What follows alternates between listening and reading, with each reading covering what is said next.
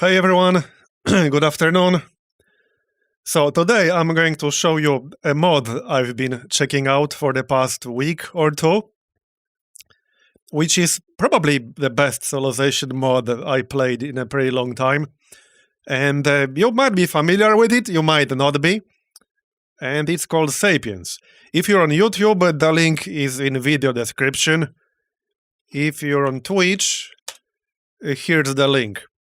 So this mod, it's kind of hard to describe it, to be honest.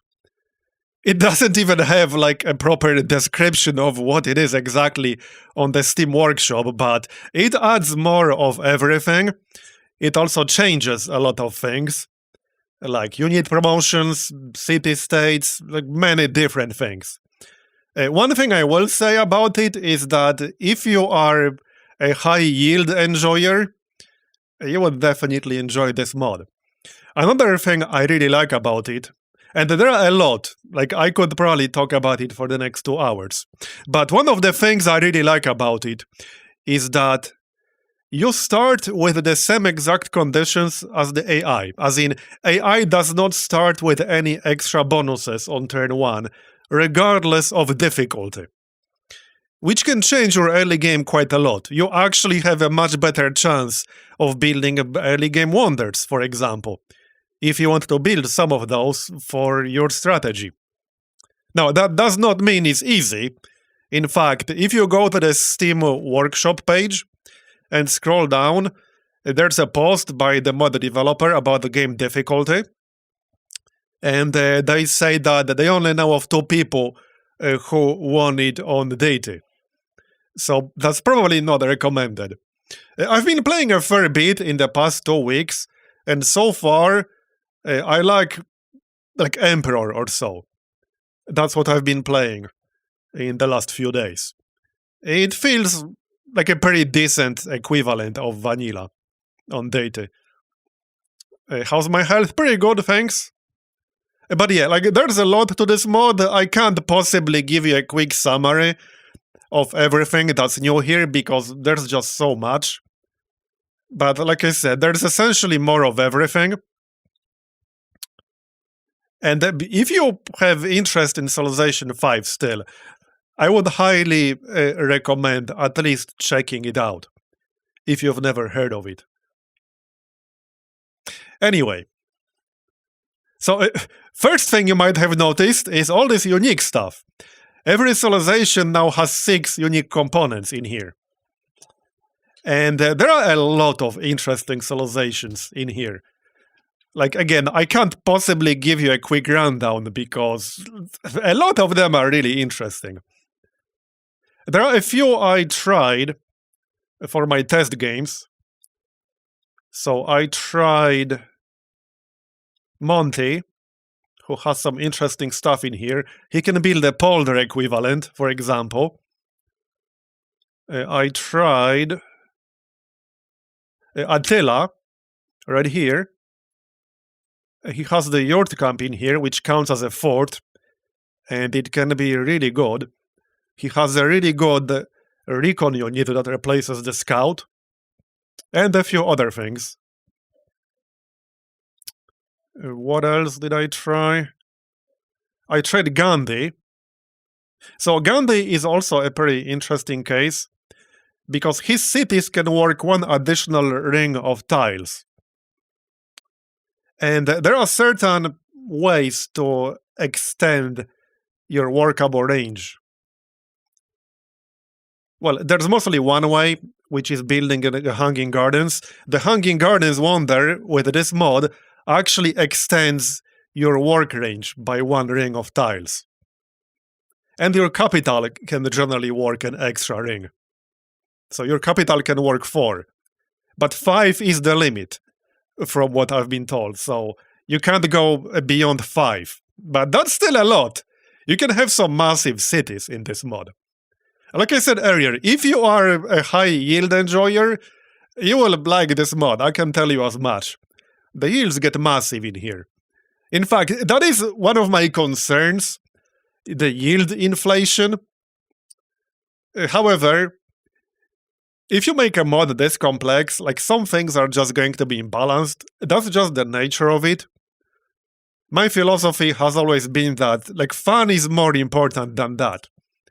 Because if you go around like nerfing every new combination players come up with, you're never going to win, because they will always come up with something, and even if you don't win, you will drive away like all of your players. But I'm happy to say that's not what this mod tries to do. And yeah, it's a lot of fun.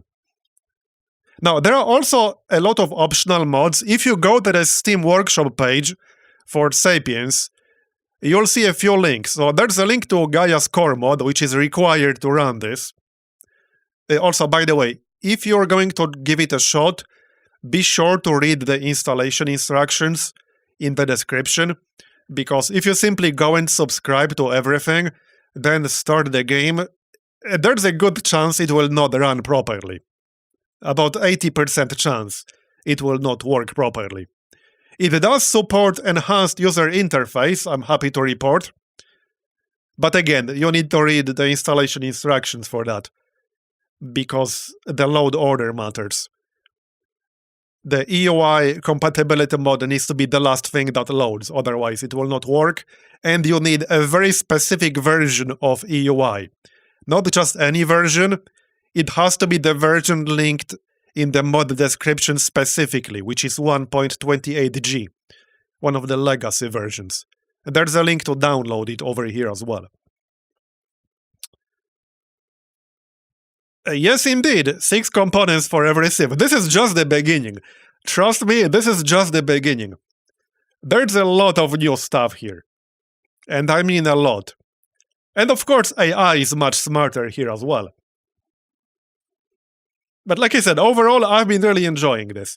There are some like minor complaints I have, but the positives far outweigh the negatives. And there was actually one fix, literally just a few days ago, like 2 days ago, literally, that made cities a little bit easier to capture, especially early on. Because when I first tried this, they were maybe a little bit too hard. But now it actually feels pretty good. I was actually doing a test with Attila, like yesterday, literally. So anyway, speaking of civilizations, like I said, there are many interesting ones in here. I spent like a while trying to figure out what the heck I even want to play. And the reason I'm streaming this instead of like making videos for now is because I'm still figuring things out. And so consider this a test run of sorts, and just a general showcase of the mod. This might end up being like a full game, or we might end up restarting with different settings. I don't know. But yeah, I wanted to show you what this mod is all about. We'll go with Pocatello, because he has some interesting stuff in here. He has the tipi, which apparently counts as a fort. He also has this unit over here, which gains combat strength when damaged, and combat bonus from fortifying. So that could potentially be pretty nice. Obviously, he has the Pathfinder, like in the base game. And scouting is really powerful in here. One of the reasons is because... Oh yeah, one thing I haven't mentioned. There are a bunch of advanced game options in here that you can fine-tune depending on what you like and what you don't like. These are not the defaults, by the way. I changed some of them. Like transparent diplomacy is disabled by default.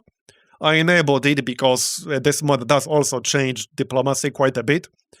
There are some huge, massive diplomatic bonuses and penalties for certain actions that in vanilla game are not that big of a deal. But here, they can give you like plus 100, minus 100. They can make someone hate you instantly. So if you're only like getting started, it's probably worth turning this on.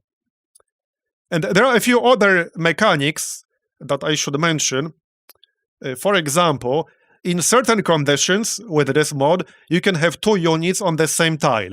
You can have 2 units in cities and also in citadels. And I believe in forts as well.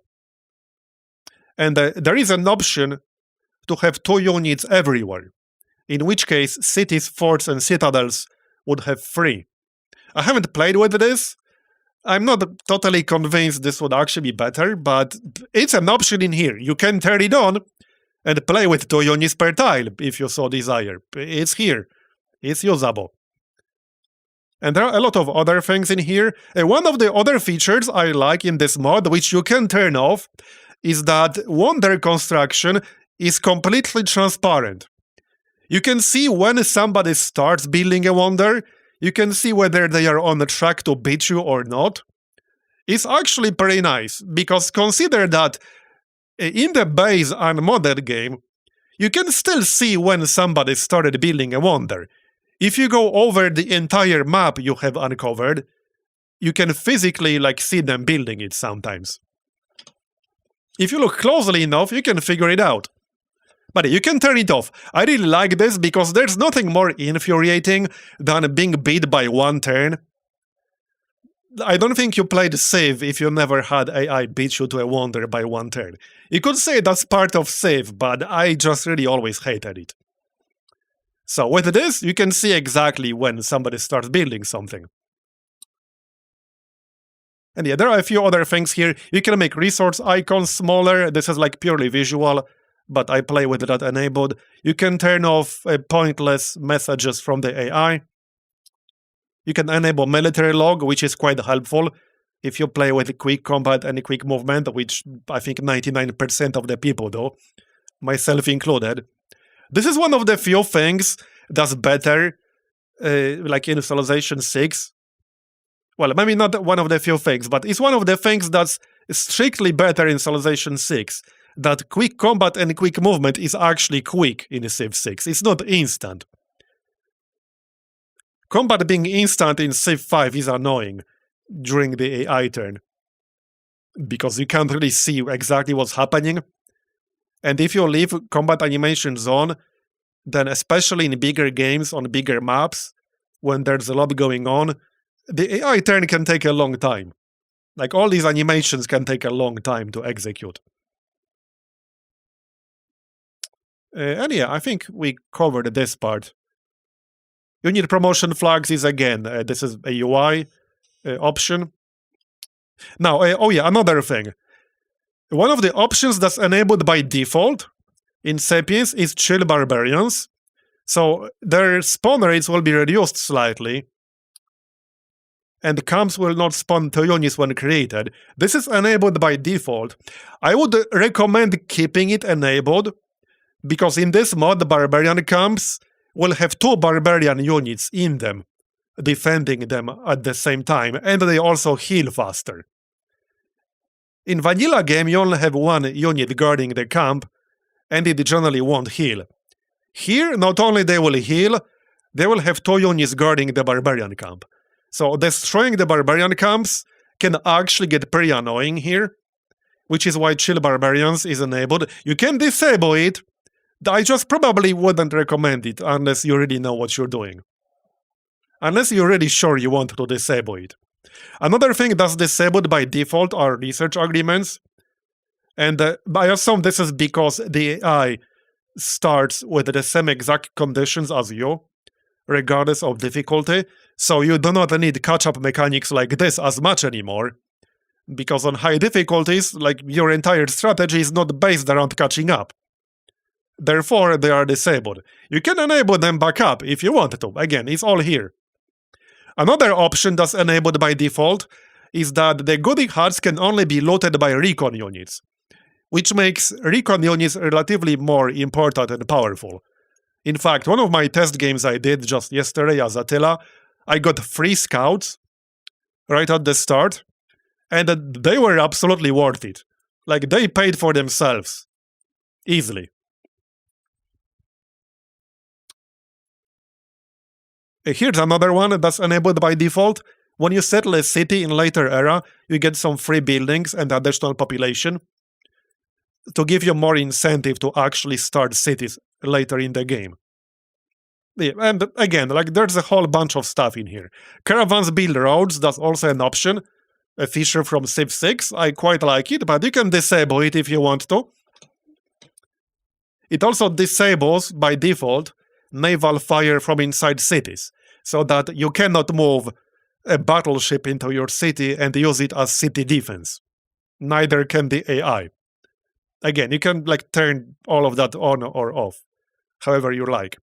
It also disables combat randomness, because by default in Civilization, the damage range is, like the tooltip says, 80% to 120% damage, which is why the combat preview can often lie to you. It can suggest that you will kill something, but in reality you actually will not, because you roll 80% damage. This makes it so that it's always 100% damage, there's no variance. Again, you can turn that off. You can turn off AI war bribes, this is disabled by default. Yeah, there's a lot of options here, so we can fine-tune this. And then on top of that, like I mentioned earlier, if you go to the Steam Workshop page for Sapiens, there's a link to collections. There's Sapiens Mods collection with 53 items in it currently. So this is optional mods that you can use to customize your experience with this mod. I am using quite a few of them. I can actually show you a list once we start. And speaking of starting, I think I just about covered everything I wanted to. I'm also using a modded script here, Pangea Pelego. So this is a Pangea map, but it also has a bunch of islands of the shore, and a lot of the city-states will spawn on those islands. Not all of them, though. Some city-states will spawn on the main continent, and some will spawn on the islands. Quite a good script. I've been enjoying it a lot. So anyway, like I said, so far from my experience with this mod from the past 2 weeks, if you play in Data in Vanilla, Emperor is a pretty good difficulty here. Where's the option of no animation except for nukes? I know, right? Speaking of nukes, now this is more for fun, not necessarily something that will be relevant in your game, because it's too late by then. But one of the unique units that exists in this mod, where is it? Right here. It's a unique giant death robot, which can carry up to 2 nuclear missiles. So, yeah, it's probably not going to be very relevant in your game, because usually in Civilization 5, by the time you can build giant death robots, the game is usually over. And in fact, I'm using a mod that disables giant death robots. I also use a mod that disables anti-air units, because one of the consequences of this mod is that your cities will have a lot of production, a lot of yields in general, but your production will be much higher than it would be in vanilla Civilization 5 game, and therefore it's not uncommon to be able to recruit a new unit every turn or every 2 turns.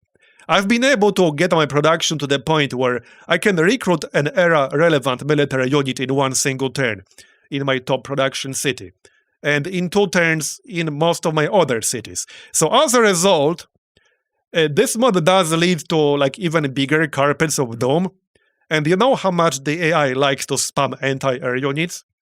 So there is a mod that actually disables anti-air units in order to make actual air units more relevant.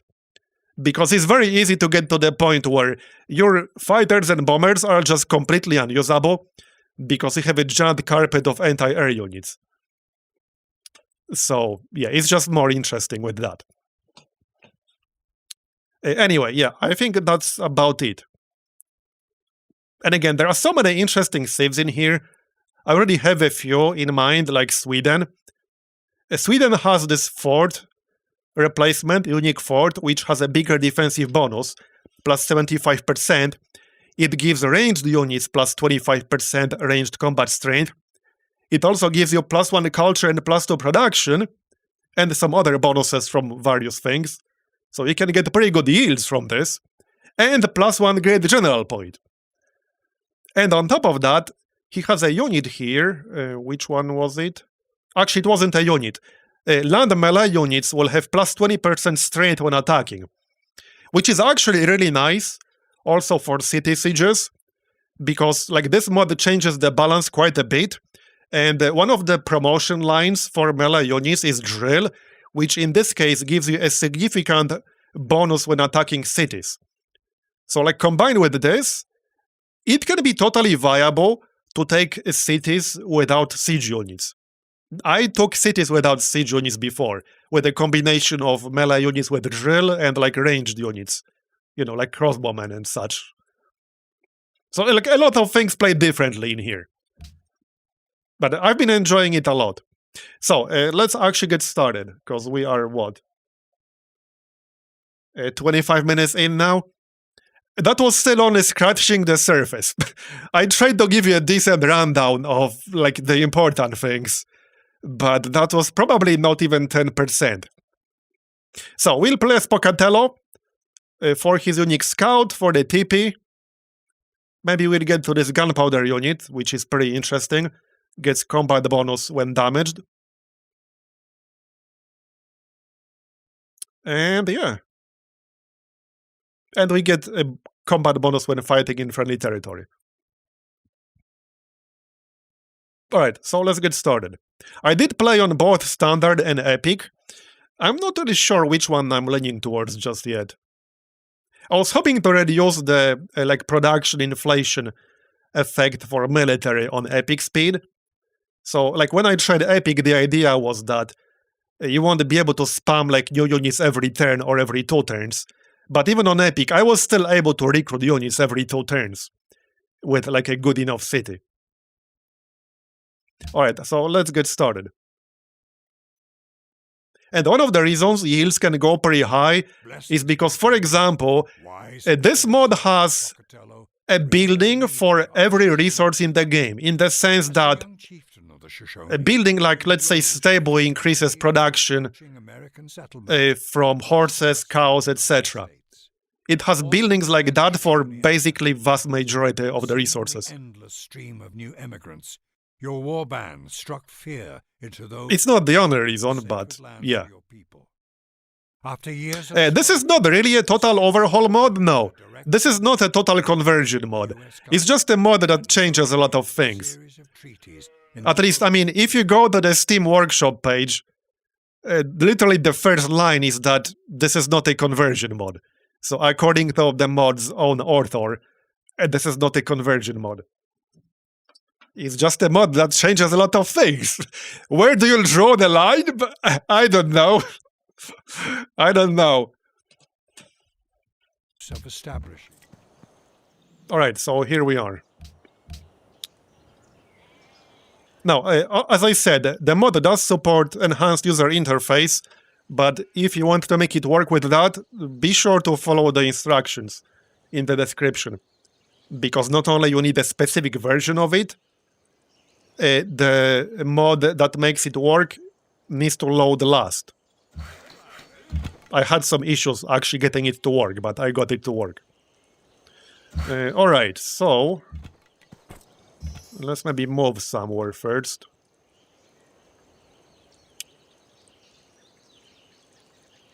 Okay. Interesting. So this will actually be in range, because we can get 4 rings in our capital. So this tin will actually be in range. And some of the resources in here will give you a specific bonus if your city has access to it. There's no such resource that we can see at the moment, but they are more rare on average, because their effects can be quite powerful. So I could settle on a Plains Hill, actually, which is usually a good idea.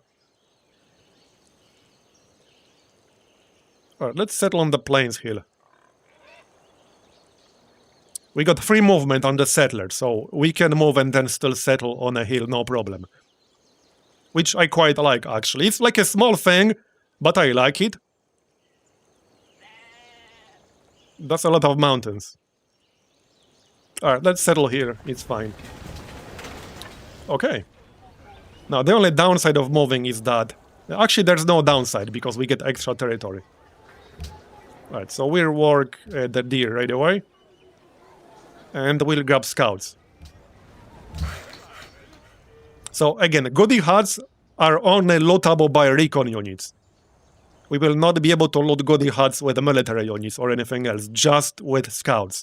I will probably get 3 scouts total. It should be worth it. Now, a lot of things are different here.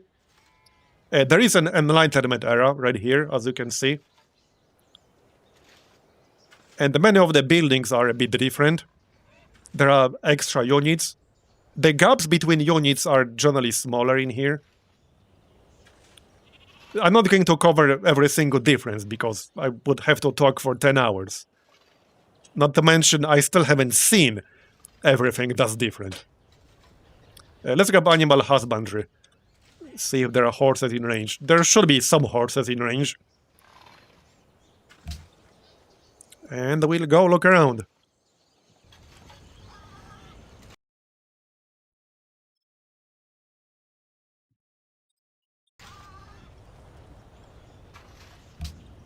So I'll send the Pathfinder in one direction, and then this guy will go in the opposite direction. Oh yeah, here's one of the resources I mentioned, timber. It gives you minus 10% production cost of pre-Renaissance buildings and siege units for the city that owns it. So that's pretty good. Like for something you get for free, basically. Alright, here's a goodie hut. Also, like I mentioned, I'm using some of the extra optional mods. And this is one of them. It will spawn these tribes on the map. This is not a goodie hut. This is a goodie hut. This is a tribe. So it's a terrain feature of sorts, which you cannot remove, you cannot improve. It gives you extra bonuses for the tile, extra yields. And if you own one, you can build a special wonder. That gives you, I think, plus 5% food in your cities, something like that. And some other stuff. It basically enables an early game wonder if you own one. Yeah, I'm playing as the territory thief, indeed. Yeah, there are a few AIs more infuriating to play against than this guy. Alright, we can choose our bonus. So...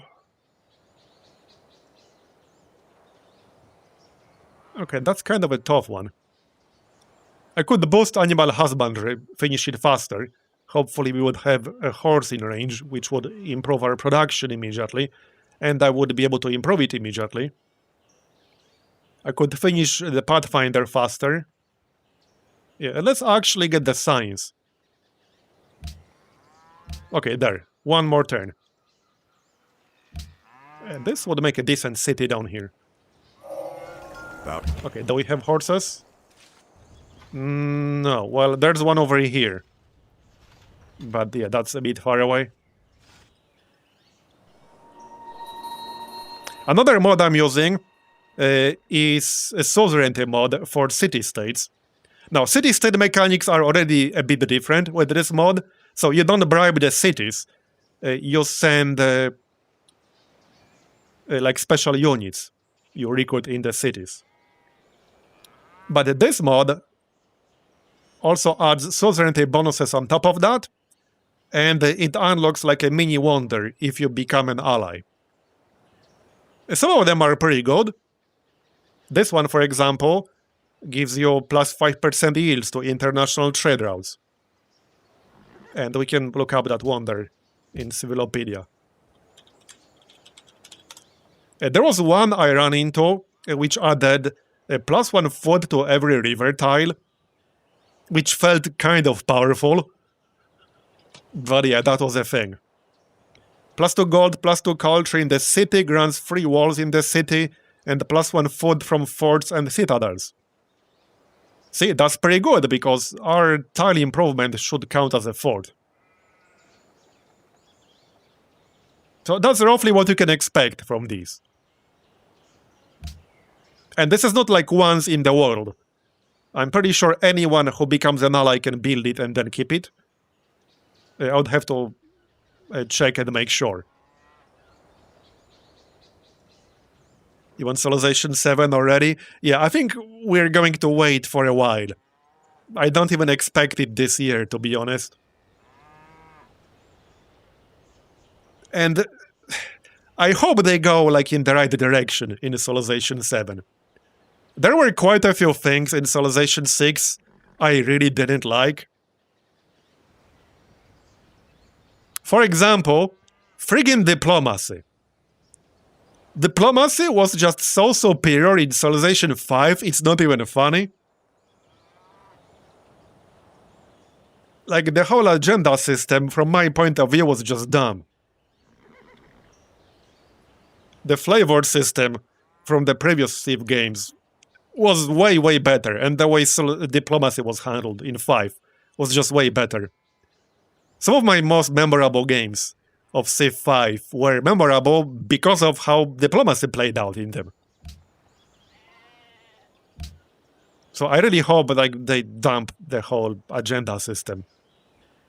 And that's just one example off top of my head. There are probably more. There are definitely more.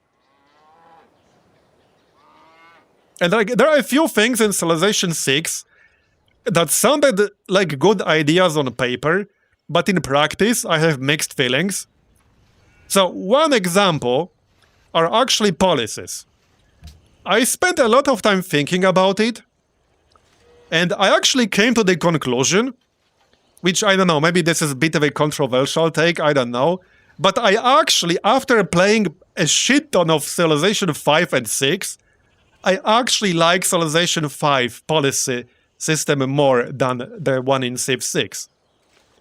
Because Civilization 6 gives you an illusion of choice with policies. In practice, there are just a small set of policies that you will be using constantly and shuffling them back and forth in every single game you play. Like, if you don't go for serfdom, for builder recruitment, you're just handicapping yourself. You are objectively playing it wrong in Civilization 6 if you don't pick some of these policies in every single game you ever play. In Civilization 5, you actually have to choose what you are going to sacrifice. Like with the policy system in Civ 5, you have to make a decision what you're going to sacrifice. You can't have everything. It's not possible to have everything. And it can change your playstyle quite a bit.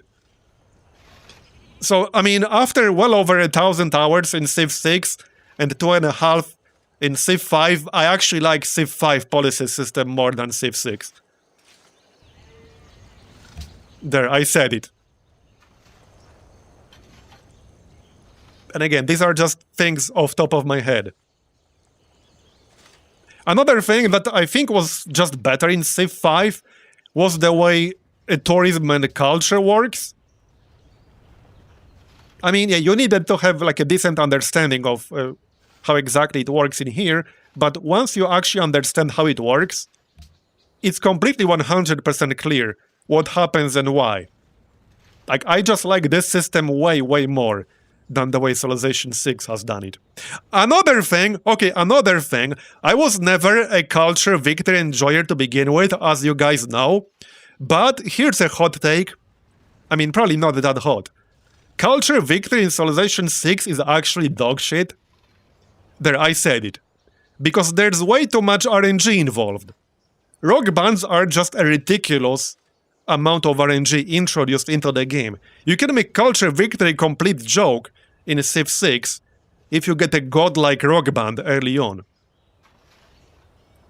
And this is like a completely unnecessary level of RNG added into the game. Again, that's my opinion. You can disagree. But that's my opinion, I'm not gonna change it.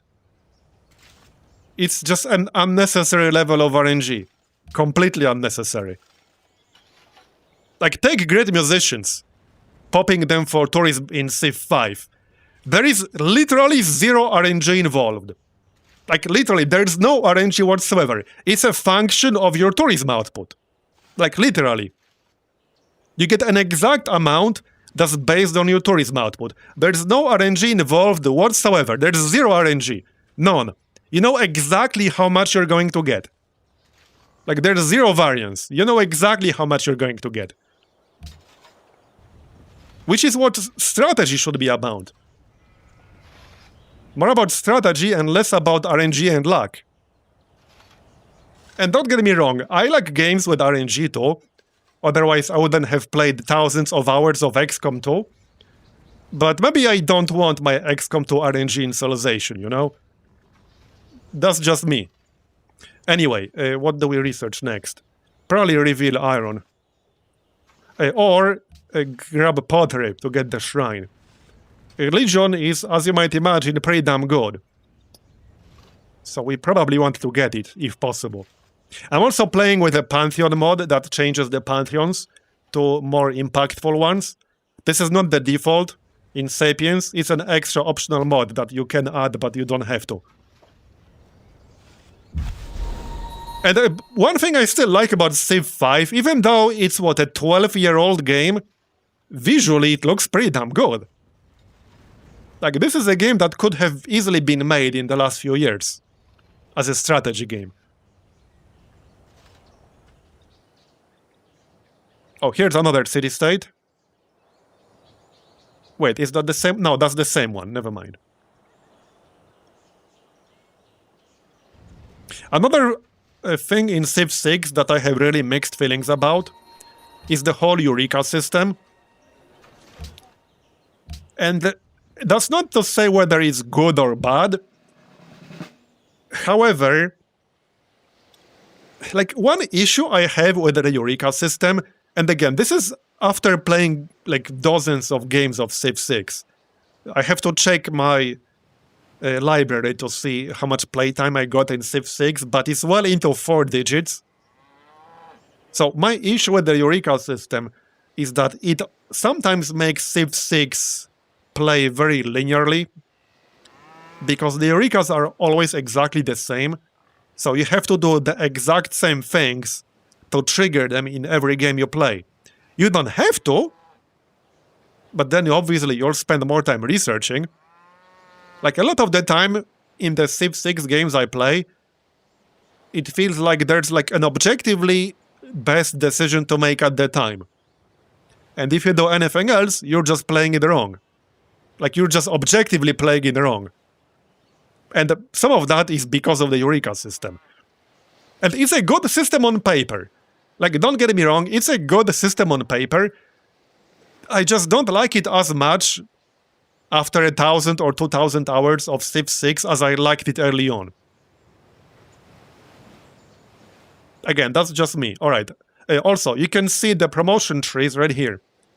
Because the promotions are very, very different in this mod. Like, they are very different. Even if you see a promotion that has the same name as it had in vanilla, it might do something entirely different. So, we'll probably go for scouting here. And then mountaineer. That's usually what I do with scouts. Like, get more vision range, get more movement. And you can cross mountains with the mountaineer promotion. Which, to be fair, is also down here. But I like this upper half more. So we'll take scouting. Hopefully see more. Alright. One more scout is coming. Yeah, exactly, Skanax. It just becomes repetitive in the way you have to play. That's my issue with it. And once you have played like 20, 30, 40 games, doing the exact same sequence of moves and decisions, it just gets repetitive. It would be nice to have more than one way to trigger some of them. That would make it more interesting. Just something to add more variety in it.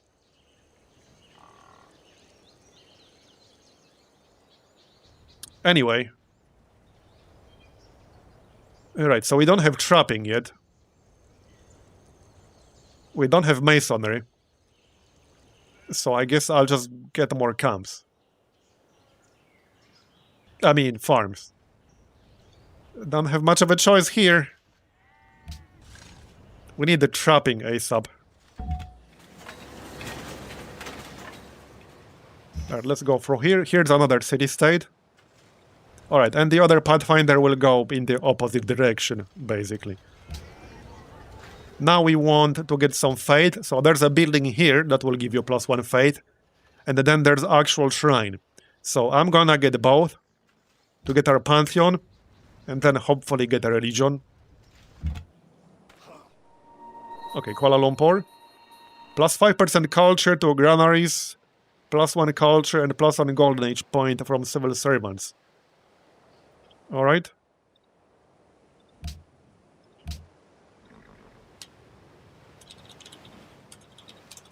And what's this? Would be kind of weird building this like early on.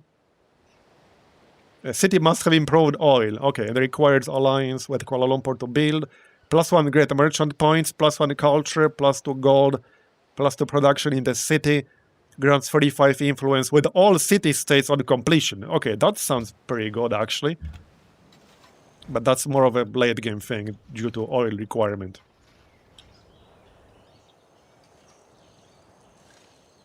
Okay, this will probably be a decent spot for a city, but we'll see.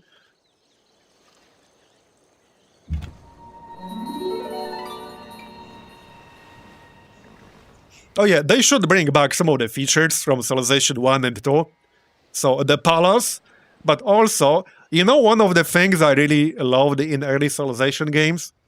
The advisors in Civilization 2. Who here played Civilization 2 and remembers Elvis? It was like pure fluff, but man, it was fun. It was the right kind of cheesy. Okay, here's Attila. It was just the right kind of cheesy. Now I'm barely aware advisors even exist in the current Civ games. Okay, we have a barbarian coming. I'll have to ignore him for now.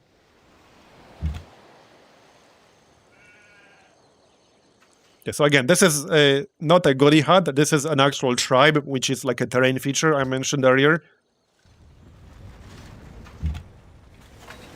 Here's another one. We don't want a city with one of those. Okay, here's a natural wonder. Alright, alright. Maybe not the best one, but at least there is one. Okay, so 2 turns to finish pottery. Then we want a shrine ASAP. Let's do 2 turns of the monument and then probably switch.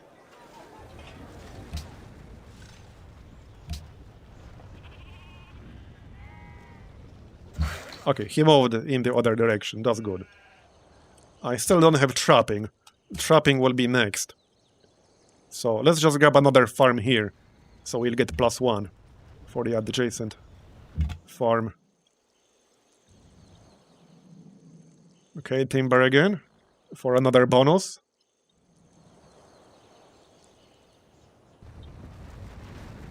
But yeah, here are the yields from the tribe. So they are not amazing, but this does not require any improvements. And also, they give you +1 food to each adjacent farm. So any farm that's adjacent to the tribe will get +1 food. That's pretty good for that wheat tile, for example. Alright, another AI. Shall the...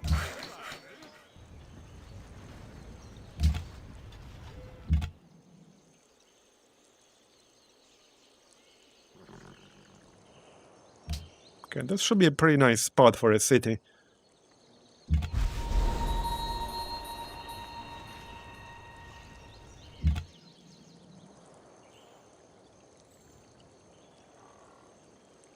Now, a lake is worth having, because there's one wonder later on that requires a lake. I believe it was this one. Was it? Yeah. A city must be next to a lake and not on the coast. And it gives +20% production of diplomatic units in the city. And some other stuff. So it's worth having a city next to a lake just for this. Right, free population. This is fine.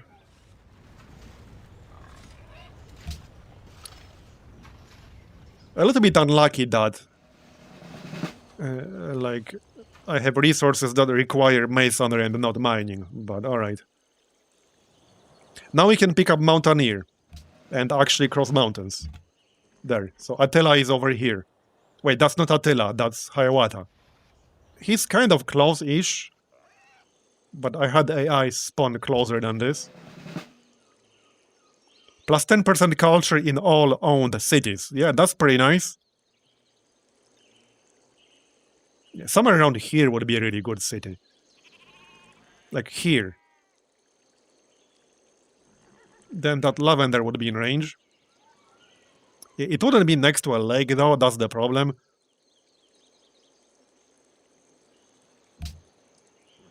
Might have to go for that hill if I wanted the lake.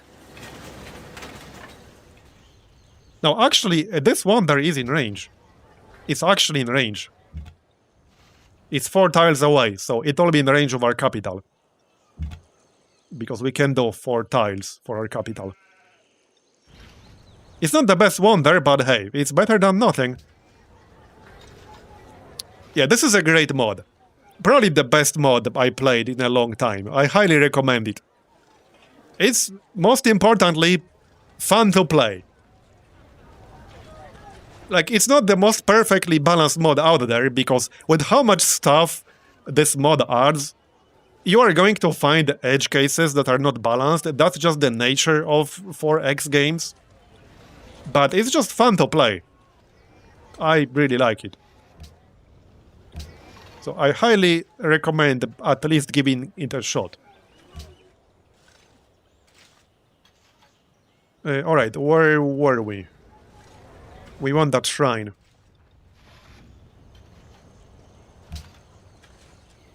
Okay, Mongols. So we have Attila, we have Mongols. Not sure if I like this, but alright. Maybe they'll be friendly. Surely. This is a lot of resources. And I'll probably wait to get 4 population before we start a settler. Now, the settler is actually relatively expensive here. And this might seem like a lot of turns for a settler. But the thing with this mod is that your production will go up pretty quickly. So you'll be able to get a settler like in 4, 6, 7 turns. Realistically. Which is why they are more expensive early on. Because if they weren't, you would be able to spam a settler every 2, 3 turns later on. At least I assume that's the reason, because that makes sense to me. Here's another natural wonder. Mount Everest. I probably won't be getting that one. That seems unlikely. Okay, well, now we have 3-4-1 production here, so there's that. 4 turns to get the trapping. I guess we'll just wait to get the trapping and get started on the resources up here. Yep. Okay, so policies are... well, some are the same, some are different. I won't be going over every single one over here. I still like tradition. That doesn't mean that you can't go for anything else. You absolutely can. But I still like tradition. However, Liberty Opener gives you a free scout, which can be pretty powerful with the default settings. Because recon units are the only ones who can loot goodie huts, so that early scout can definitely pay for himself. It's totally viable to go free scouts open with this mod, especially in Pangaea. Free scouts can definitely pay for themselves, like easily.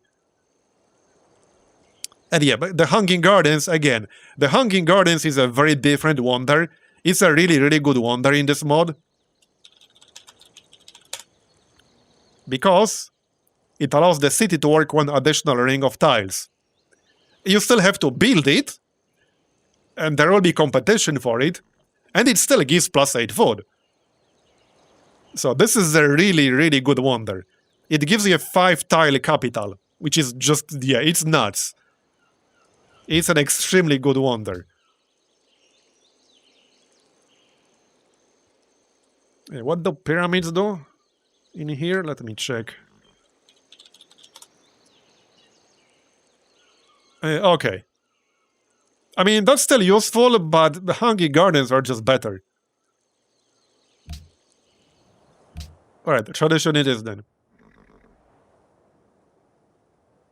Also, completing tradition unlocks a wonder that gives you +1 food, +1 culture from every granary, and for every 5 citizens in the city. So this can be like quite a lot of extra food and culture too. And a university.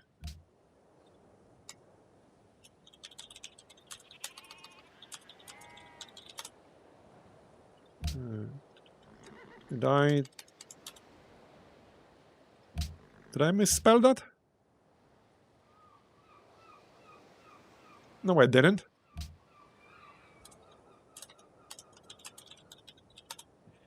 Okay, why can it not be found? I will not be looking for it manually, but that was also a decent one for completing tradition. And for completing liberty, let's see what that is. What was that again? Slater mill. And +1 culture, +1 happiness from every amphitheater, and +1 culture for every 5 citizens in this city. Yeah, that's pretty good. And the building.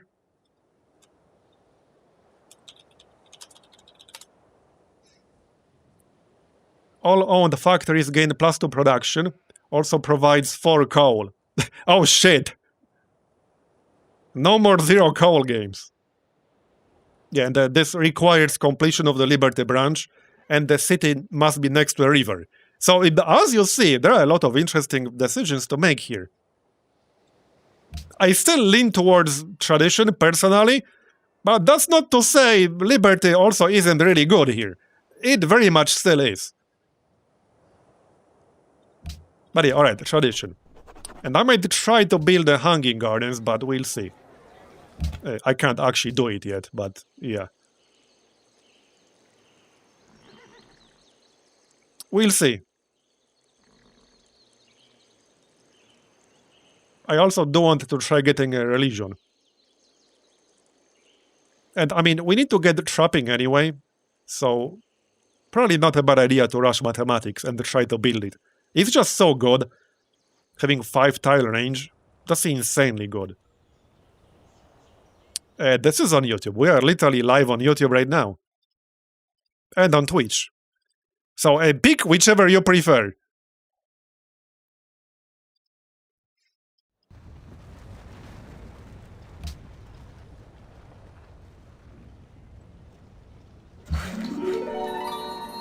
Alright. Well, 2 turns. Let's just get ready for that.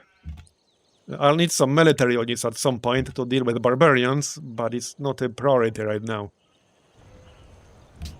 We got another horse, good.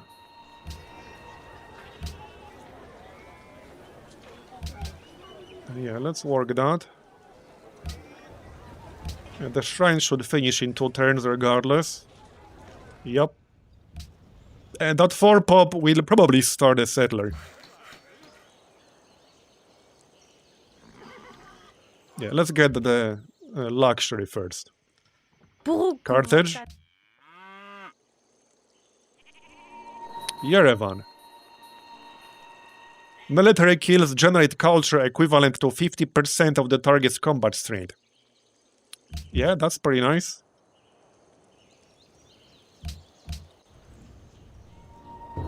Oh, somebody killed the barbarian. Even There's shopping. We can grab that right away.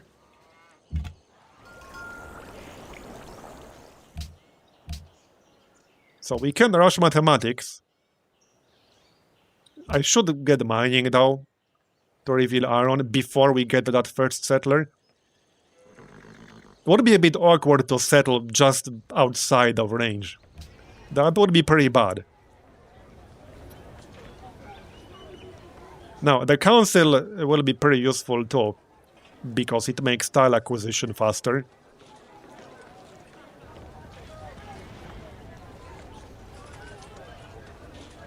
So let's grab that. And probably a settler directly after.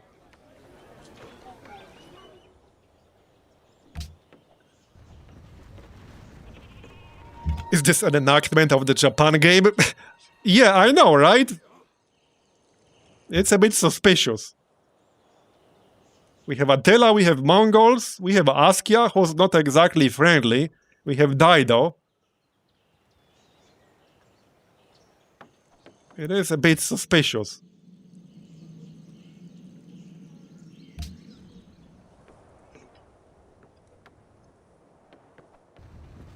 Oh, hey, by the way, one thing you can also see in this mod is a new tab on the demographic screen.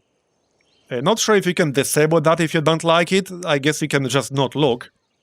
So this shows you, like, everything. This shows you all the information you might want. Well, right now we don't have literacy for anyone because they don't have the tech. But you can see what everyone is researching. You can see their land, you can see soldiers, like you can see everything here. Not sure if you can disable this. If you don't want this info, you can just not look. Yeah, it's here if you want it.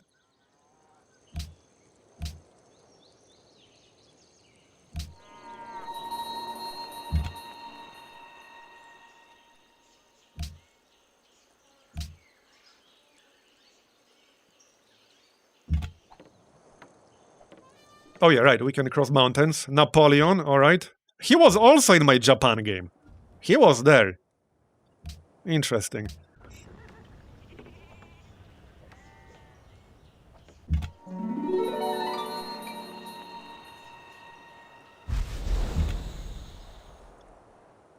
And another city-state. City connections produce +1 science. Okay. Unlocks the Ascension Cathedral. Oh, this one is a bit further away from me. Like, these two city-states are much more likely to be allied with me. They are just much closer. Right, there's 4 pop. Oh, barbarian camp. Okay, that's not too close to me. Hopefully, Hiawatha will take care of that. So that I won't have to do it myself. Now we can pick up, yeah, a +1 visibility range again. Now I'll be able to see a lot. And another city-state. +5% great musicians generation, alright?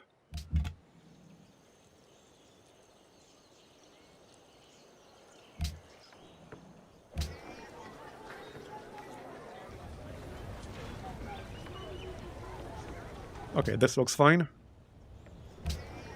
Can we finish it faster? Yeah, probably not. Nope. Let's switch to food, because this will be done in 2 turns anyway. Might as well stack up extra food while we wait for it.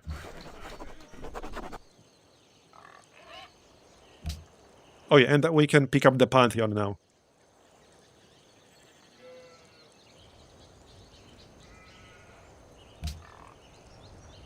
How quickly will I be building wonders? Probably not super quickly.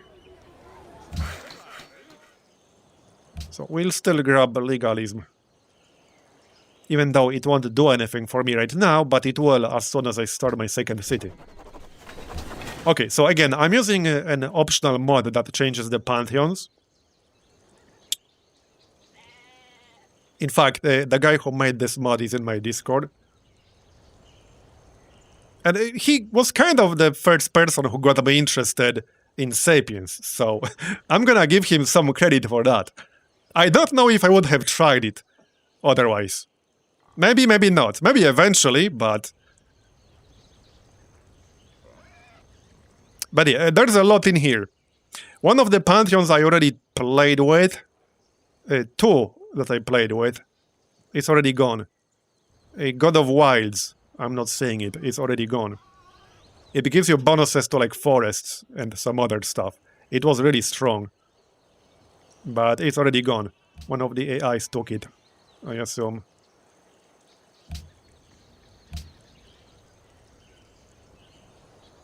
Wait, no they didn't. Wait, is it still there? Maybe I missed it. Not the God of the Hunt, the God of the Wilds. Oh yeah, right here, it's further up. God of the Wild. So +1 faith, +1 food from unimproved forests and jungles. +1 faith and +1 culture from truffles, ivory, deer, fur, bison, and horses. +3 faith and food from natural wonders. So this might actually be worth it, maybe. There's not as much forest around here. There's some deer. There's bison down here. We have horses. We have deer. We have truffles in range. So, I mean, it's still not bad. And I will only be able to keep it if I get a religion and then defend my religion. It's not like in Civ 6, where you keep it for the rest of the game. This is probably still worth it. It will give us an instant boost. Basically right away. I could actually skip improving this deer, because we'll get extra yields while it's unimproved. Basically, if I improve it, I will sacrifice one food for production.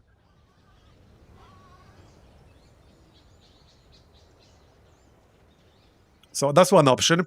I did play with God of War as well. So this gives you +2 production from iron and horses, which is pretty nice. And you also gain faith when you win in battle, and 50 great general points on city conquest. And land melee units heal when destroying an enemy unit. So it's a pretty good pantheon here. A lot of them are strong. That's kind of the idea behind this mod, to make pantheons much more impactful and change your overall strategy so that you can build your strategy around the pantheon. I'm not going to read through every single one here, but yeah, they are all like pretty interesting. I think I'll grab God of the Wild.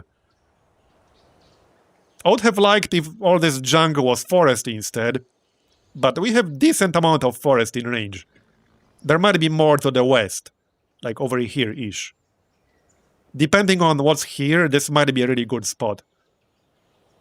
So let's take God of the Wild, and I will enable yields. So look at this deer tile, when I improve this. This will give us a double bonus. We're double dipping on this pantheon, because it's a forest, so we get +1 faith, +1 food, but it's also a deer, so we get a +1 culture and +1 faith. And there we go. It turned from 2 food, 1 production, into a 3 food, 1 production, 1 culture, 3 faith. Now I can just leave it alone for a while, and improve other stuff. Not that there's a lot I can improve, but we should get that horse. Now I need to get the religion and actually defend the pantheon, otherwise I will lose it.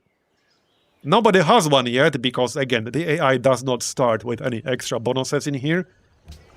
So unless they're playing as the Celts, they will not get an instant pantheon. So now I should probably grab the settler. That will take 20 turns. Okay, that's actually reasonable by this mod standards early on. Settler it is then. And we need 500 faith to get our religion.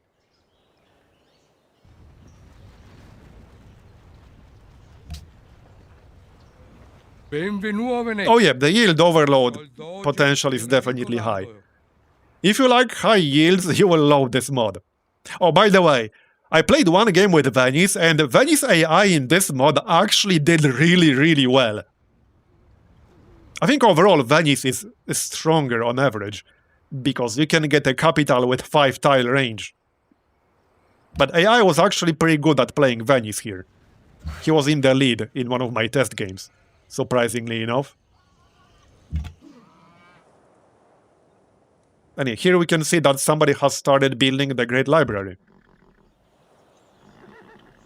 Now, once we finish mining, I think I'll try to rush mathematics to build the Hanging Gardens in my capital, so that we can get 5 tile range. That would be amazing. Especially with all that extra land we got early on, so that I won't have to spend as much money for tile acquisition.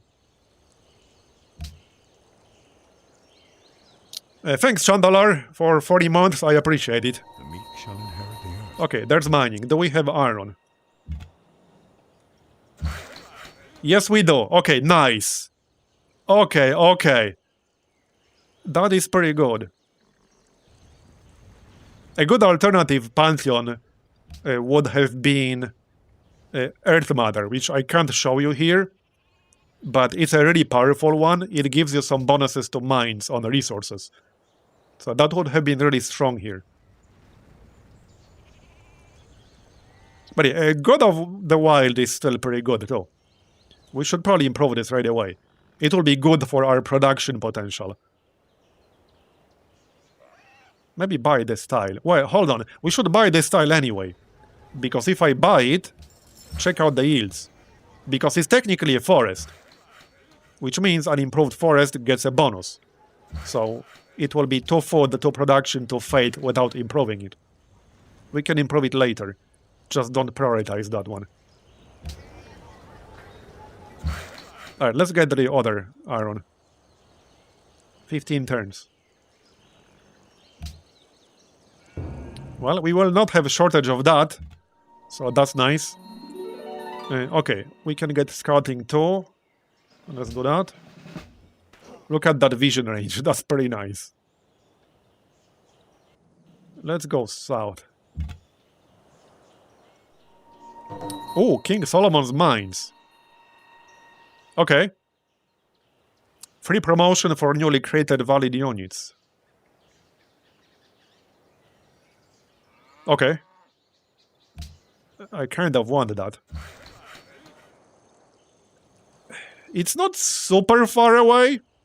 I could probably settle my second city here. Okay, we could settle right here.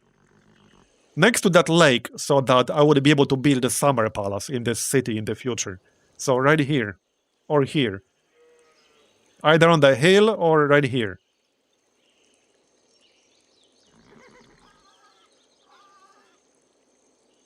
Both are viable. Okay, both would be fine. I imagine Askia will not be super happy about it. He might also settle it first. Yeah, it's very possible he will settle this first. We will likely be getting a settler roughly at the same time. So there's a good chance he will settle it first, but if not, I'll try to beat him to it. I will try to beat him to it. Yeah, he might swing his sword at me, you're not wrong. He is not going to be happy about it.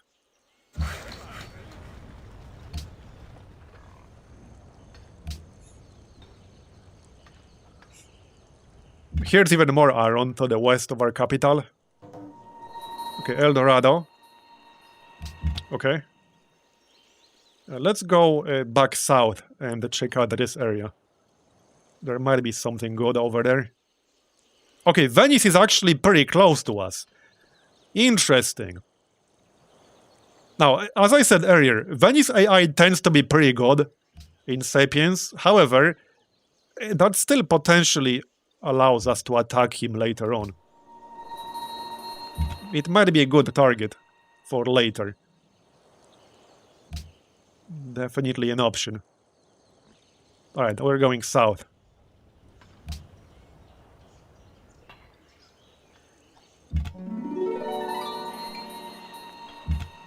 Okay, here's Paris. He spawned almost right next to El Dorado. That's just cheating. That's just cheating. Alright, back south we go.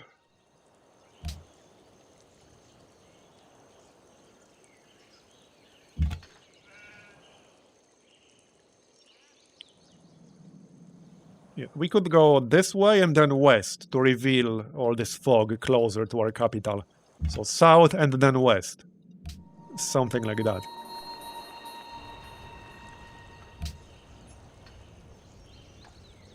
Now, this stage of the game can be a little bit slower with Sapiens because that early settler tends to be expensive. But things get much faster after that. Okay, timber over here.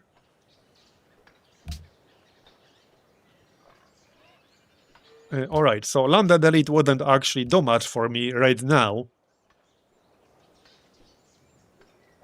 I'm pretty sure we'll get one more policy like before we get mathematics, so no need to take aristocracy just yet.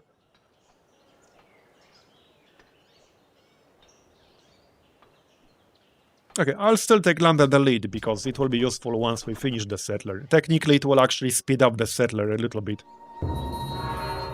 Okay, great library. Okay, Venice started Spartan training grounds. So that's a pretty interesting wonder in here. It gives you a special unit. A legendary Spartan hoplite appears near the city where the wonder was built. All melee land units gain a promotion that gives them plus 10% defense trait. So this is like a pretty good unit early on if we build this wonder. Another optional mod I friggin' love that I'm using is right here, Viking Exploration. Right here, the legendary Drakkar Longboat, which is essentially a wonder. So what this wonder does is it gives you a special unit that can cross oceans, and you can also convert it back and forth into a melee land unit and a ship, and he can also settle a city. So what you can do with this guy is to move around, kill some barbarians, find a good city spot, and then settle it. Like, you can settle a city very far away from your capital, across the ocean. Like, this is actually a goated mod. Now, this is not part of the default, like, Sapiens experience. This is a separate optional mod that you can use, but you don't have to. I'm using it, and it's friggin' goated. I love it. In fact, I probably want a coastal city just to have the option of getting that. I definitely want at least one coastal city early on. Maybe our third one, we'll see. Need to explore this a little bit more to see what's going on. But I love that mod, it's so great. There are a lot of things like that in here that are just fun to use.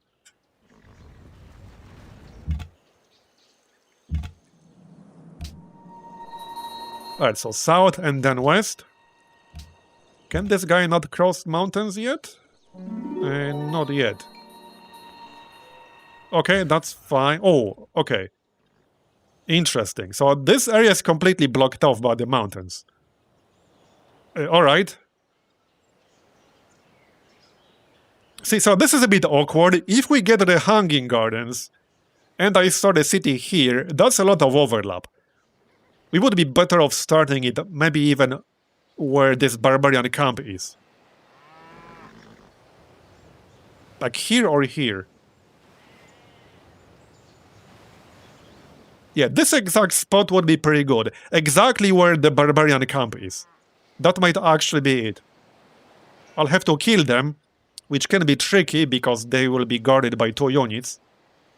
But that might be a good spot. Okay, let's get the Aaron here.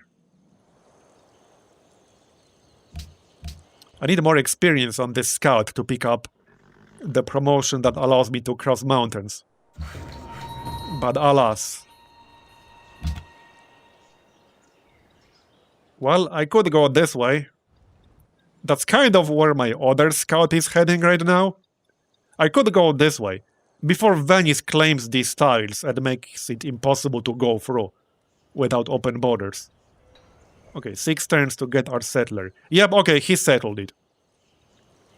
Technically, okay, if he does not buy this tile, I could still yoink it from him. That would really piss him off. It's still technically possible. But I don't know if I'll make it in time. I imagine his border will expand naturally to claim it. But hey, if it doesn't, I might give it a shot. I might give it a shot. It would be a great wonder to have. Yes, I know, I just don't have the units to deal with the camp right now. Alright, so let's grab +1 movement here. And try to sneak past here. Before his border blocks it. Alright, 4 turns to finish the settler.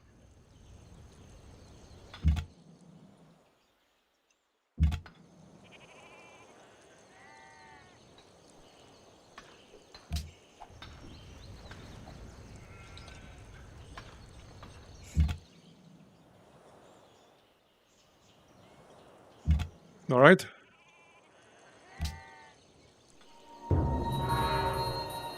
Okay, so Venice built that. Maybe we can see the hoplite here. Yeah, that's the guy. Look at the promotions he has. So this is a pretty strong unit early on. I don't think I can actually show you all the promotions he has. Let's see if he has an entry here. Maybe he does. No. I don't think he does. That's just a regular hoplite. So I don't think I can show you what these promotions actually do. But he has quite a few. So very early in the game, this is a pretty strong unit.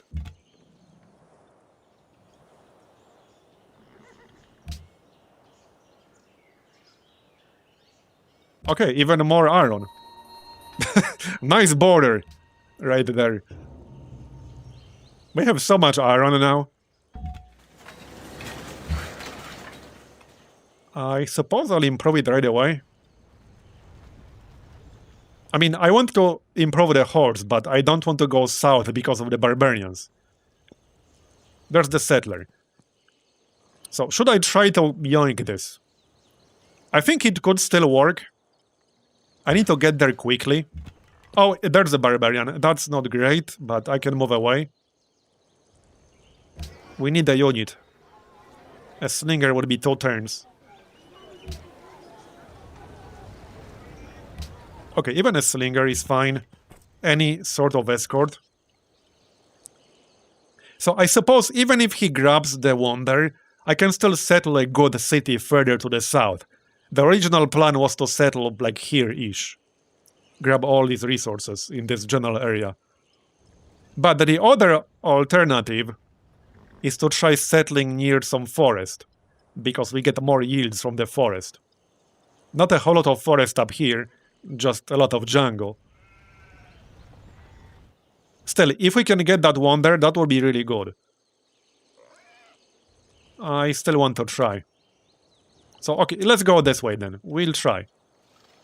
Okay, that's a lot of mountains. Hopefully I can actually go through here. We'll find out. It looks like a middle finger towards Askia. Yeah, maybe. It does kind of look that way, yeah. Alright, well, I need to move away from this fella. Obviously. But I want to keep moving in this general direction with my settler.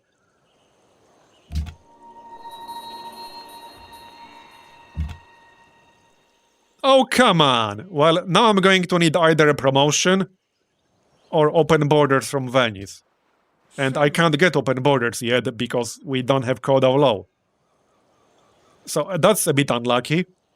I need to get my other scout here.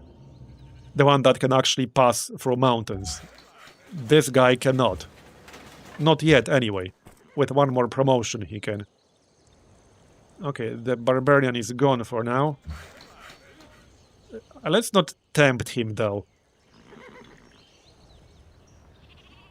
Yeah, well... I can just follow my settler, actually. Maybe not a bad idea. Alright, let's follow our settler here. And now, one slinger will not be able to clear this, because the camp will have 2 units guarding it. We'll follow our settler to give him an escort. Okay. That's one of our unique buildings. Right? Yes, it is. +1 food for every 5 citizens inside the city. A bison resource appears near the city. Nearby horses, sheep, cattle, and bison +1 food. Yeah, that's probably worth building right away. It definitely is. Oh, so here's a wonder. This is also an optional mod that grants you a free technology on completion and also gives you a great engineer point. As in, every turn. So it's not bad, but yeah, right now I don't think I want to focus on that. And we have competition from Attila. He's building it. So no.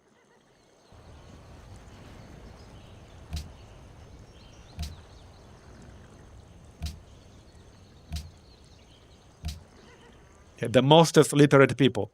Yeah, see, Venice is in the lead. Okay. Well, we still have a chance to get this. It's a bit risky sending him like this with no escort, but I really want to try settling this. It's gonna be fine. What could possibly go wrong? And another city-state. Mines and great people improvements gain +1 gold, alright? Go away. Well, at least I don't have improvements on the south side. I strategically worked on the north side first. Okay, I think we can do it. So, probably right here. Right here.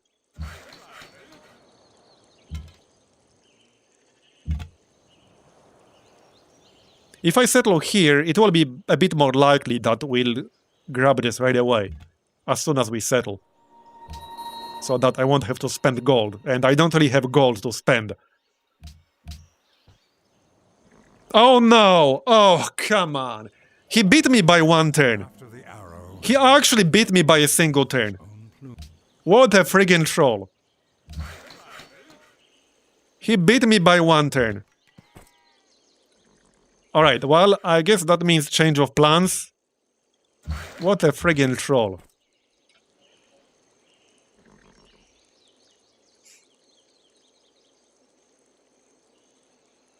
Well then, he's gonna pay for that in the future. Back to the original plan. So I could settle... Okay, we have a few options. I really want to settle next to this lake, so that we can build a summer palace in the future. This spot right here is actually pretty good.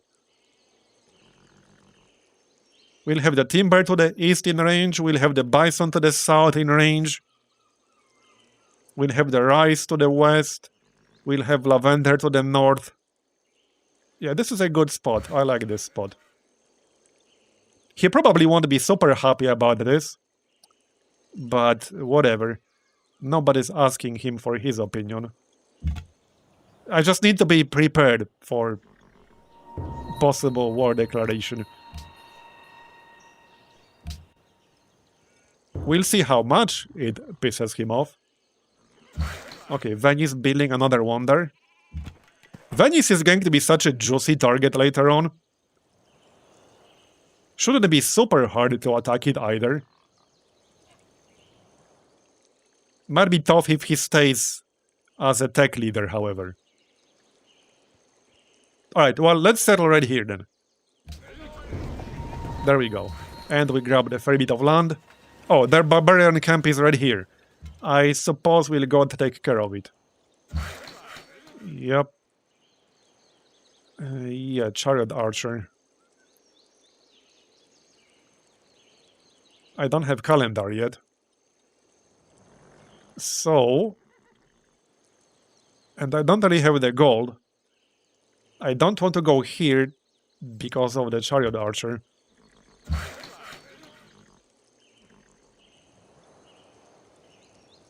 Let's just go get that iron.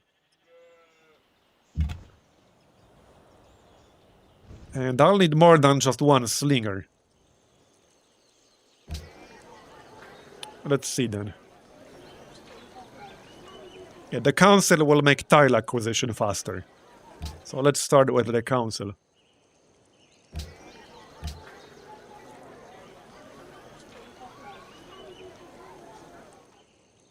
Okay, it will take 2 turns to grow anyway, so we'll work the lavender. How's the religion? Still 5 religions can be founded, alright. Yeah, I really like that in this mod, AI does not start with any advantages. It can really change your early game strategy in a good way. -46. Territorial disputes strain your relationship. Yeah, he's not a happy camper. He was not happy about that. Oh, nice. He actually helped me out. Well, Hiawatha did, but they killed that chariot archer for me. We don't have archer yet, do we? And yes, we do, actually. Hold on. How much is that? 30 gold. Yeah, let's grab an archer. Then I can attack that brood from range without him attacking me back. Presumably. Okay, I almost got that promotion. Then we can pick up a Mountaineer. Okay, there's the Buffalo Pound. Okay. So I have a few options now. I can grab a caravan because it will build roads. I could probably connect Temoak through a caravan alone. That sounds doable.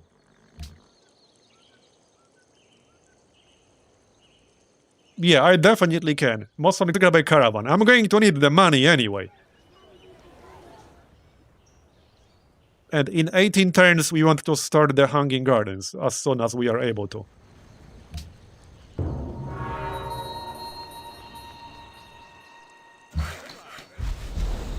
Okay, get the archer, then we'll attack from here. Across the lake. Maybe we can also utilize the Pathfinder. Make sure the AI does not load the barbarian camp when I kill him with a ranged unit.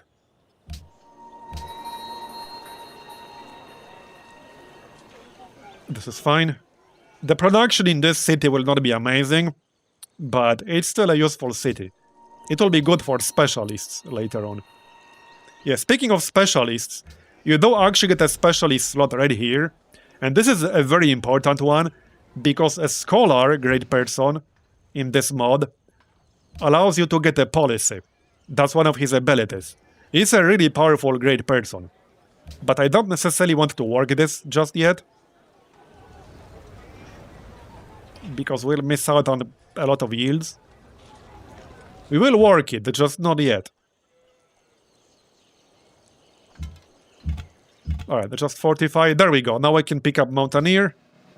That will make things much better. Now we can check what's on the other side of these mountains to the south. And that's what I've been waiting for.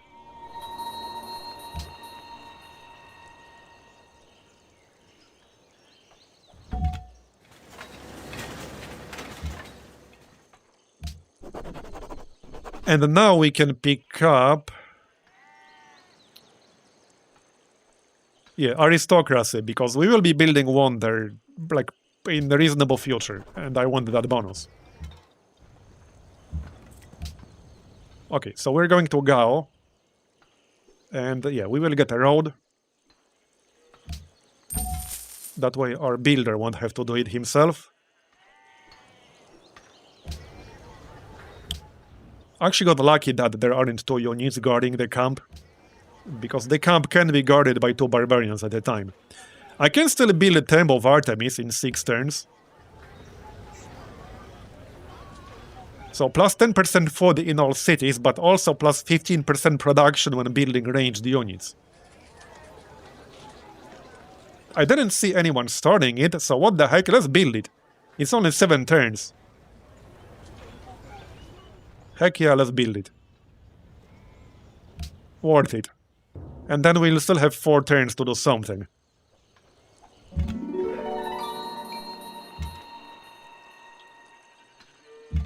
Yeah, see, he's healing. They will be healing every turn, a little bit. As long as they don't take an action. And he's coming. He's probably coming to kill him. So I kind of want the gold for clearing the camp. Might be best to attack it right now. Then we can kill him on the next turn. Another tile, good. Some production. That will come in handy. And another barbarian camp. Okay, okay.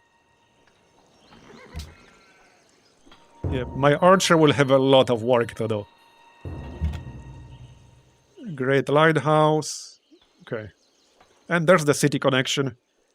Again, from the caravan. There we go, 30 gold. And we cleared the camp.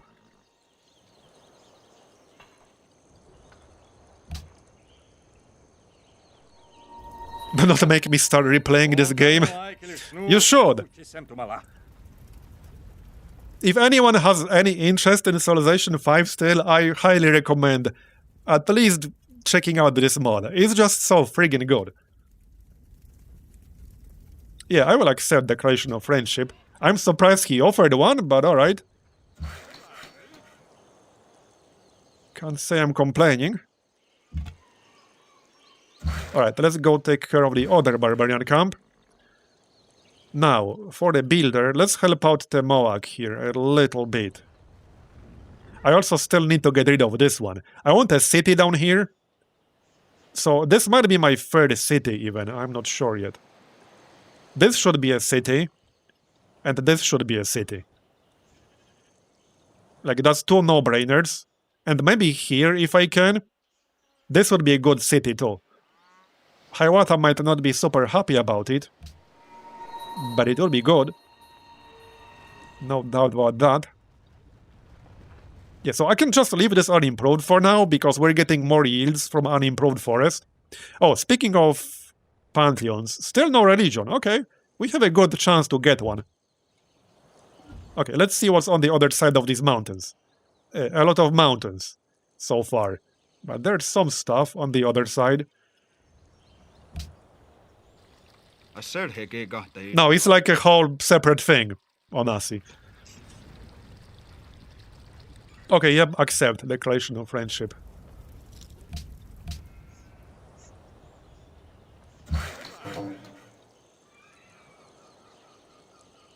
Alright, let's help out the Moak. Oh, somebody's attacking it. He is. Can I yoink him? Ooh, I might be able to yoink him. Yeah, I think we can. He will kill him and then we can load the camp with our Pathfinder.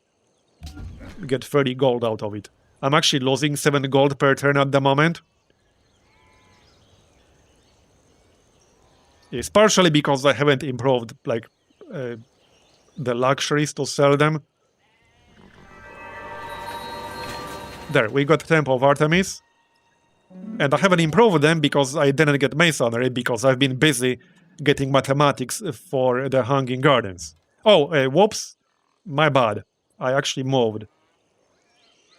Okay, I mean, it's not great, but I'm not gonna reload just because of that. By the way, one thing that hasn't worked for me, if you're going to load, like, saves, I recommend going back to the main menu first. Because the game crashed basically every single time I tried to load a save from inside the actual game, as opposed the main menu. That's been my experience, at least. Okay, so we want to start mathematics in 4 turns. Maybe I can sell some iron here. Saluti. Are you buying? Andevanti. Not really, no, he's not buying. Nobody wants to buy. This might be a problem. I'll have to work the gold tiles. Like these. Okay, well, it is what it is. For now, we'll work them.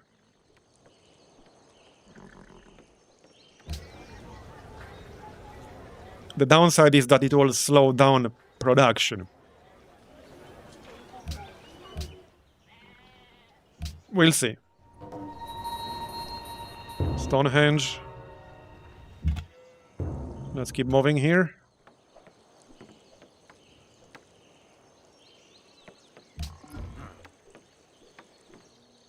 Pretty much every civilization has cool stuff. If I wanted to go over, like, all the cool stuff existing civs get with this mod, it would take 2 hours. Especially since they all have 6 components now. Even some of the existing ones got changed. So yes, there is a lot of stuff.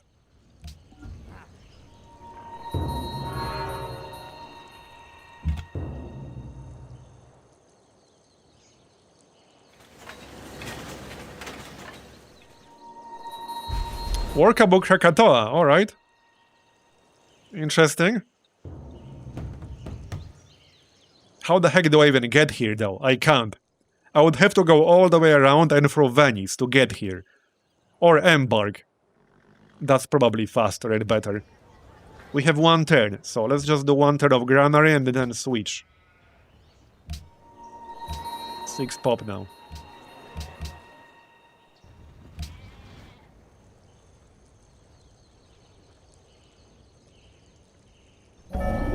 Okay, there we go, mathematics.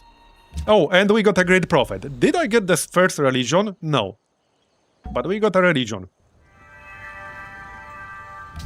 By the way, there are a lot of icons here. There are a lot. It's actually kind of nuts. Anyone got any fun idea for a religion name? Hey, Rock Moses, thanks for 41 months. Appreciate it.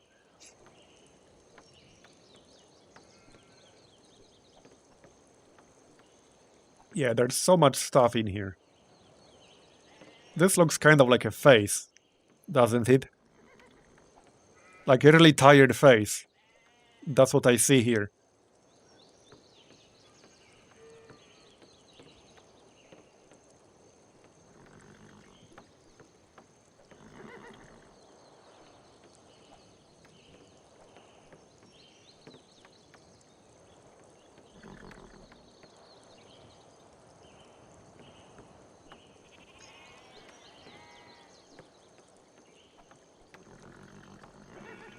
Southern cult? Okay.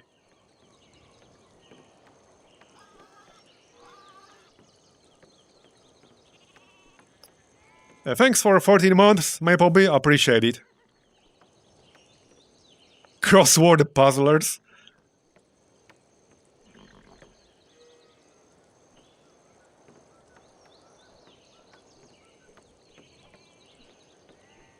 What aboutism?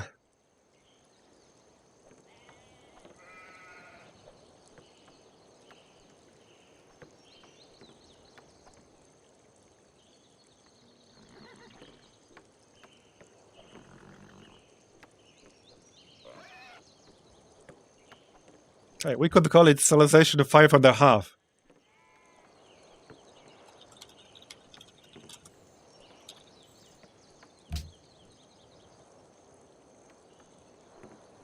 That works.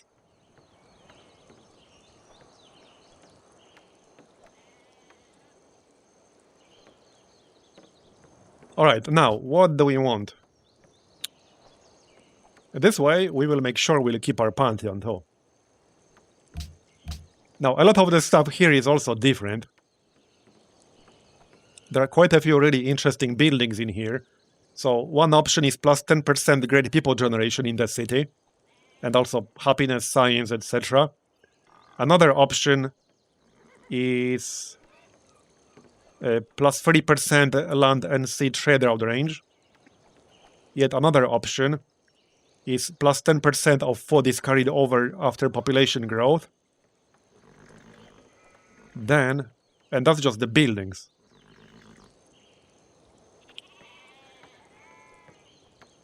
There was more.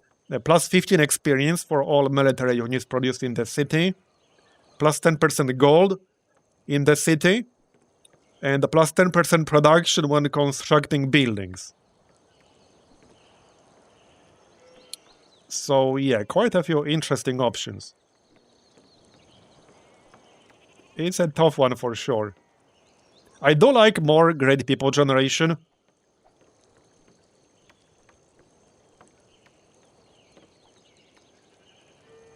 So I think I might actually grab that. Not to mention a little bit of extra science won't hurt. As for the founder belief, probably standard, so tight. Tight is still a thing in here, and it's still good, alright? Tight is never not good.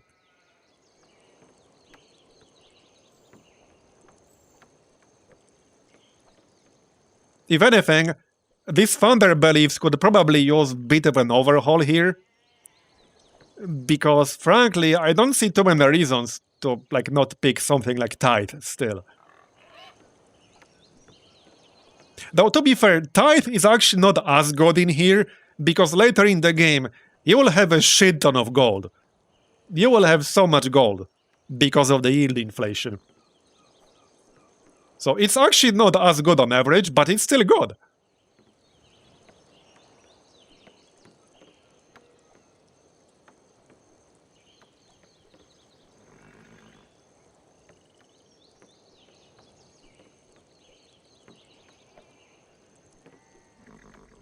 Yeah, it's a tough one.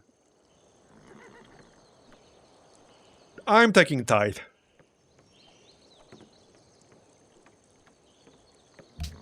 Alright, I'm taking tithe. Let's go! There. Got it. Nice tree icon. Seems appropriate because we have God of the Wild Pantheon. Now, yeah, I probably want a missionary ASAP to get it to Temoak. Yep. And then we want the building.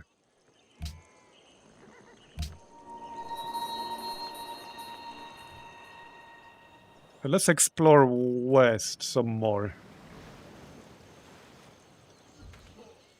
Although this is probably like the end of Pangaea here. There might not be much left to explore. There should still be more on the eastern side of the continent. Oh yeah, and now we want to switch to Hanging Gardens.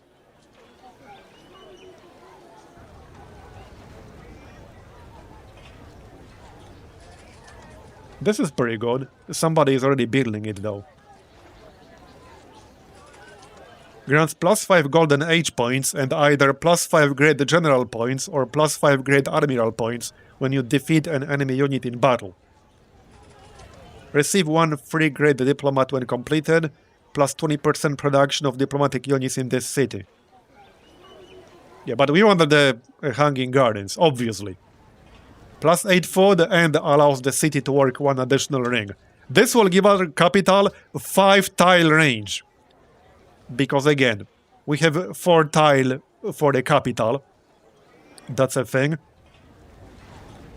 But with this we'll have 5, which is the max in here. But 5 tiles is a lot. Like, that's massive range. Like, this bison is 5 tiles away, for example. I would have the rice and the marble in range. I would almost have the salt in range, but not quite. Yeah, it's a lot of tiles, okay? 4 pop. Another thing I need is another builder. Because this one fella is going to get really overworked pretty soon. But it's definitely worth trying to build the Hanging Gardens right now. Normally I would be doing something else, instead of spending 15 turns trying to build this.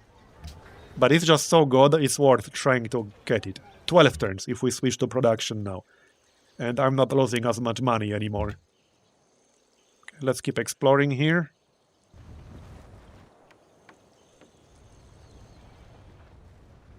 And then we can get a few units to take care of that barbarian camp to the south. What are you building? A statue of Zeus. Alright, that's fine. Right, I still don't have calendar. I've been too focused on rushing mathematics. We don't have construction either.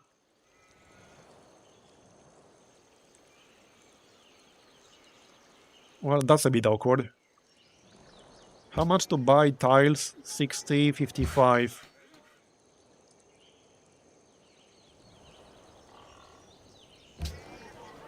2 turns until border growth. Right, and it looks like we might get the sheep. Let's go get that then. That's an interesting spot for a barbarian camp. Okay, alright. They might get a little bit annoying later on when I settle a coastal city, because they will spawn ships. But hey, this is what I was talking about earlier. Barbarian camps in this mod can have 2 units guarding them. That's intended, like this is not a bug, that's how it works. You can also have 2 units inside the city, and inside the citadel, and inside the fort. Okay, 1 more turn for border growth. Let's just chill.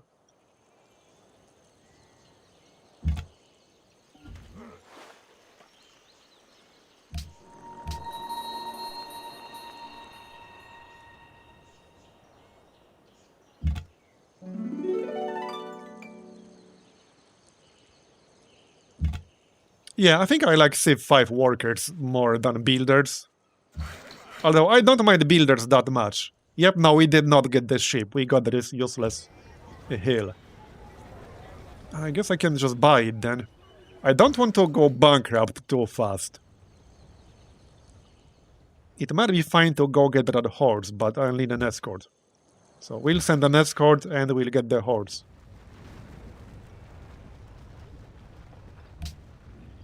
The archer might be able to kill that barbarian camp.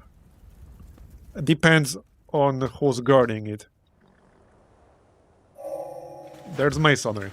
Oh yeah, right. Now that we have masonry, we can get the luxuries.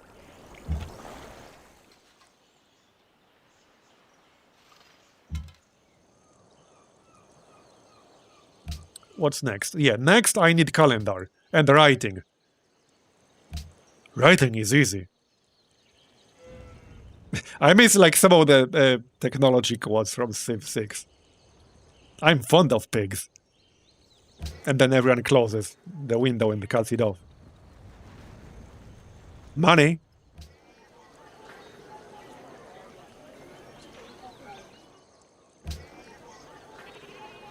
Well, horses, cattle, sheep, bison.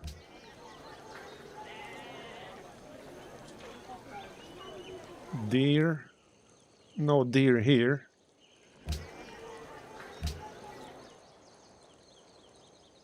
I mean, okay, let's actually just get a builder here. Worker, whatever. Somebody has to get one. Eventually. Get that luxury already. Then we can sell it. And make some money. I need money. So I basically explored everything there was to explore on the western side. We can still go east. Like all the way here.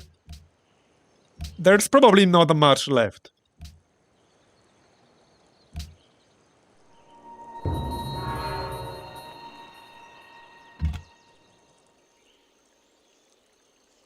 Does the Inca get archers that shoot twice per turn in this mod? I have not tried the Inca, so I can't tell you.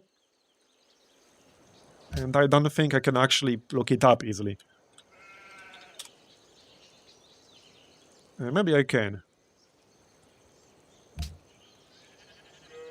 There's a slinger replacement with increased attack range. And he can daze enemy units, lowering their combat strength.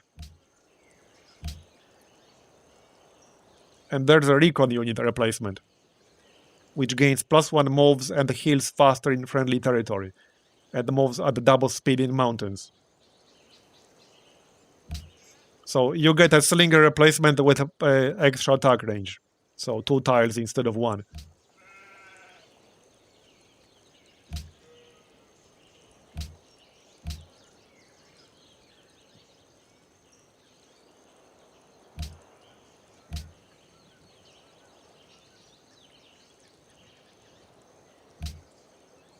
And obviously terrace farms.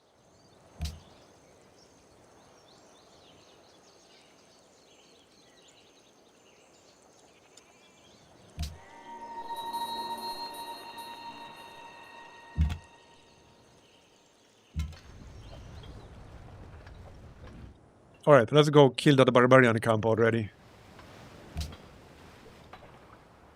I do not plan going to war in the nearest future, so we'll accept the declarations of friendship.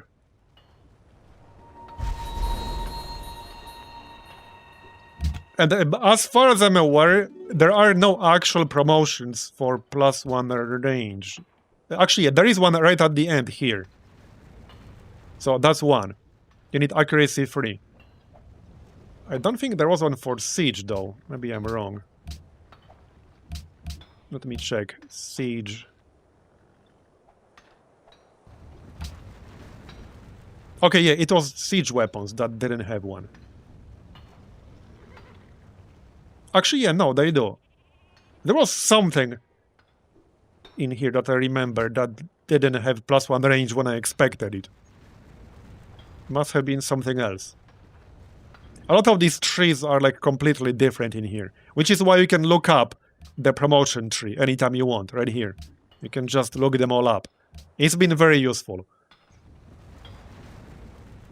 And even existing ones are quite different. So Icarus and Barrage do not do the same thing as they do in base game. Same with Drill and Shock.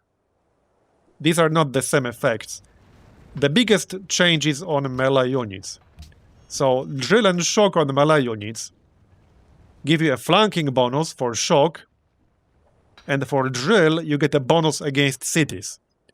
Plus 25% combat strength when attacking cities, per rank. So plus 75% total. And then there's City Assault, which gives you plus 30% combat strength when attacking cities. It can be totally viable to attack cities with melee units, with some extra support from ranged, but you do not need like a ton of siege to actually take a city, at all. I took cities like literally without any siege at all, with like one siege unit that provided a little bit of extra damage. And also, you don't have to set up siege weapons, by the way. You can just fire them. There's no actual setup for siege weapons. I mean, like I said, there are so many things that are changed in this mod, it's impossible to just give a quick summary. Just assume things are different. Do not assume anything is the same as in vanilla, other than like absolute basics. And even then, some of the obvious basics are not quite the same. Alright, we're going east. It might be worth keeping one guy here to help against the barbarians. We will get the Hanging Gardens.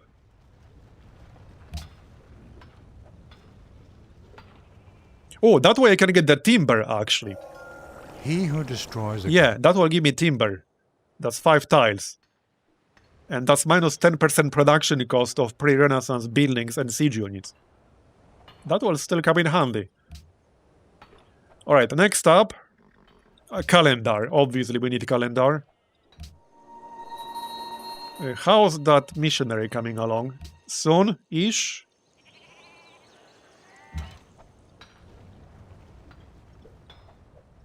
Okay, one brood. That's not going to be a problem at all.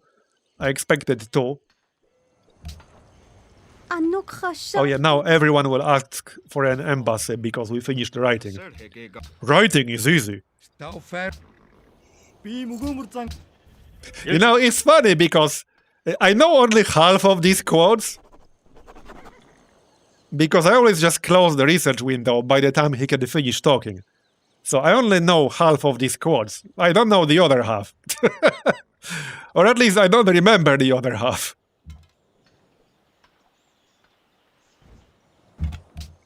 Alright, now we can pick up Landed Elite. Actually, no, we have that already. So Monarchy.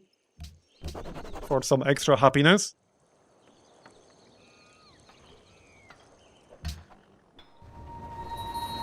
Civilization 4 had some pretty funny quotes too.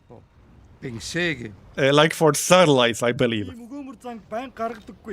That was literally just beep, beep, beep, beep. Like that's literally one of the tech quotes in Civ 4. Okay, he would pay me 3 gold per turn for mutual open borders. Heck yeah. Yeah, he's still on the other side of the map, I believe. My actual neighbors are Askia, Venice, and Hiawatha. There you go. There it is. We got Hanging Gardens. So now we have 5 tile range for our capital. That's nuts. I think I'll buy this timber right away. Yup.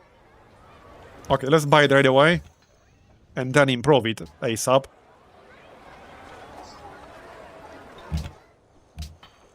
So construction after calendar to get the lumber mill.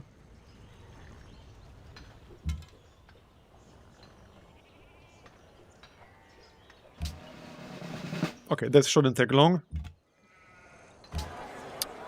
Now, I think it is time to get a settler. Yes, it is. Before other AIs settle all of the good locations. I might want to settle here first. before Hiawatha claims that, because Venice can't settle here because, you know, it's Venice. Askia might. Like, he might. I would say it's maybe a bit less likely, although he's running out of space. This spot will be last, probably. I don't think anyone will settle here. But I want here and here. Just not sure which one should be first. One of them has to be first. Sta offerta non sarà valida per... Okay, 2 different AIs are trying to build a Roman forum. Dido declared war on Napoleon. How surprising. Not. Alright, well, more resources. Monopoly bonus, plus 25% Golden Age length, plus 2 Golden Age points from resource tiles. Okay. Oh, a new unit spawned. Maybe we can help out with our Pathfinder.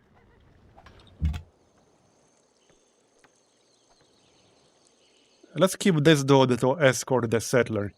My other units might be busy fighting the barbarians.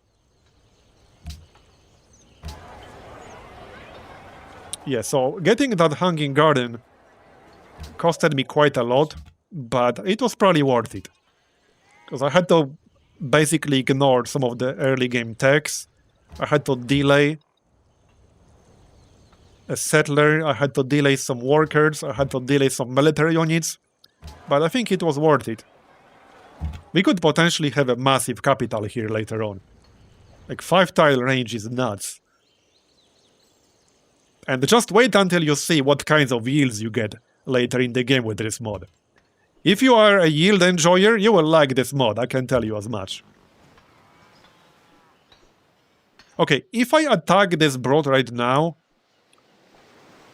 I risk losing my Pathfinder, so let's not do that just yet. I wouldn't want that to happen. Attila wants to declare war on Napoleon. Okay, there we go. Cleared. Waiting for the settler. Here's another builder. Right, now I actually got calendar.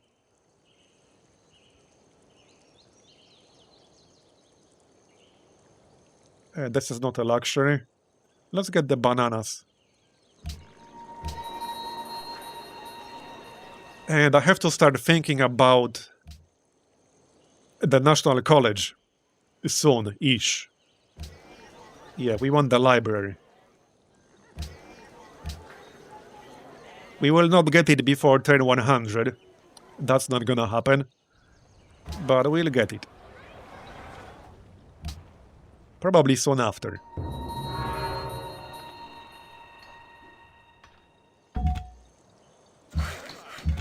Okay. Oh yeah, there's the missionary. Let's spread our religion.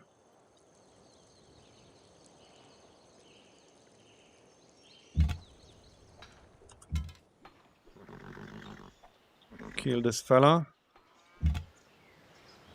Yeah. Just fortify. I'm not paying you for open borders. Terracotta army. He killed himself. Alright.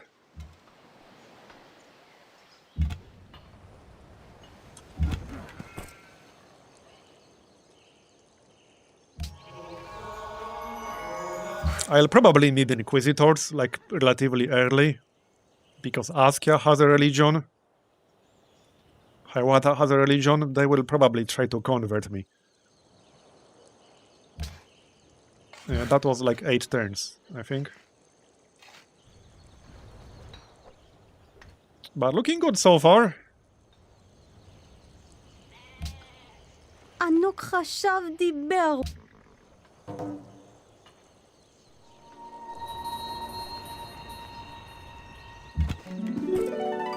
And nobody declared war on me.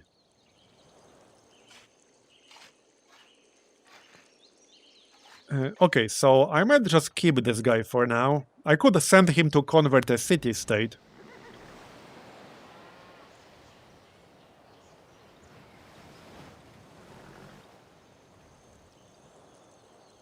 Might not be worth it. Let's just keep him for now.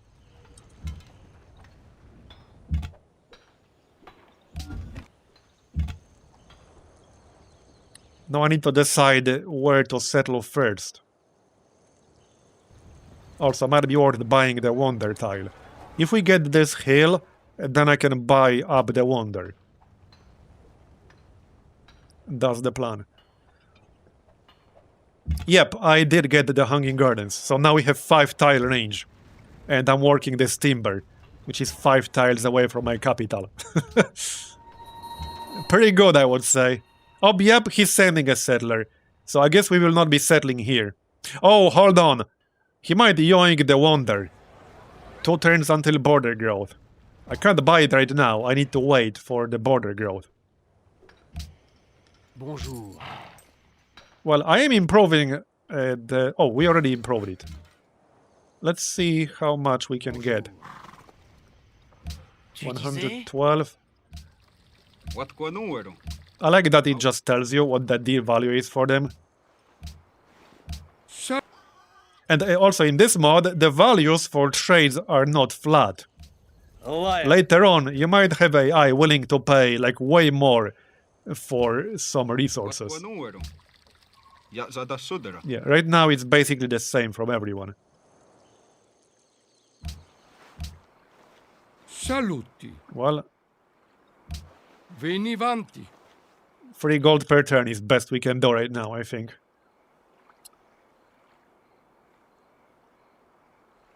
I suppose it will do.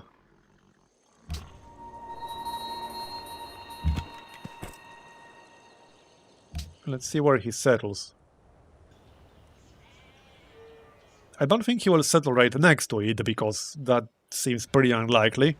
He might settle right here, on spot. I need 2 turns for border expansion. Okay, okay. He settled on top of the wheat. Just don't buy the tile. I need 1 more turn here. I will presumably get this plains hill. Because I can't afford to buy both right now. 20 gold. Yeah, no, I can't buy both. I need my border to expand first. It will be a bit awkward if he steals it from me. Yeah, I would not enjoy that.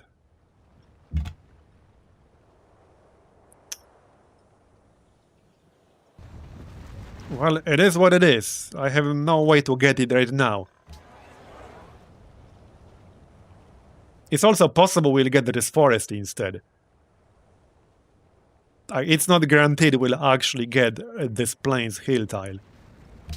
We might get the forest to the west. La France t'offre. I will accept this. Okay, he grabbed the luxury, that's fine. It might prevent me from getting the monopoly. Yeah, see? See? Damn it. Okay, alright. Not great.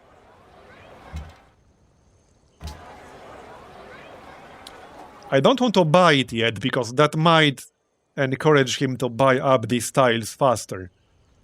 So I don't want to do that yet. Ja, zada sudera.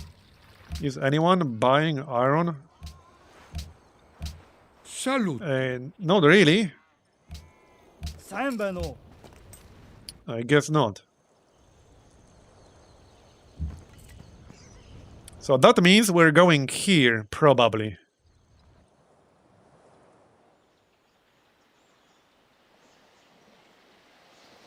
I don't want a city down here, but I'm a bit worried Askia settles here. And I do want a city directly next to Venice for the future. But which exact tile? Probably the river. Like over here, that looks reasonable.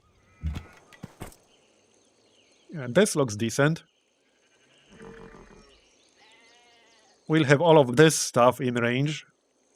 We'll have a banana right next to the city right away. We'll probably get the sheep.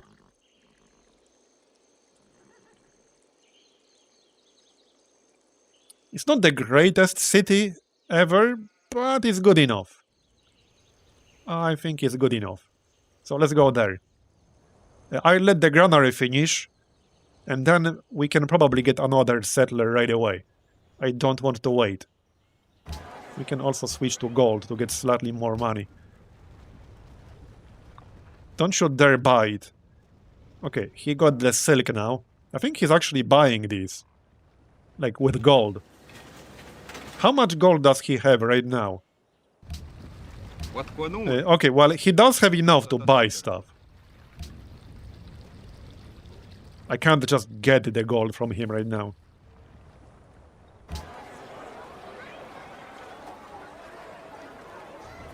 Yeah, I don't know how much gold this is going to be. Probably 90 or 95.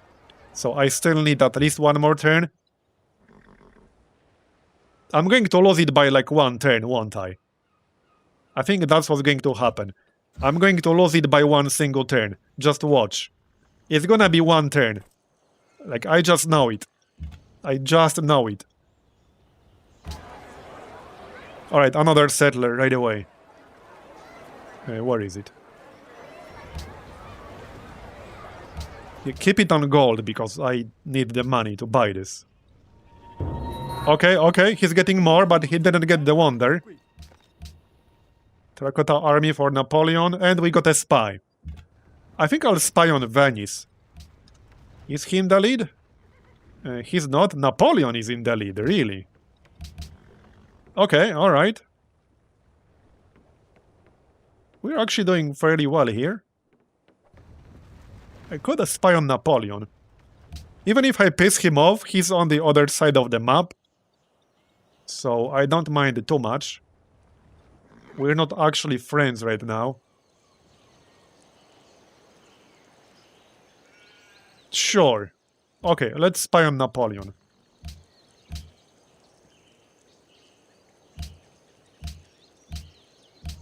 Maybe we can steal something. Oh, barbarian camp. That's a bit sneaky.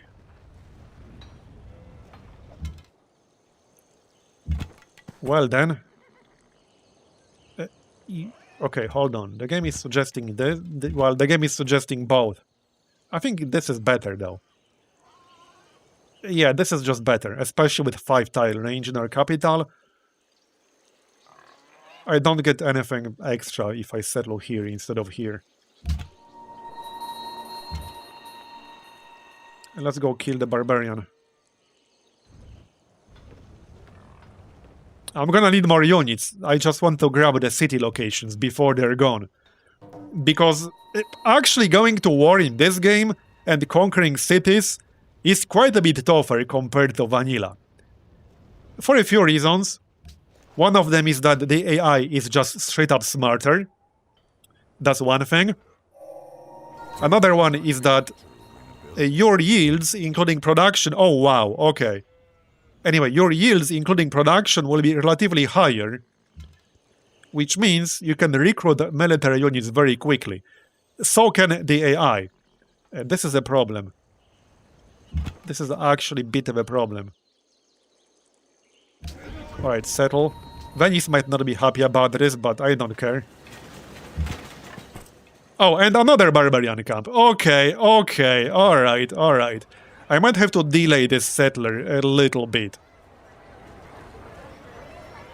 I really don't want to. But it seems I don't have much choice. Okay, I think we can get the tile now. Yep, okay, good, we got it. Now look at the yields. Look at the yields. That's pretty good. Because we get a bunch of bonuses for them.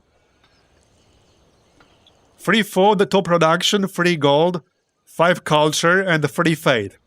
I would say that's pretty good. I'm glad we got that. I would have been salty if I missed out on it. He won't be happy about it, but I don't give a shit. Now, let's get some units to handle the barbarians. One archer will likely not be enough.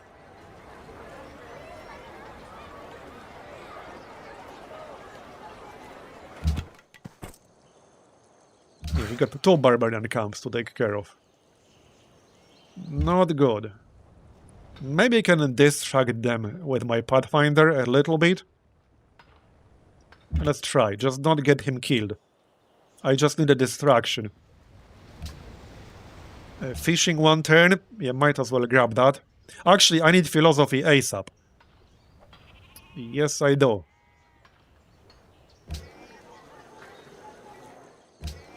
As for our new city, well, obviously I need a library. I could save up to buy it, but that seems relatively unlikely at the moment. Might be best to just start building it right away. Yep, he's hostile. Territorial dispute. Yeah, you made the promise to stop settling. Sorry, bro, this was my land. Yeah, now I definitely need some military units.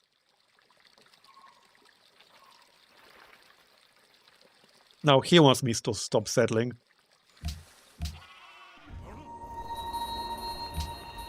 Is Askia at war with anyone? He's not. I could see him attacking me for sure. That could definitely happen. He did attack my Pathfinder.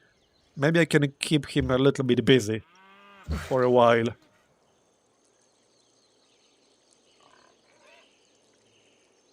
This might be a problem if Askia attacks me. What's this? Oh, it's some improvement. Wait, is that from a city-state or is that his?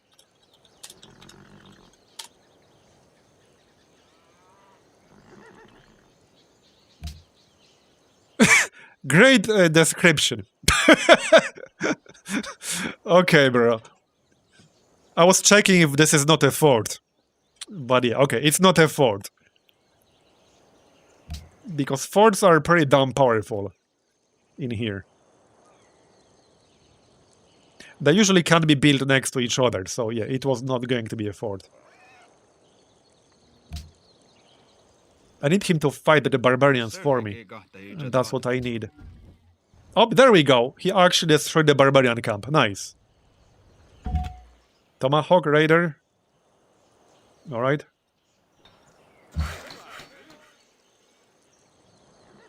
I have a bad feeling about this. I definitely need to get a military right now.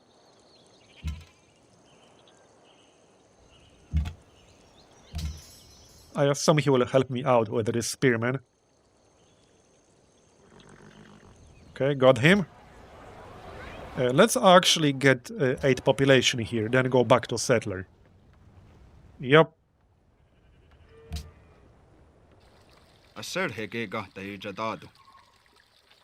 He really wants open borders from me, doesn't he? He probably wants to settle somewhere.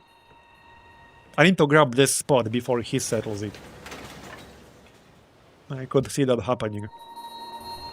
Alright, well, might as well finish this library and then go back to getting the settler. Right, so...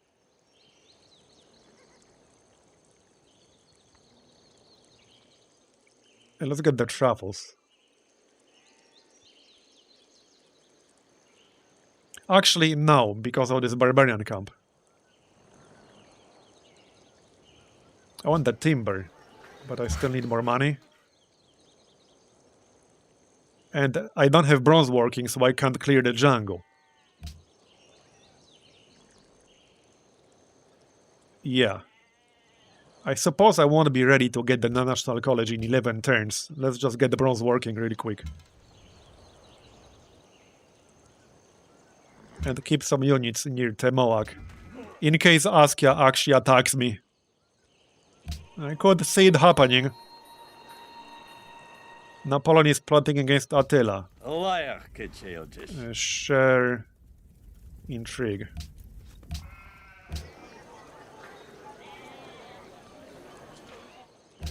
Right, speaking of libraries, there's one. I could definitely use a caravan for some money.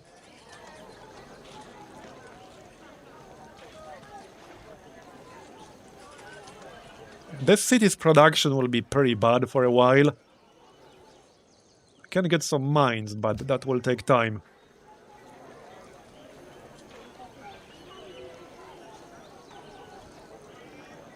Let's just grab an archer. More defenses are not a bad thing.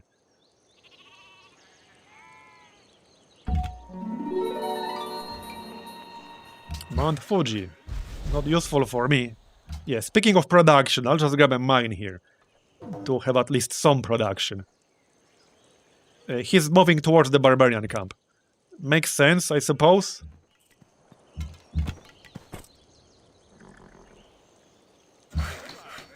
Alright, got the horses. Now we can grab the timber here.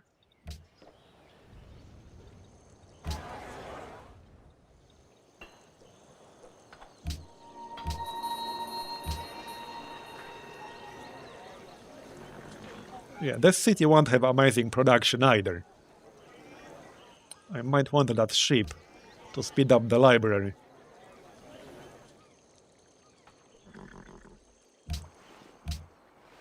Saluti. Ooh, he will pay for horses. Venivanti. Okay, let's do that. Vabbè.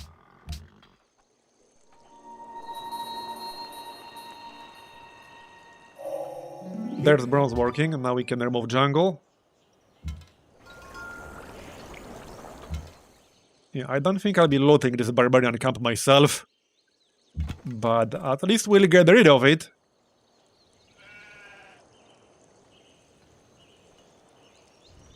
Once we're done with this settler, I really need another builder or two, because this is gonna take too long otherwise. Alright, well, there's no need to rush philosophy yet, because I need the library. We could get Aaron working, we could get Code of Laws.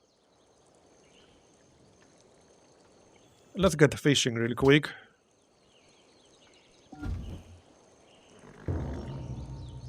I could almost do it, but not quite. Actually, hold on, I could do it. I actually could do it. This is a flat tile, right? Yes, it is. Yoink. Nice. It's only 30 gold, but hey, every little bit helps.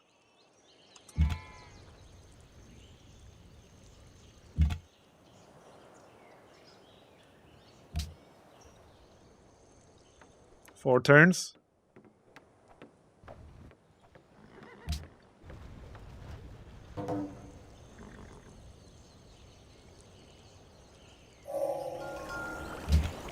Also, I think I want to save up for our buildings now. Yep. So that's +2 science and +10% great person generation. We definitely want that.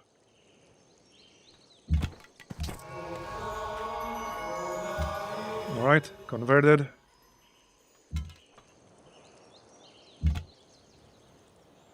I could still convert the city-state to the south. Oh, no, it's converted. Never mind. Venice is not converted. Wait, really? Oh, heck, we should convert Venice to our religion. Let's go.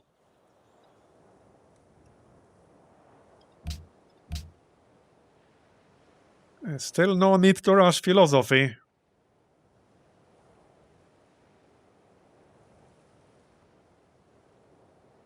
Still, let's get it over with.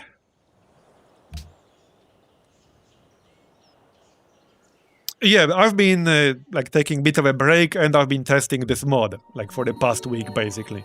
That's what I've been doing. In fact, I can show you my saves.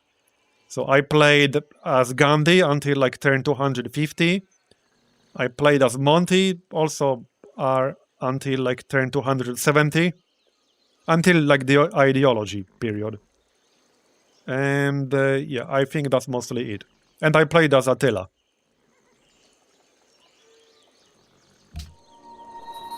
Alright, let's go convert Venice. 34 turns. A bit better, but I would still like to speed this up. 23 turns. Alright. I'm still a bit worried about Askia potentially attacking me. He's still hostile. It could definitely happen. What's his military? Okay, it's not that much bigger than mine. I can defend myself. Heck, I could attack him if he declares war on me. Especially if I could convince somebody else to join in. Ja zada sudera. Oh, he has a declaration of friendship. Ooh, okay, that's not great. Yeah, friends with Songhai. I need somebody else to also attack him. How about the Mongols? You? Yeah, he would not do it right now, but maybe in the future. They're not friends, so it might happen. Okay, there's the timber. So now we'll get minus 10% production for pre-Renaissance buildings, was it? Yeah. That's still useful. Next up, more luxuries for sale. Go convert Venice. I'm gonna need open borders, though. Oh wait, I can't get open borders without code of law. Right, so we need to wait for that. Sure, okay. Well, we could get friendly or something. We are already... Saluti. Wait, no, we are friendly, but we don't have declaration of friendship, do we? Yeah, we do. Venivant. Okay, interesting, but I can't enter his territory.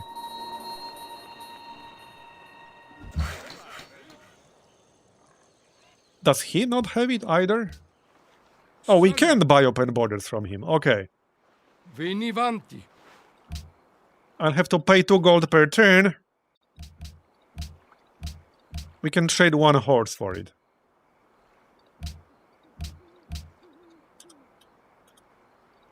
Okay, let's trade 1 horse for open borders. Then we can go. Okay, yeah, then we can go. Now we can get the lavender. I was waiting for bronze working to get that. Not the die though. I need you to attack Askia. Attila has started constructing the Great Wall. Noted.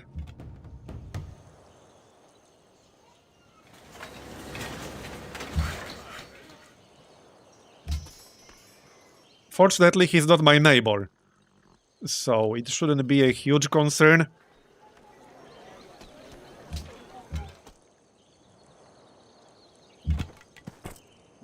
Well, this should be more than enough. There's the settler. Alright, so we want to settle somewhere around here. Hopefully we didn't get a new barbarian camp spawning, because that could happen. Is the last, like, real good spot for a city? I could probably sneak in a city like here-ish. That would really piss off Hiawatha, though. If I settled a city, like, over here. And there's not that much that we would get. Like, okay, a few resources, but there's not that much land left. And I would be competing with 2 other cities for it. But I still want a coastal city, so this is going to be it. Not sure which exact tile yet, but we want a coastal city. Alright, what next? Stoneworks. Oh yeah, we will get a bonus for lapis lazuli here, and we have like 4 of those. So definitely stoneworks. Might be time to start working some specialists. So let's start working the palace here. That will give us a scholar eventually, who can give you a policy. Like, you literally get a policy from him. It's really, really good.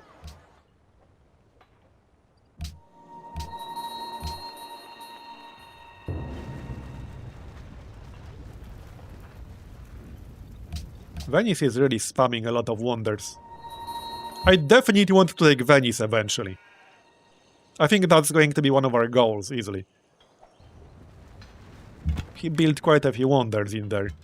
And it's a juicy target. How's his tech right now?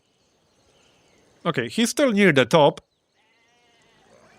So he's not going to be a complete pushover like he would be in vanilla, but he's still a good target.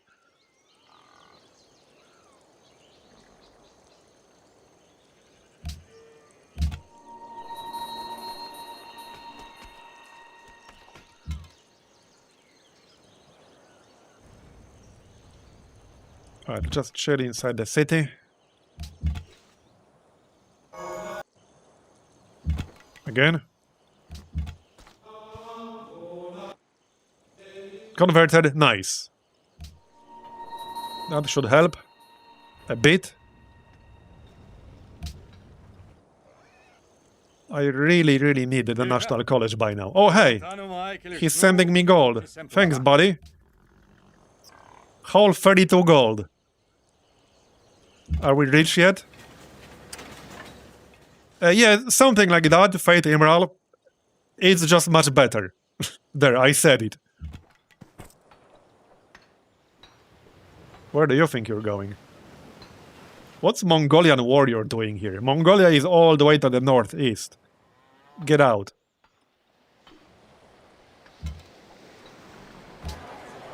Alright, we got stoneworks. The yields are getting better. But this is nothing. This is still nothing.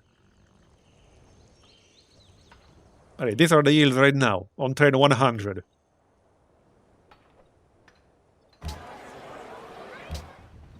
You can expect more.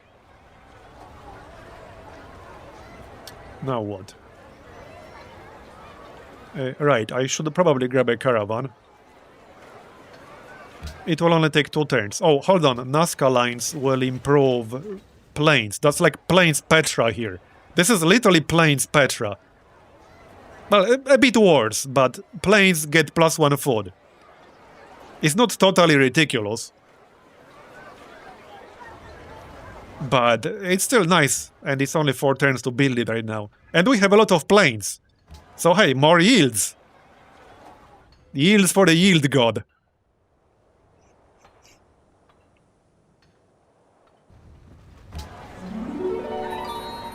And that's all plains, so presumably it should also stack with God of Wild.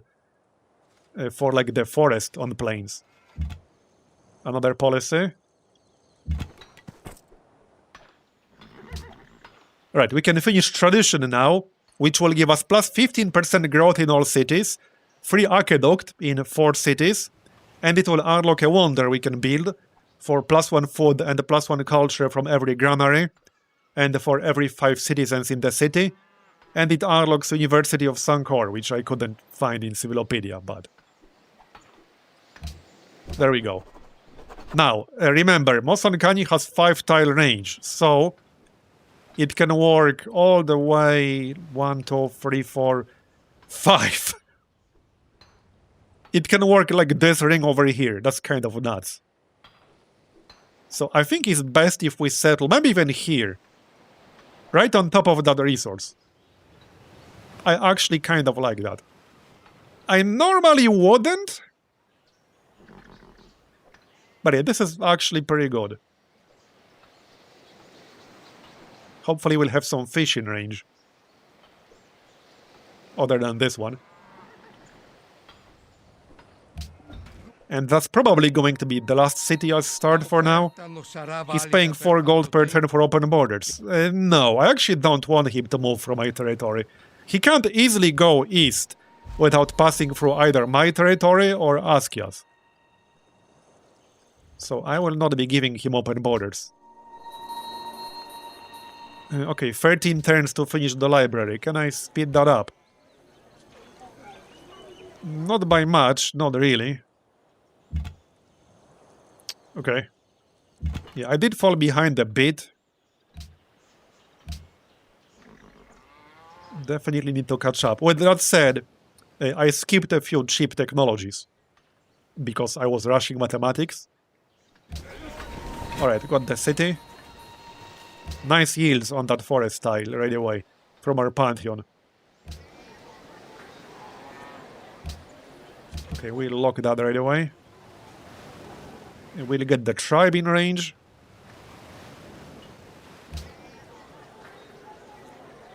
Now, I don't need a library here as well. I wasn't going to delay this city until National College. That would have been too long. But this one has more production in range. I could get the timber from my capital. Okay, this will not slow down the wonder, so let's switch the timber tile. There. But first, get the population. And then we'll work the timber.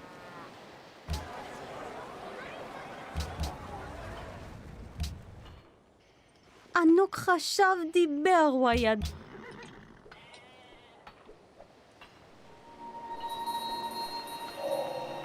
Alright, Code of Laws.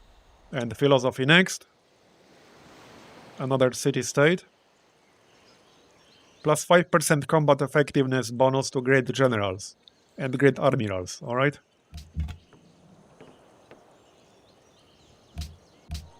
Nine pop. Okay, let's see the yields once this is done. So look at all the planes as soon as this finishes. It's not a huge bonus, but hey, it's more yields.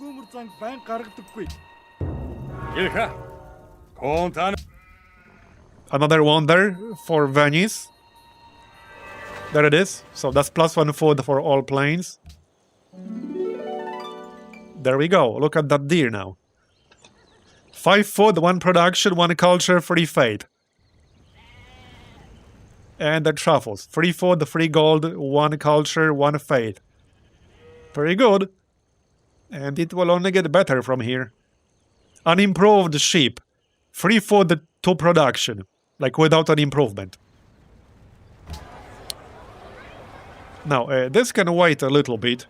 This requires you to actually finish tradition.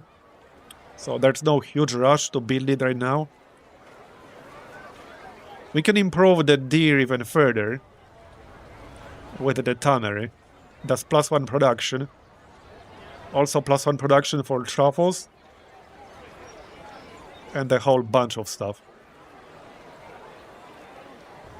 Yeah, let's grab that.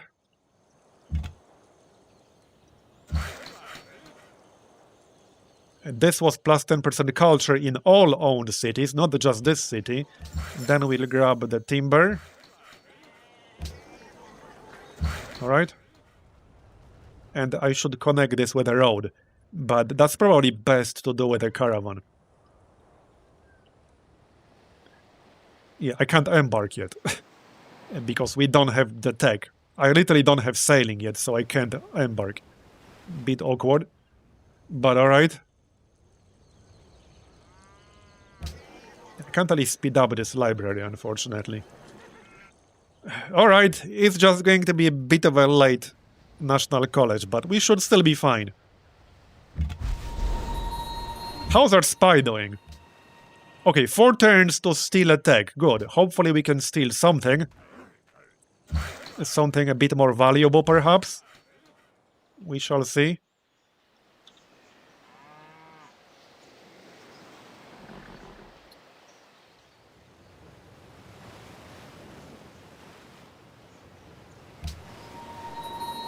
Okay, now we'll work the timber. ענוק חש... Okay, 10 turns in both. Alright, so we'll get the final 2 libraries in 10 turns. Then we can start the National College. The National College should be super fast with the production in our capital. +1 movement. Yeah, let's get +1 movement.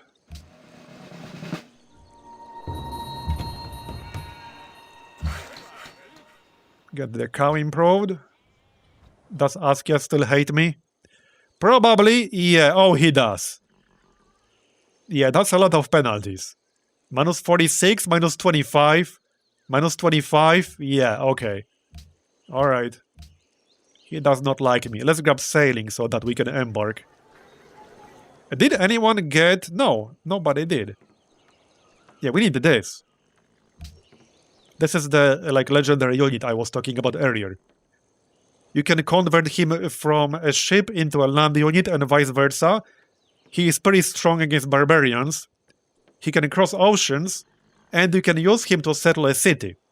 So if I can get that, I definitely will. Now, this is not part of Sapiens, it's part of an optional mod for Sapiens that specifically adds this. But it's a great unit.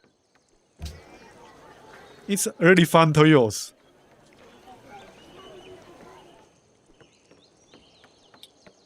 Okay.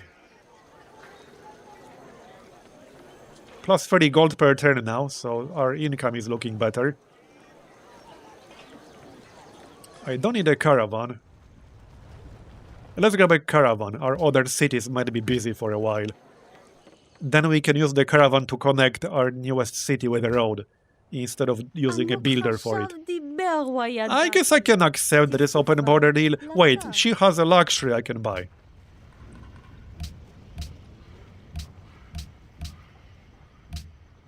They really want horses. That's a great deal, but it's my last horse. Still, that's a good deal, and I can still get more horses. Probably.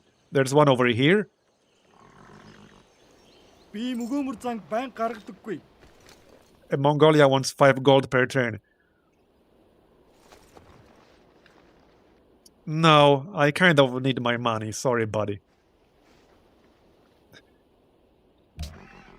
He's disappointed by our recent diplomatic actions. Yeah, we refuse to give him free money.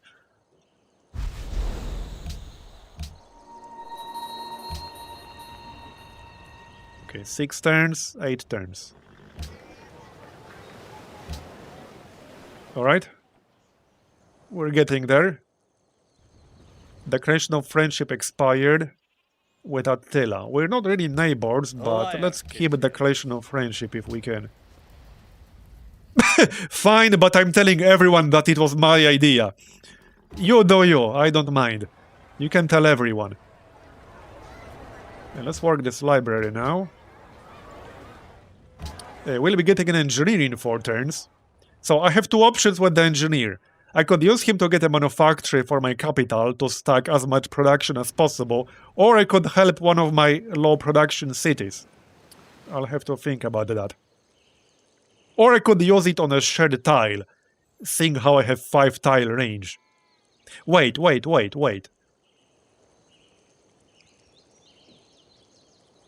No. I thought I could get a tile shared by 3 different cities.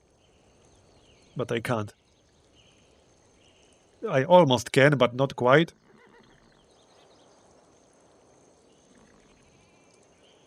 Well, it could be here, for example.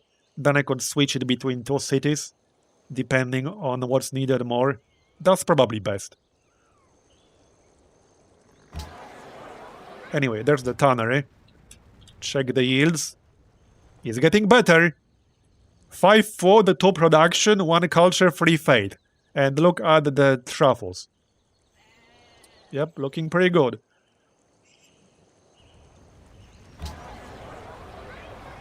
What's next? Yeah, see, only 5 turns to get the National College. I need 2 more councils to build the Scrivener's office. Which will give me a free messenger, so I do kind of want that. We could get the caravans ready to improve the trade routes. Not a bad idea.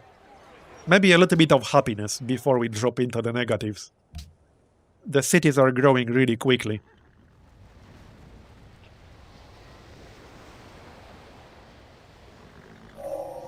They're sailing, now we can embark. And then we'll get optics to get the Viking Drakkar.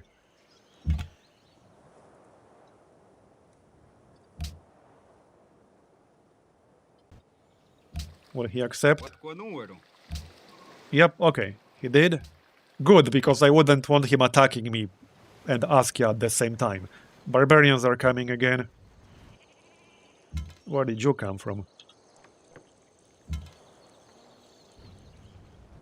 Alright, that's fine.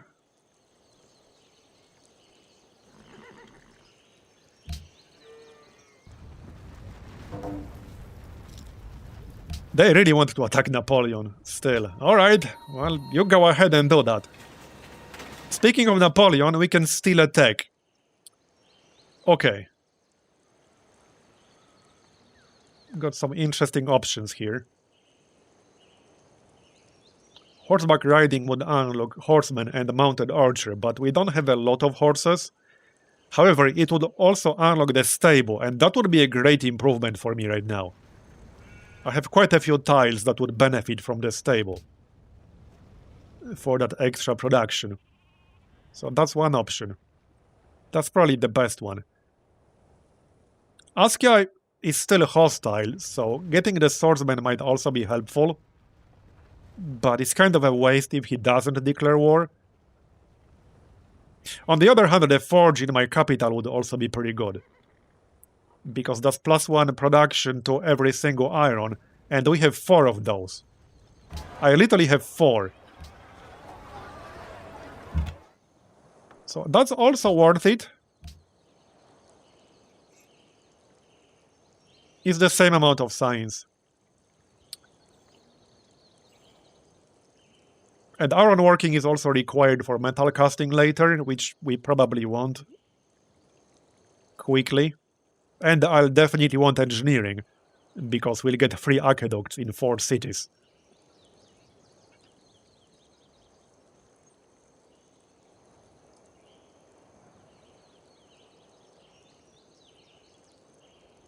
Oh, here's one mechanic. There are mercenary units unlocked through various technologies like this one, and this works with a commerce policy. Commerce has this policy over here, mercenary army, which gives you +1 gold from forts and citadels, but also reduces gold cost of purchasing units, and it allows you to purchase era-appropriate mercenary units. And they are actually relatively cheap. It's a good way to get like a quick army if you have the money. So I might actually pick up commerce later on.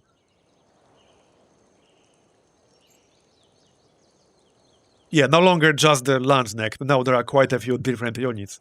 So it's a great policy here.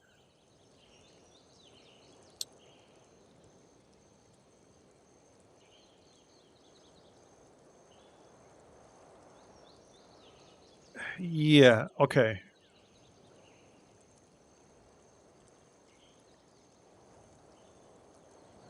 Well, the stable will benefit more cities. So that probably makes more sense. Yeah, the stable first is just objectively better. It's just that I traded away my horses, so I won't be able to recruit the units for now. Until I get my horses back or until I improve more horses. But the stable will be really useful. Okay, 2 turns to get the stable here. Do I want another settler? Hold on. I mean, okay, you know what I could do, right? I could embark here, go this way, and literally settle a city here. It's not like Venice can do it. I think we should do that. Let's get that caravan, though. It's only 1 single turn. But yeah, I think we should settle a city here. We'll get another Lapis Lazuli, which we want to get because of the monopoly bonus. Right here. We need more than 50%. We're at 50% right now. Yeah, I think we need more than 50%, not 50%. Like 50% +1, if I remember correctly. So we literally need 1 more. You know what feature I'm really missing from Civilization 6? You can probably guess by the context. Friggin' map search. Map search was just unironically the greatest feature ever added to Civilization. The greatest feature ever added to any 4X game. Like, I fucking love it. I really miss it when I play Civilization 5. Especially with like mods like these. Because there's a lot of stuff that you need to keep track of. Oh! They spawned right here. Alright, alright. That's a bit sneaky. That is sneaky. I might want to buy some of these tiles before Venice yoinks them. Yeah, let's maybe grab that ship before Venice gets it. The other tiles are not as important. 14 turns to steal another tech from France. Yeah, that's not too bad.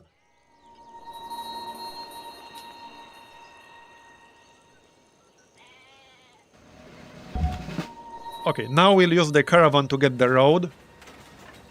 I could also get a road for Agadaika, probably. Let's do that. Okay, we are almost done with the libraries. I really need that National College by now. Bye-bye.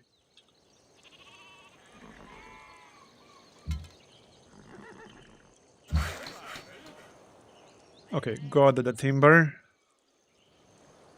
Let's get the truffles, then we can sell them. Not much else left to explore over here. We're pretty much done exploring the continent, but there should still be a few city-states on the surrounding islands, because I'm using a map script. This is not Pangea. This is not the default Pangea in the game. I'm using a map script from the Steam Workshop that modifies Pangea by adding some island chains of the main continent, and also some of the city-states will be on those islands, but not all of them. Like, most city-states should be either on the coast or on the islands, but some will be in the middle, like Yerevan, for example. So it's actually a really good map script.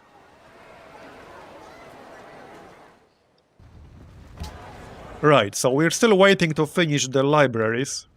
5 turns here. Are you done? Not yet.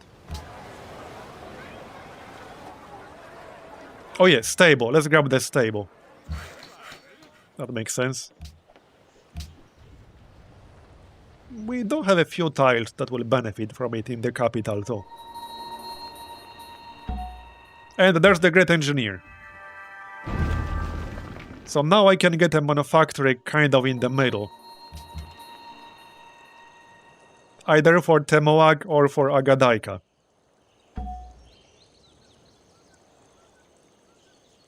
I could also get it here, but I want it to be in range of the capital. So like here-ish, probably.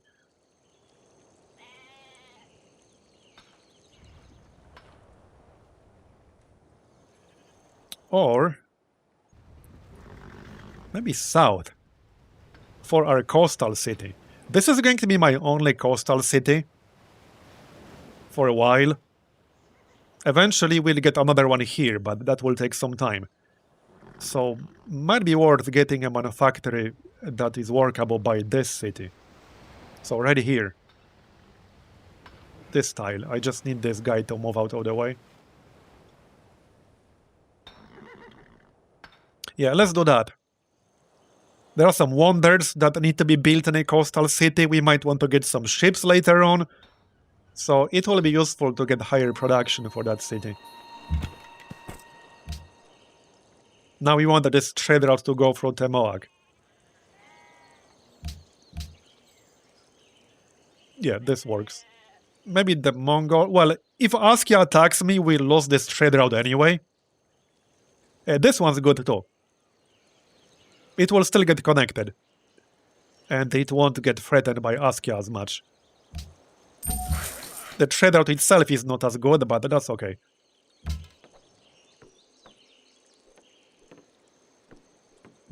Right, well, the barbarian camp is gone. We got another building.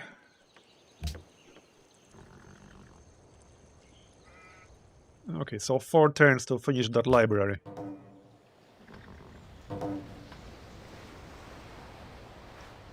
Venice wants to declare war on Askia. Well, you go ahead and do that. And the Mongolia also wants to do it. I mean, I could accept this, because they are direct neighbors. Mongolia is actually a direct neighbor. I just don't necessarily want to go to war with them yet.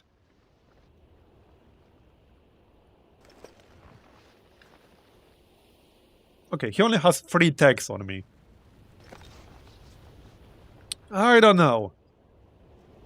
I could just accept and stick to defense.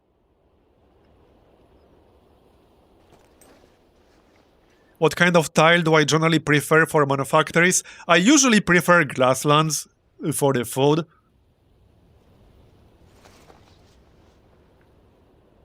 But obviously you can also get them on hills to maximize the production. It's just that I like having some food from my great tile improvement tiles to give me more flexibility what I'm working in that city. Without starving the actual city. Yeah, I might actually accept this, I don't know. It's tempting.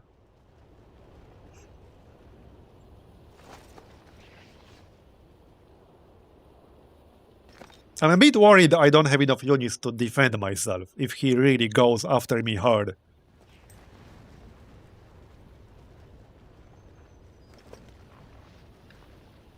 But there's some pretty difficult terrain around our northern cities. And you get some very significant bonuses in the rough terrain here. You can also get a double bonus on a forested hill, for example. It's plus 40%. You get plus 40% on a forested hill or a jungle hill. It's actually pretty hard attacking units that are like fortified on top of a forested hill, for example. Or for any civilization that has a unique fort improvement, if you build a fort on top of a hill, that's really hard to attack. Okay, what the heck, let's actually accept. I might regret this, but we shall see. We shall see. Can I convince anyone else to join the party? Salute. Venice wanted to declare war. Si? Yeah, well, he doesn't want that anymore. Si? I can still ask him to declare this war.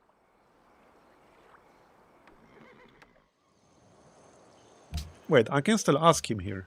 Saluti. Si? Yeah, no. Okay, fine, just the Mongols then. Well, hopefully they will fight each other. They are direct neighbors. What going on? He was friends with him, unfortunately. Yep, he has declaration of friendship. With both of us. Yes, swordsman. Or whatever this is. The what now? Oh, Timbuktu scimitar, okay. That looks like a swordsman to me. I should probably move my caravan somewhere safer. And we'll stick to defense, like I said. Yeah, that's Mongolia.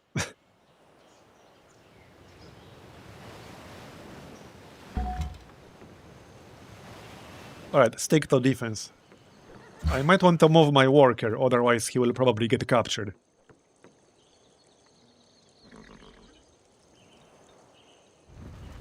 Yeah, this might get a bit tricky. I guess it's time to get engineering to get composite bowmen. Yep.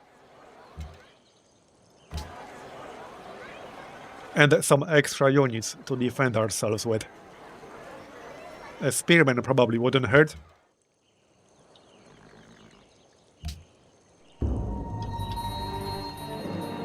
Oh, yep, he ended the declaration of friendship. Yeah, if he also attacks me, that might be a problem, but the mountains would make it easier to defend. And yeah, that was another one of my workers. That's the one I moved.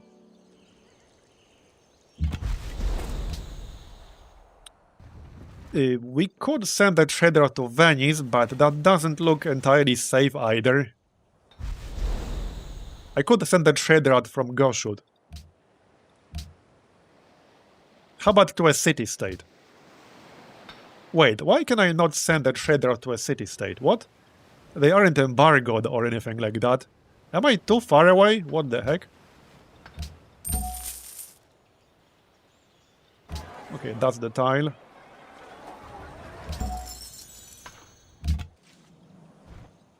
Got it. And we'll lock it right away. I might do some of these assignments manually here. So we wanted the tiles with good yields. Not necessarily full production or full food, just a decent balance of both. Let's see.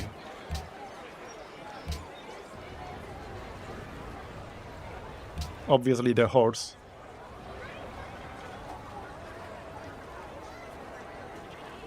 Yeah, 1 food, 4 production, 3 gold. That's good. This is also good. And 1 more guy. 1 food, 4 production.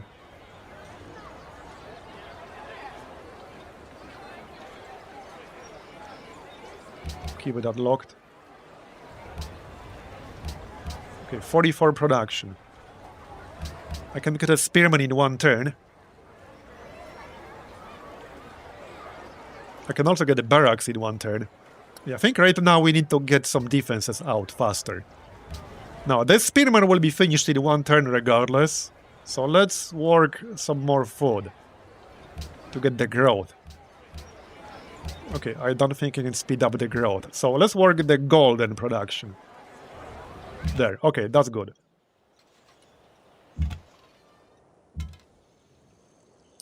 I really hope Mongolia will actually attack him, and this wasn't for nothing. The only reason I actually accepted is because I assumed Mongolia will actively fight him. So yeah.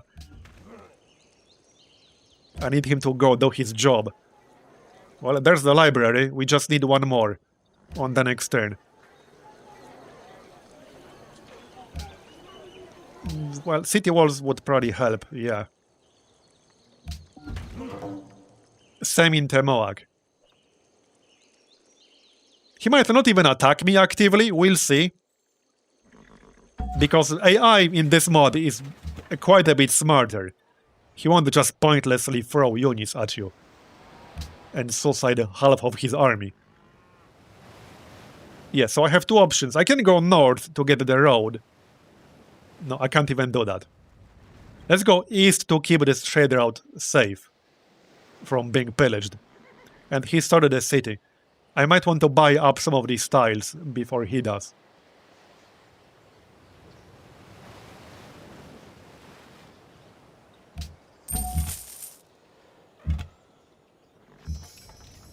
There's the spearman. Now we can build the National College. It's going to be a bit of a late National College, but it's fine.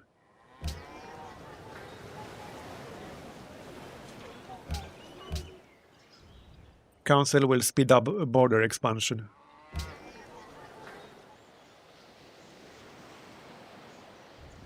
Alright. Well, let's see if he's actually... Okay, he's moving towards Temoag, that's fine.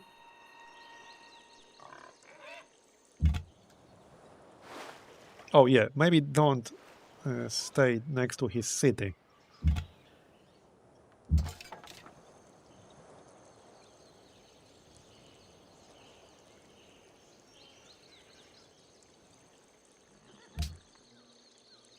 Need to be careful here though. We will get a spearman on the next turn. We should be more than fine here. I'm not really worried. Heck, if I really focus on military production right now, after we finish the National College, maybe we could push back and take Timbuktu instead. Oh wow, okay, that's a lot more units. I think it's time to focus more on military then. Because this might get rough. There's the spearman. Is this march? Yeah, minus 15% defense. So we don't want to stand on top of that, because that's not good. Hey, Mongolia, go do your job. We can move into the city. Okay. More incoming. And this guy. Maybe we can distract him a little bit. I assume we can't, like, negotiate yet. No. Yeah, see, this is why I was a little bit wary of actually accepting that war. Because I know this can happen. I think I might have to go back and not accept that. Let me think here. Now, the units inside the city will take damage, by the way. It's not the same as vanilla. Need to take out that catapult.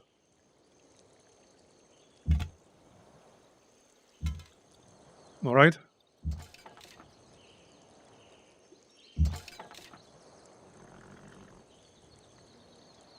Might be best to just attack this spearman with mine. If I just stay here and do nothing, he will continue to take damage. Or, okay, I could move him somewhere over here. And we still have the archer. Okay, that's good. This is a distraction. But let's not fight a swordsman with an archer, because he's not gonna win that engagement. One turn to finish the college.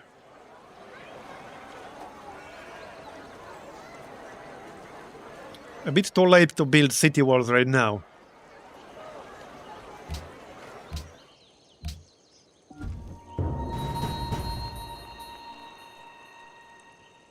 I don't know if I'll be able to defend this. Alright, there's the National College. Can we get our horses back? Probably not. I would need the trade to expire. Let's kill the catapult. Got it.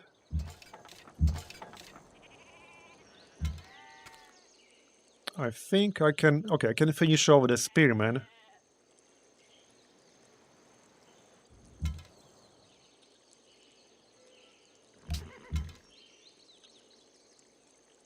Can't attack from inside the city. Yeah, shame I don't have horses, because I can't get, like, horse archers. Which is a bit of a problem. Spearman will take one turn, so I guess we'll get the spearman. Iron working. Yeah, see, if I picked up iron working earlier, this would have been much better. Because I would have access to swordsmen, when otherwise I do not. Okay, barrage. I think this guy will be easier to kill.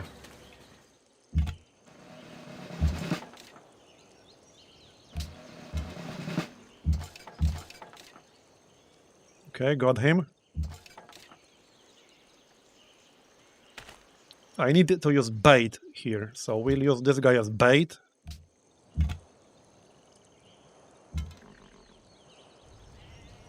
But yeah, okay, no, I tried to keep things more entertaining, but I knew this is not gonna work. Sometimes trying to make things entertaining for stream purposes is not a good thing. So that was a mistake. I knew I'm not prepared for this. And I'm just not. We need to go back. That was just a mistake accepting that. As much as I want to make things entertaining, I just needed to be more prepared. And I cannot just stop getting the National College, because I need the National College. And no, I don't have the list of all mods used right now. I can show you the list in game, but I did not make a collection on the Steam Workshop yet. I'm still playing around with things, so I'm still like adding and removing some of them. So I didn't like finalize the list I'm actually using.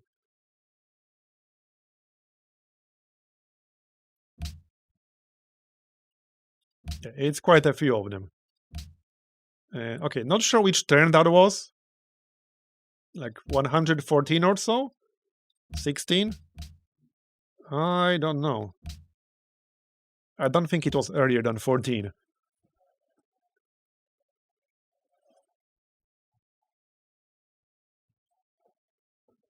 One unit I want to get as soon as I'm able to is this guy here. So he gains strength when damaged. That sounds like a pretty interesting mechanic. We only need gunpowder for that, so it's not super far away. No, we're already at war. Okay, bro. I guess that was one turn earlier. I think it was this turn. I see the notification. I like how he just went fully after me and not after Mongolia. It was Mongolia's idea in the first place, not mine. Thanks for 34 months. 10 TNT, I appreciate it.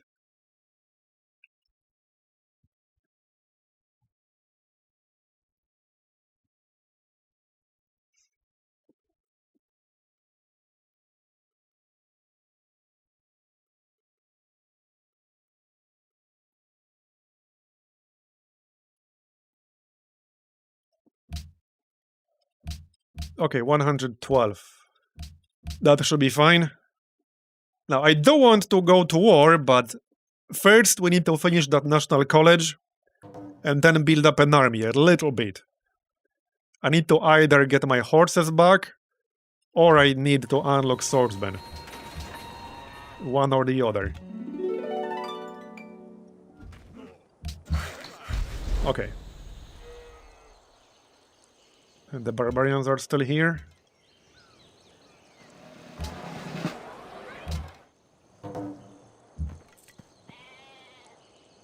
So, trade route.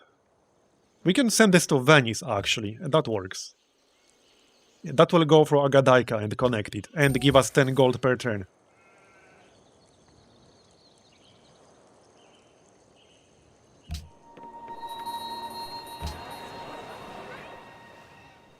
Okay, we're still waiting for the library. Stable. Oh, he denounced me. Well, I mean, that's not really surprising. He might still, like, declare war on me himself. That is entirely possible. So as soon as we finish that national college, I need to build up my army. Otherwise, somebody will attack me sooner or later. It's just gonna happen.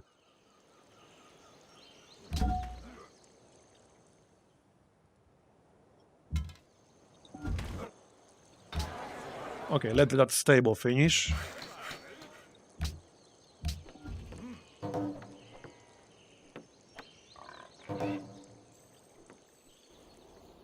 Yeah, see, he wants to do it again. Well, sorry, buddy. You go ahead and do it yourself. And he's already at war with Carthage. Okay, if I saw he was already at war with Carthage, I would have never accepted that. Because he's already, like, busy fighting Carthage. So it was just much less likely. Yeah, it was much less likely that he'll send any units to attack Songhai.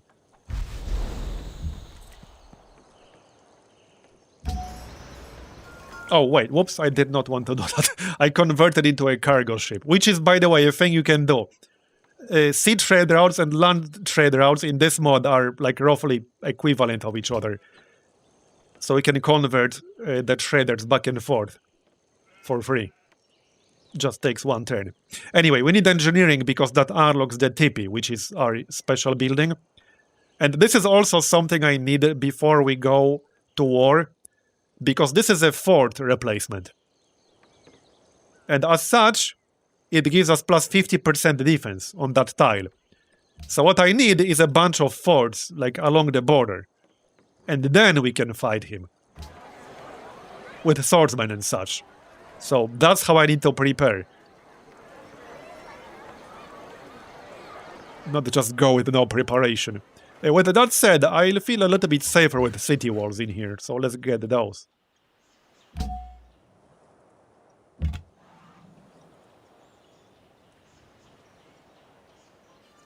But this is definitely a key component here. Forts, generally speaking, are really powerful.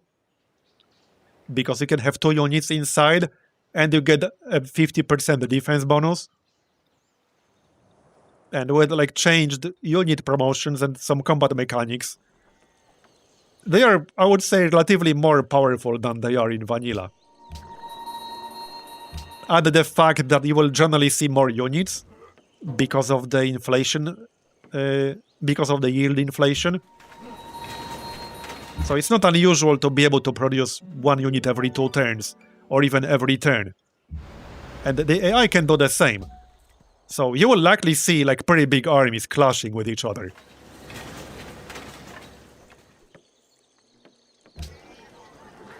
So in that sense, you don't have to worry as much about building forts somewhere and then they won't get used because AI will just go around them. Right, there's the stable. We got one more turn. We can grab that spearman really quick.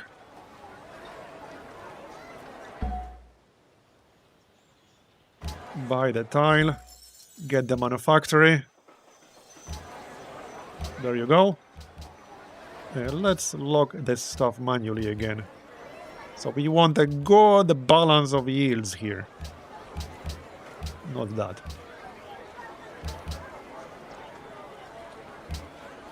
That's 2 more dudes.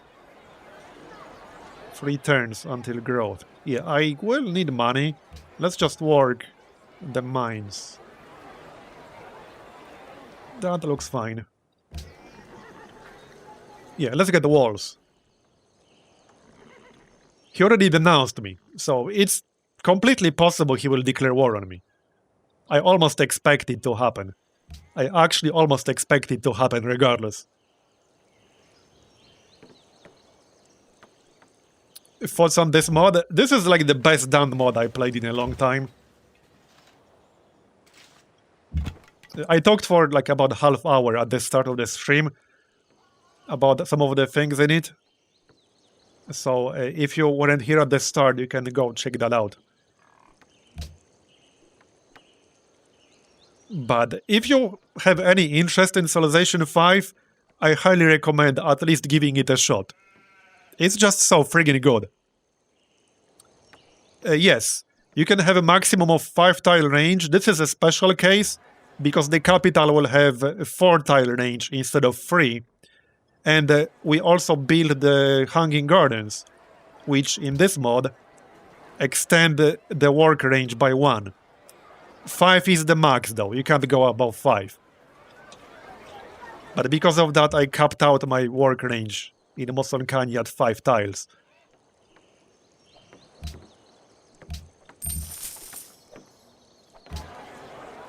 Okay, now we need the National College, that's 5 turns. And I still want to find the time to get that settler to settle over here. Because again, it's not like Venice can do that. He most certainly cannot. And we can maybe do Viking exploration, but not yet. Hold on a second. Yeah, let's move this manufactory over to the coastal city. Can I speed out the National College by 1 turn? No. Okay, that's fine. 2 food for free production. I kind of want the gold. Let's work the gold here in the production.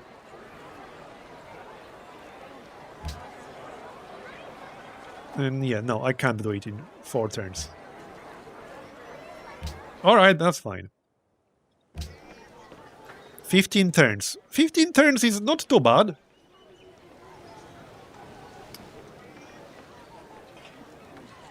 Okay, what the heck? Let's work on it. So if you weren't here earlier, this is like an extra mod from the list of mods you can use with Sapiens, but you don't have to. And it adds what's basically a wonder, a unit that can convert between a ship and a land unit. He gets a big strength bonus against barbarians, and he can also settle a city. So it's kind of like a mix of a naval unit, land unit, combat unit, and a settler. So I can go explore with him, and he can also cross ocean. It's really fun to use. Yeah, we're playing as Pocatello.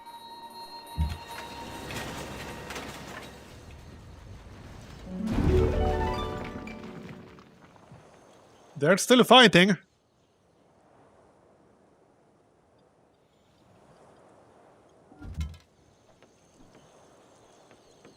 How much does he hate me? Yes. Okay, wow. How's Fate spending? Well, we're still buying the building. That's okay. What's the best trade route?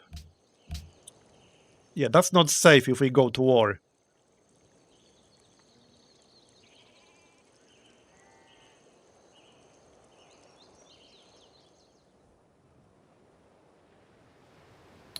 I don't want to connect the Goshut with a road here. Yeah, let's send the trader out from there. Just to get a road without having to do it with a builder. Alright, we got the walls. I'll be a bit better prepared this time. I could probably use another worker or two. We want to spam this improvement as much as possible.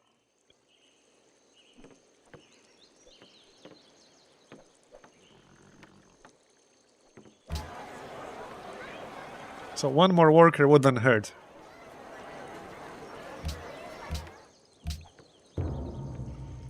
La France t'offre cette proposition. A said hege got deed. Askia is building mausoleum at Halicarnassus, alright?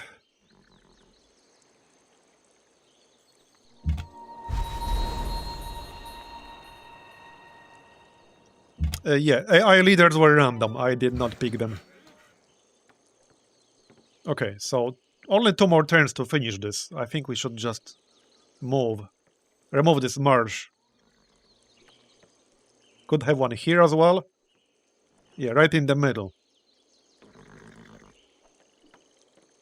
It will also be tougher to target it with ranged because of all this jungle. Alright.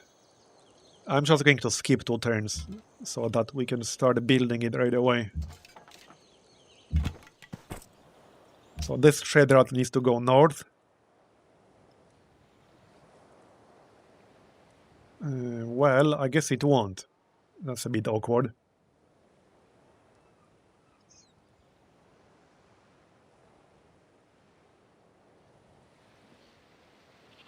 I'll send this one to a city-state. I thought we'll be in range, but we were not in range. And the city-state is not in range of the capital. For a trade route. Oh, we should buy this wheat. Well, hold on, no, that's 4 tiles away from the city. They might still steal it eventually. I have the money, let's buy it. It's a good tile to work. We're at 12 population. What are you working? Right here. That's fine, I think.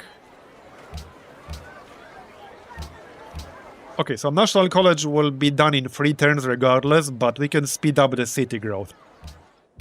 By 1 turn. How's the spy doing?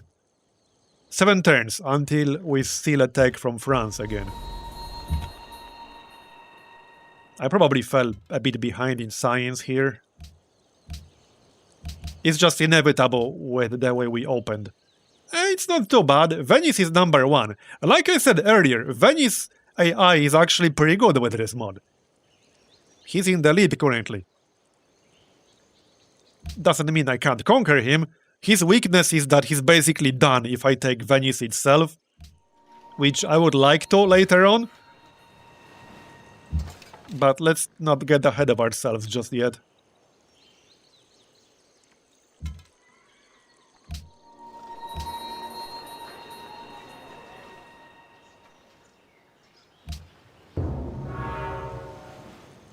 And we're about to get 4 aqueducts.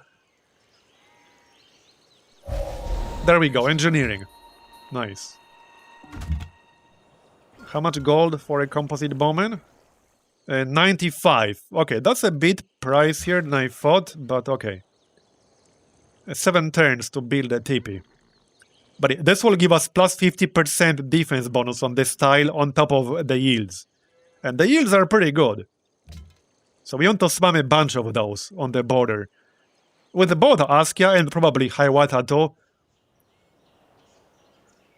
I wouldn't put backstabbing me past him. Like, I could see that happening at some point. Hopefully not, but I won't assume that he won't backstab me at some point. And since we have a fair bit of iron, we need iron working. And then probably metal casting. Yeah, let's just go for metal casting right away. And once I prepare a little bit better, maybe we can even go on the offensive. Timbuktu shouldn't be super hard to take. There's the National College. Yeah, I might even be able to take Timbuktu. And it's a nice city. Look at all these resources it has in range. Okay, so let's grab a barracks. It's only one single turn. And if I'm going to recruit the units, I might as well get the barracks. Bit of a waste otherwise.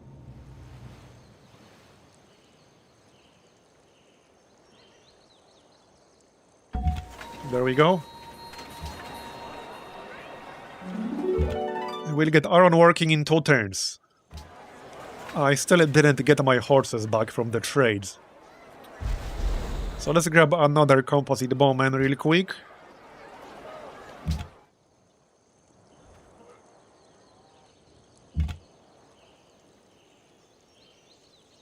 Let's keep an eye on him with the Pathfinder. Because I basically already explored all of Pangaea here. Alright, so clear this marsh. We got walls in the city. How many tiles would get a bonus from the stable here? Not that many, like 1?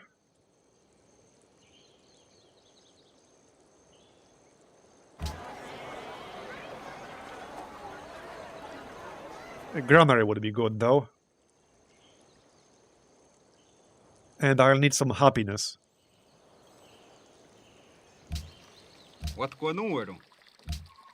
Don't we have salt? I thought we had a salt somewhere. Oh no! Wait, I remembered seeing salt somewhere. I thought it was here.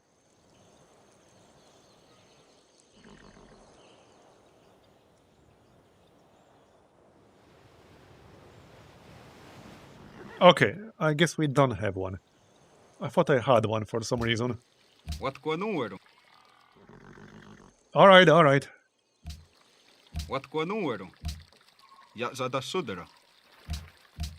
It kind of sucks that nobody wants iron. I'll pay you fine. Like, he doesn't actually want it. Regardless of what it might say here. That's actually his. Wine, though. Okay, 3 gold per turn. That's reasonable. I can accept that. That is quite a few promotions. Look at this shit. Wow, okay. That's pretty rough.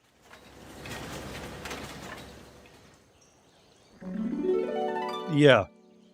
That is quite a few promotions.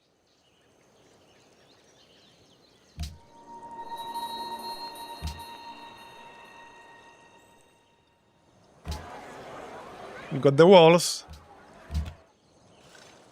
I need to get out of here. So let's just chill around here and keep an eye on him. Somewhere in the middle. There, okay, we'll keep an eye on his units. I still fully expect him to declare war on me at some point. But hopefully we'll be better prepared. Yeah, grab the berries. That's a bonus resource. Well, we don't have to prioritize this because it's getting a bonus as long as it's unimproved. We'll get the bison, actually.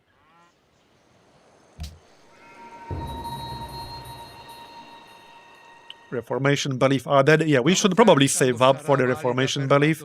I will accept the declaration of friendship. He wants to declare war on Askia again. You go do that. I'm not stopping you from doing it. Mongolia isn't really doing that well. They only have 3 cities. Askia has, what, 5? As far as I can tell from the minimap. Let's check the military strength. Yeah, Askia is actually number 1 in military strength right now. I'm last. So, yeah. Hopefully we can catch up. But I am currently last. I need some swordsmen now. So let's get swordsmen. That should help.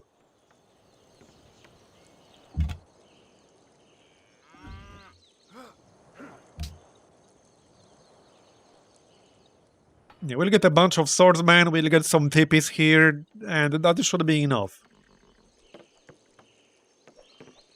And I need gold.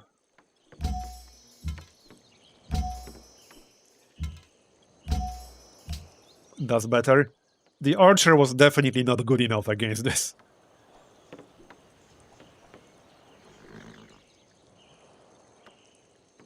Oh, nice. We stole another tech. What can we get? Currency, Dramite poetry. Okay. I think I'll take currency. Because it's needed for guilds, and then we can unlock more units. Not to mention civil service for pikemen, so currency. But guilds, and then I don't want machinery ASAP, and I want metal casting. So we'll get metal casting, guilds, and then machinery, something like that. And or steel. Currency.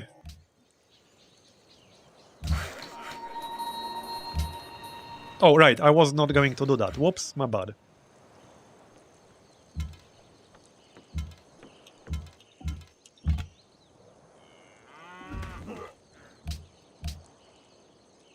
"13 turns. That's pretty fast.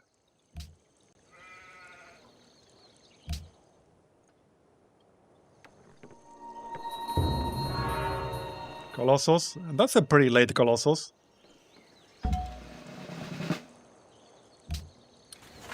Okay, I can't get commerce yet because we are not in medieval era. I was 4 turns away from medieval era. That's a bit unfortunate because I kind of wanted to pick up commerce to get a mercenary army. I guess we won't be doing that. Honestly, I could still grab Honor Opener, because if we end up fighting, we will probably be killing a lot of units. And that's some free culture. So that's one option. Patronage is not bad, but I don't think I'll be focusing too much on city-states here. There are a few pretty close, though. So it is potentially an option. It also unlocks the Forbidden Palace if we get the opener, which is a little bit different here. It's not exactly the same. It has a smaller reduction of unhappiness, but it also gives you 2 additional delegates in the World Congress. So it's minus 5% instead of, what, minus 10% by default? But it's a ridiculously overpowered wonder by default. At minus 5%, it's still really friggin' good. If you want to try this mod, be sure to read the installation instructions in the description. If you just go and subscribe on the Steam Workshop and then launch the game, I give you 80% chance it's not gonna work. So you actually need to read the description for installation instructions.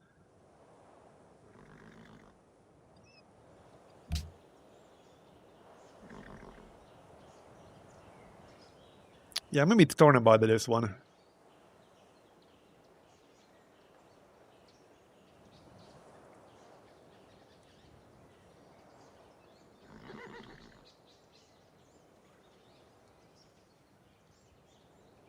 Receive 2 free melee units of the highest strength that you can train. 2 units are maintenance free. +1 science from barracks, armories, gunsmiths, and military academies. Okay.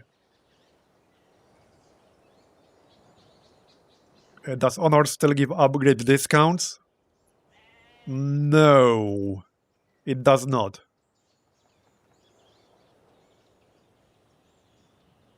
No, it does not.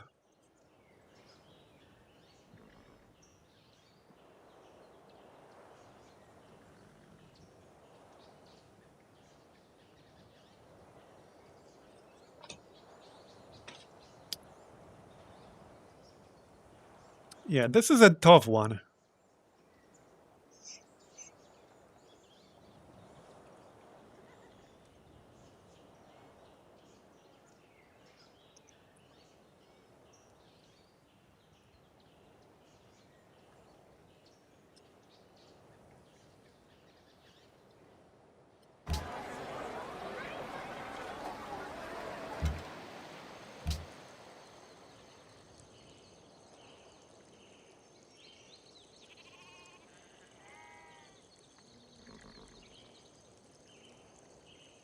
Well, it's going to be either honor or patronage.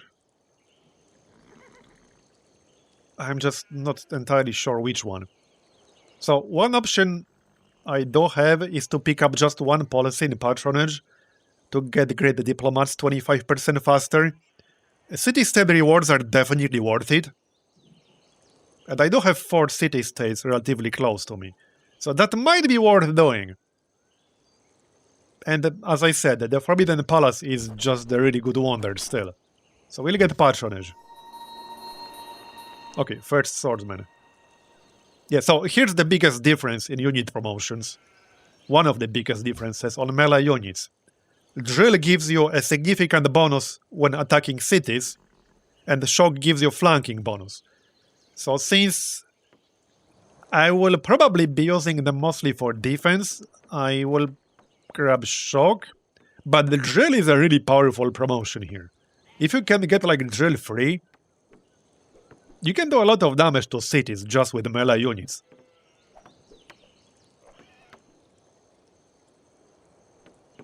Oh, and by the way, Sapiens does support enhanced user interface, as you can tell, but you need to use one of the legacy versions.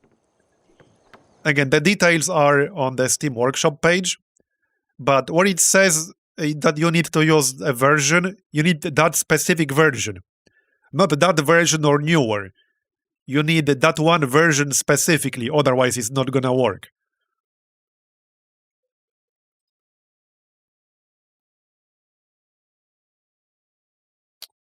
If you go to... Yeah, if you click Gaia's core mod EUI, the collection with 5 mods in it, it tells you there. EUI version 1.28G. It's linked in the description of the EUI collection there. So you need that version specifically. And then it needs to be the last one in load order. Because there's a compatibility mod that makes this actually work with the EUI. And it needs to load last. Again, there are some instructions in the mod description. I had some issues getting everything to work well. If the EUI mod does not load last, EUI will not work. Just straight up. It will not work. So just heads up. Basically, that just means you need to unsubscribe from the EUI compatibility mod on the Steam Workshop, go into the mods folder, delete it, and then resubscribe. So that will fix the load order, it will load last, and then it should work. That was the case for me. And all of this, again, is detailed on the Steam Workshop page.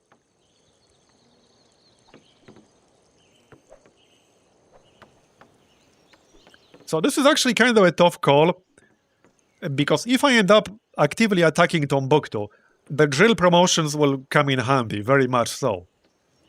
I think I'll actually take drill here, just to future-proof my army for a city assault. How's our military strength now? Should be a little bit better. Yeah, I'm still last. I need some better tech. That's what I need. Which we're working on, okay? We're working on it. I'm catching up a bit in literacy here. Venice is actually number 1 now in deployable troops. That's impressive. We're about to finish Viking exploration. So before we wrap things up for today, I'll show you this unit, because it's a really fun unit to use. And you only get 1 per game. Alright, granary. Still need another caravan, but not yet. Let's get more swordsmen. Well, this city does not have barracks. Hold that thought. Stable.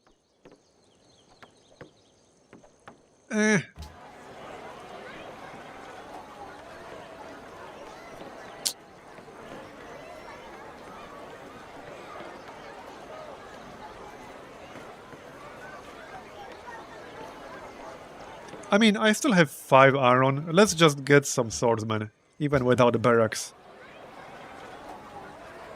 The sooner we get them out, the better. And one more in the capital. I need to be able to defend myself if he actually goes after me. Which is very, very likely. Now, if he does attack me, he will attack me with a lot of crap.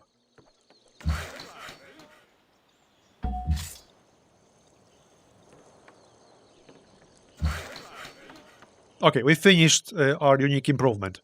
So now, not only this will function as a fort with plus 50% defense, we turn the grassland into 3 food, 1 production, 1 culture, 1 fate tile, which is pretty good for a fort. Now we'll get one here, and it might be worth clearing one of the jungles and getting another improvement here. So another fort, like over here-ish. Something like that. And maybe near Agadaika too. Like over here, literally. The only problem is gold. Let's grab that stone real quick. How are you doing? 6 turns, alright.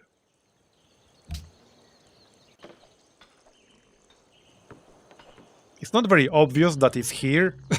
I can't like actually see it very well when there's a unit standing on top of it. But it's there. Okay, we'll have the swordsman here because that's stronger.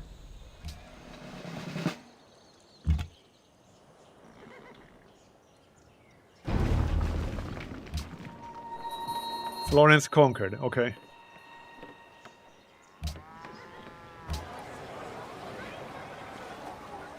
I should build this wonder before somebody else does. Wait, is this 1 per player? Okay, this is actually 1 per player, so we don't have to rush this.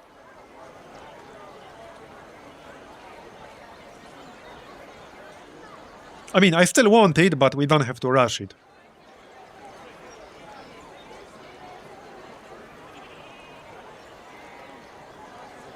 Happiness is fine-ish for now. I could get more gold by getting a market, because that will improve the trade routes right away. I could grab a messenger or 2. It would be nice to get friendly with, like, at least 1 or 2 city-states. We are already friends with this one, so we could probably get allied. Is there a military city-state over here? No, there is not. There is not. There's a mercantile, religious, cultured, and a maritime. No military city-state. There's one all the way to the north, Almaty. Yeah. I would need open borders with Askia. Yeah, I would need open borders with him. Will he actually give me open borders? Well, no, I can't even ask. Wait, do we have open borders? No, we don't. Yeah, he denounced me. It's still active. Okay, fine.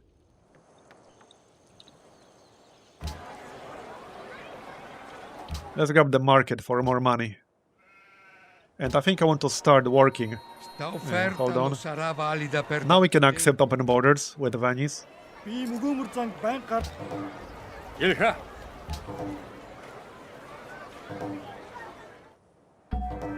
There we go. We got it. Okay, so again, this guy is both a land unit and a naval unit. He can cross ocean. He gets a significant strength bonus against barbarians. And he can settle a city. So it's actually a really fun unit to use. You only get 1 per game because it's technically a wonder. But it's actually a lot of fun to use. I could use him to settle over here. Or I could like go as far as I can and settle maybe some islands on the other side of the map. Something like that. That's the 2 options. I think I'll be too busy to get a settler right now. So I might use him to settle this area. Because it's not like Venice can do that. Oh, another barbarian camp? Come on, dude. Well, at least I can get rid of him pretty easily. But that's slightly irritating. Oh, open borders just expired. Okay, then. Malala tu zaper. He wants 2 gold per turn. Fine. And you? Qua número. Ja sada sudera. Fine. How's our gold? Yeah, I need more money. We're working on it. +1 population again. This looks fine. I'll need some good tiles to work pretty soon. I might need more workers. Alright, now that we finished the Viking exploration, we can work on other stuff. And this city needs a lot of stuff. Council, Granary, Buffalo Pound, and then we'll see. Maybe Granary first. And Buffalo Pounds. No, actually, Council will speed up tile acquisition. And we have a competing city. Pretty close. So Council first. Oh, and this is the right here. So this is a wonder that you can build if you have at least 1 tribe. That's a tribe right here. It's like a terrain feature. You can't build improvements on top of it. You can't remove it.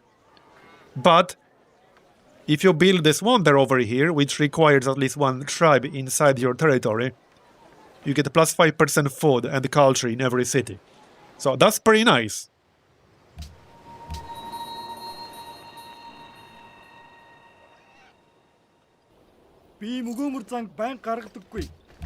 Is Askia at war with anyone right now? No, he's not. Okay. Still quite a few negative modifiers. There's metal casting. The metalsmith welds them together again. Alright. So that unlocks the workshop. And now we can go for steel to get a longswordsman. And +1 production to lumber mills. And also an armory. So we definitely want that ASAP. Okay, we might as well explore a little bit while we're at it. If I find a spot with like a lot of fish in range, I might settle that, but we'll see. Kill this barbarian. Yeah, bit of an awkward spot, because I can't shoot him from over here. I need to go south. Not what I was looking for, but okay. I don't want to stand directly next to him. Yeah, I really don't want to stand directly next to him.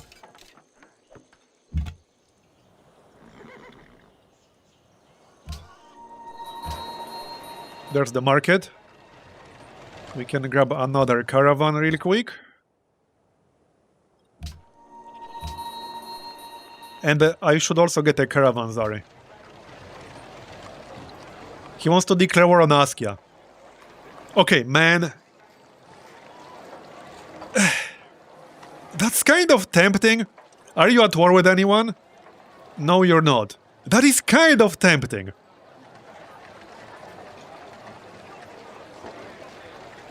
I don't want it to end the same exact way, but I have more defenses now. I should be able to at least defend myself just fine. I don't know.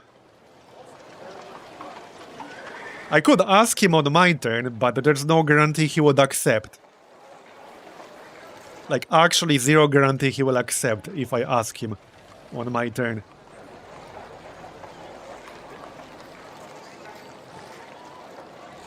Yeah, I could just say, give us 10 turns. Okay, what the heck? Let's say give us 10 turns then. There we go. 10 turns should be enough to prepare a little bit better. And I want to get rid of this barbarian camp, like, before we do this. I need a few turns to do that. So, it's fine. Hopefully they will actually fight each other too. It looks like they want to.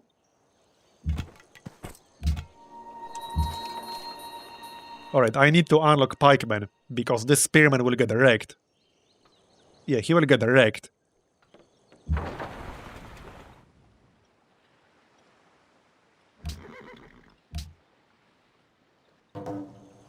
We can load the barbarian camp. Nice. At least I think so. Yep, we can. Nice. Okay, it's only 60 gold, but hey, it's 60 gold that we did not have before this. So swordsman over here. We're finishing the TP. It's literally done. So that's 50% defensive bonus. This is also done. Spearman can stay inside. Yeah, workboat. Let's get a workboat for the one-tile lake. Oh yeah, we will need workshops for iron works. Might as well get started. Kuala Lumpur is in range. Alright, let's send it to Kuala Lumpur. Yep. And then we can connect the road, like with a few more sections. Right here. Sounds good. Yeah, so the plan is to settle with this guy somewhere over here. I could go and explore a bit further, but I want to get the city started. So we can convert him. And now he's a melee land unit.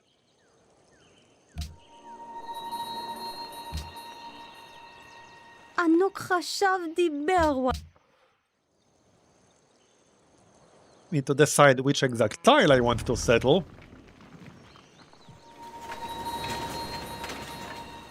Okay, good question. Where exactly do I want to settle?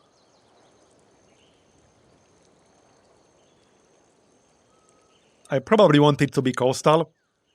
And we probably want to be in the range of Krakatoa. When was the last time you guys had a workable Krakatoa? It's been a while for me. So I'm thinking... I can't settle on top of the tribe, so I can't do that.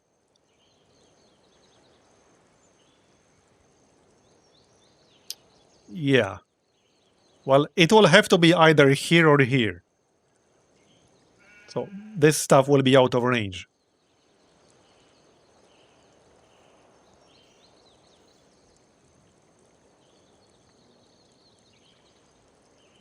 Here's the thing. Okay, I want to secure my Lapis Lazuli monopoly. I currently have 50%, I believe. Yeah, we have 50%. So if we settle here, which is a bit of a weird spot, the only downside is that I'll miss out on the river.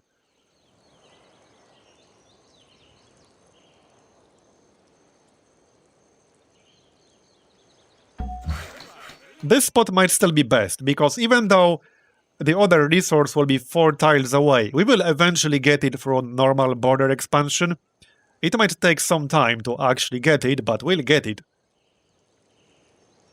So we'll settle on top of this plains hill.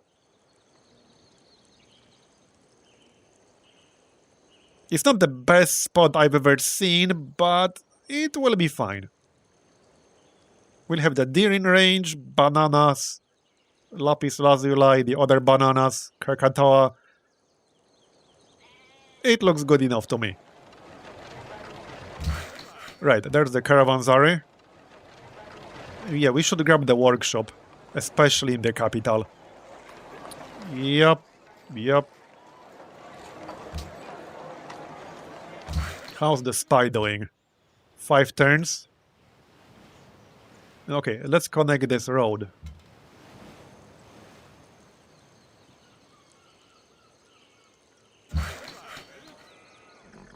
Okay, so... buy this. Get more forts. This one's done. So now what I can do is this. You can have 2 units on top of a fort. So not only you get plus 50% defensive bonus, and some of the civilizations get an even higher bonus. I think Sweden had 75%. But not only I get 50% defense bonus, I can have 2 units on top of it. And speaking of unique forts, I think Shaka had the mini citadel, basically. That does 20 damage. I can't see the description here. Yeah, I can't see the full effect in here. because it doesn't tell me. But his version, I'm pretty sure his version was like do 20 damage to all the adjacent enemy units. It just doesn't say here. And Sweden had 75%. And also some other bonus I don't remember anymore. You don't actually get full description in here, for whatever reason. I would have to like leave the game, go back to Civilization selection, and you can see it all there. Anyway. This is not improved. But point is, forts are really powerful, and unique forts even more so. You should definitely utilize those. Without a doubt.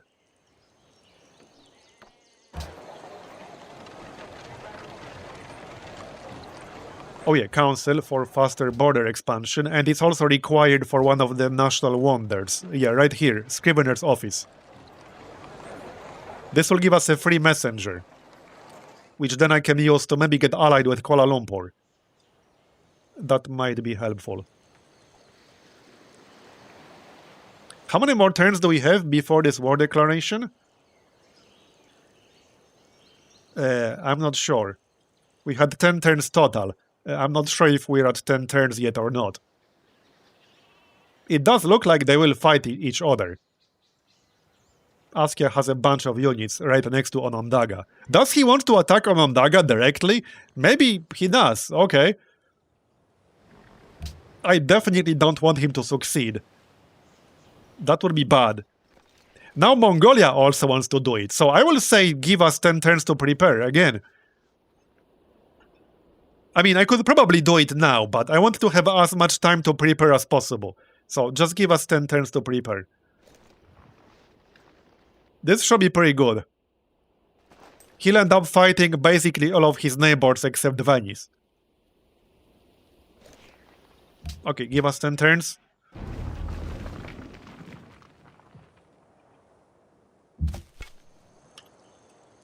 Let's check the rankings. Soldiers. Well, I'm doing better now. So this will be the city.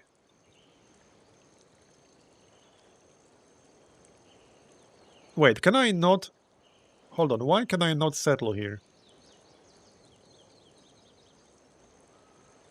That's a bit weird. Oh, don't tell me it doesn't work past certain era. Maybe it doesn't. Maybe it doesn't.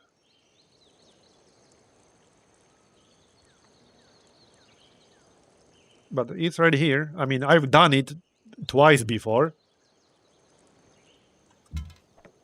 Let's check on the next turn with full movement. How far away are we from crossbowmen? Not super close yet. Not close at all. Okay, never mind. Just steel then. The war might start right before we finish steel. It will. But we will finish it soon after. So we should be fine here. It will be an interesting war, that's for sure. Now I need this road connected. Yeah, right here. We need 3 road sections. Oh, you might be right. I think it needs to be... Yeah, it can't be on the same continent as you. You're actually right. Yeah, you're actually right. Especially since it says, like, found abroad. It needs to be a physically different landmass. Yep, so I need to find, like, some decent island. Oh, he's giving me ivory, okay. Yeah, I need to find some island to settle on. I could still settle Krakatoa. Okay, what if we still settle here? Okay, hold on. What if I settle here?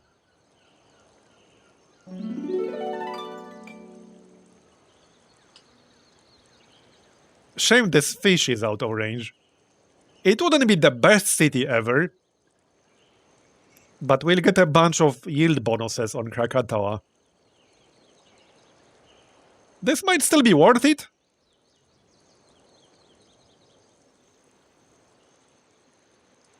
It's not the best spot ever, but we'll have a few decent tiles in range.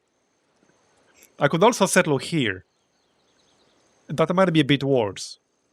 Because here we'll have the deer, we'll have the tribe, we'll have a few tiles on the actual continent. We'll have Krakatoa itself, we'll have the horse, we'll have the maze. Okay, what the heck, let's settle here. So that should work. And I could actually use horses, because I traded mine away. And I need them for some units, like mounted archers. Mounted archers are pretty good, because you can move, shoot, and then move again. Alright, let's get that road done.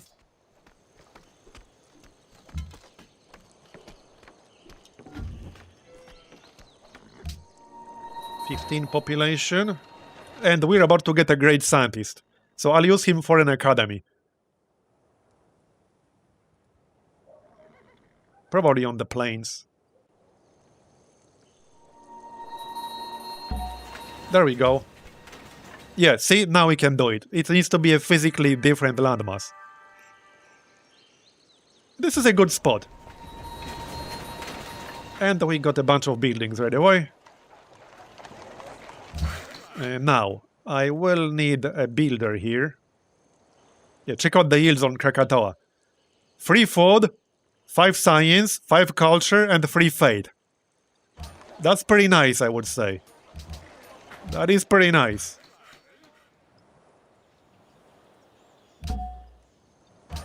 We need a workboat. Okay, workboat first.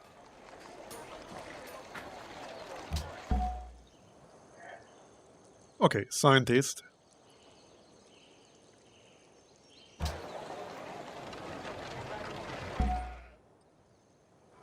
So this doesn't matter as much. I want him on a tile that's unlikely to be used for anything. So like here. Okay, that's good. Make sure we are working it.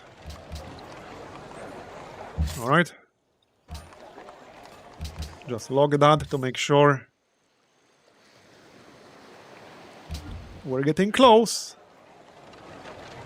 I probably want to work the workshop. Especially since we're getting some points from one of the wonders. Which one was it? The Hanging Gardens. And also Temple of Artemis. So we definitely want to work this. Okay. Swordsman 1 turn. Last chance to get a swordsman and then use gold to upgrade him. Yeah, let's do that. I need to be prepared for this war, because there's definitely a war coming. Like, we know it's coming. Samarkand wants civilization 5.5. If it goes well, I might launch a counterattack, but I'm not holding my breath, because he will have a lot of units. He currently has the biggest army. So grinding through all that will take some time. Okay, second biggest army. Attila is now at 69k. Nice. One more road. And now it's connected. Yeah, let's get walls in the capital just to be safe. It's probably not necessary, but I think I'd rather have them. I would actually rather have them.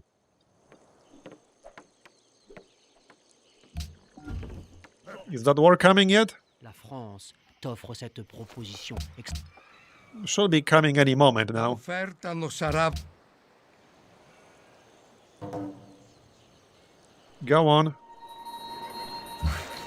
And we stole another tech. Oh, guilds! Okay, we can steal guilds, and that's required for machinery. Perfect. Very nice. Did we catch up? Well, I mean, sort of. Almost. Almost. What's Askia at? He's at 26, and I'm at... Where am I? Right here. 24. Okay, so he's only 2 techs ahead of me right now.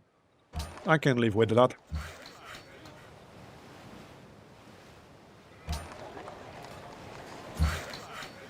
Okay, I'm thinking. Get the stone. I'm going to need some gold to upgrade all my swordsmen here. And that might not be cheap. Napoleon is building up for an attack, okay?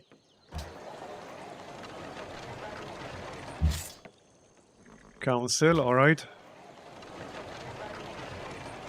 We got walls in here. Stone, marble. There's marble. There's stone. Okay, let's get that. One more fort over here. So we should actually send this swordsman here. Walls in the capital. How about heroic epic? I need 4 more barracks. Not gonna happen for now. 1 more council for scrivener's office. Oh yeah, I know which one. This one. Can we buy it? No, we shouldn't. And it's kind of expensive too. Okay. Never mind. I could grab National Epic though. Yeah, let's grab National Epic. Especially for the Scholar. So this guy gives you an actual policy. You just pop him and get a policy, just like that. Speaking of policies, 10 turns away. Yeah, I'll probably get the first one in patronage. But we'll see. Let's get there first. I do want to ally some of these city-states. It's just not necessarily the top priority at the moment. There, done. You will stay here. You could both stay here.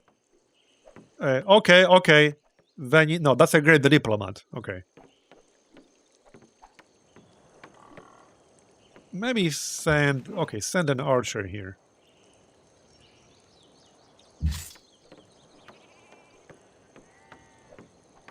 Although, he's probably better off behind him.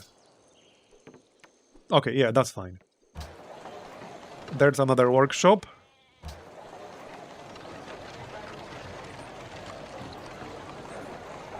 Happiness? Yeah, let's get some happiness. I might lose some trades once this war starts. Oh, what? The Mongols started a city. What? Okay, what the heck? What on earth? Look at this shit. That's a pretty troll city right there. Okay, alright. Maybe they really wanted that iron.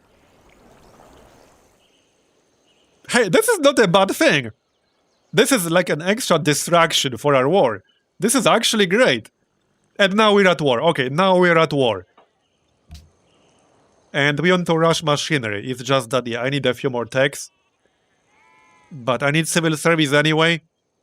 It won't take that long. Okay, that should be fun. I could actually build a road into the fort. That's not a terrible idea. Yeah, sure, we can do that. Fortify. Okay, this should be fun. I will be defending for now. We will attack once he loses some of his units.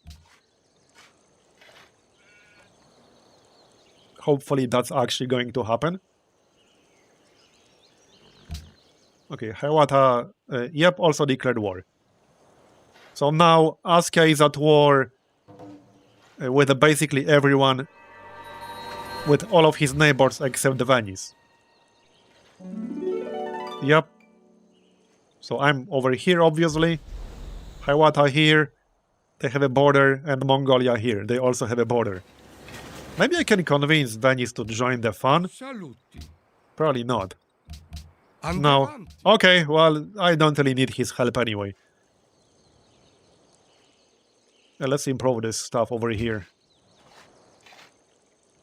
Yeah, this should be pretty interesting. This is like a 4-way war. I'm looking forward to seeing how this will go. Especially since, like I said, AI in this mod is much smarter. This is not vanilla anymore. Barrage. We're well prepared for this attack. I could maybe use another fort, like over here or something. Maybe over here. But we're well prepared this time. Workshop. Okay, what next? What's this?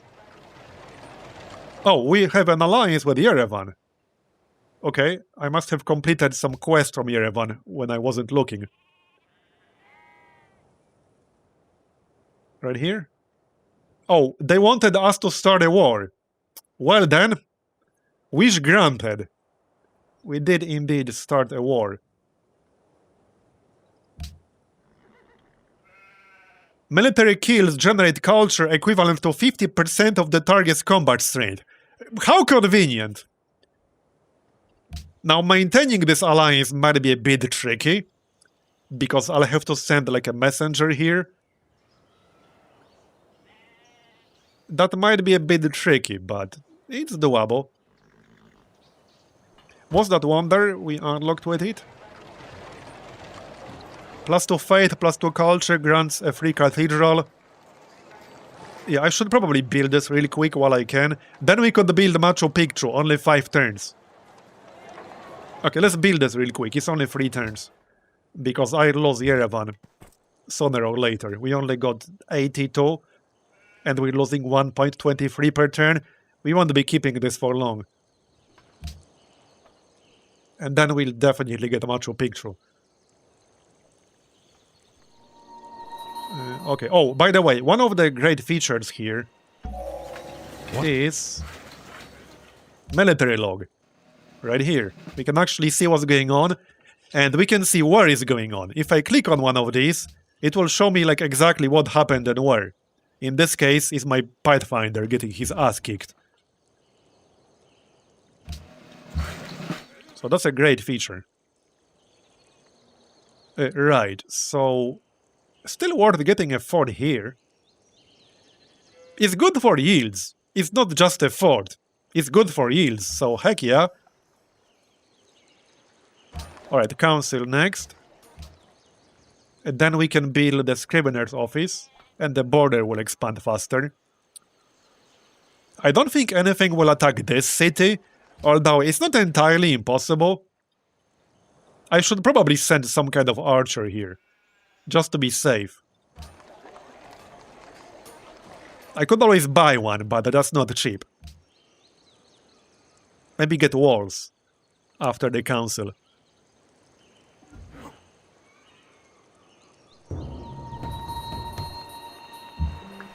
A barbarian camp. Okay, that's not relevant for me.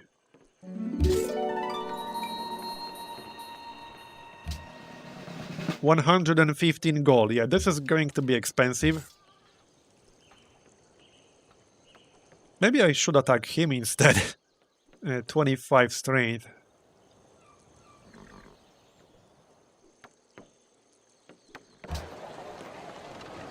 I don't want to get too aggressive just yet. Okay, barracks real quick. And we can work in the library.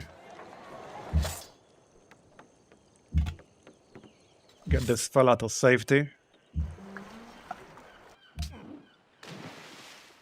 Pretty nice yields.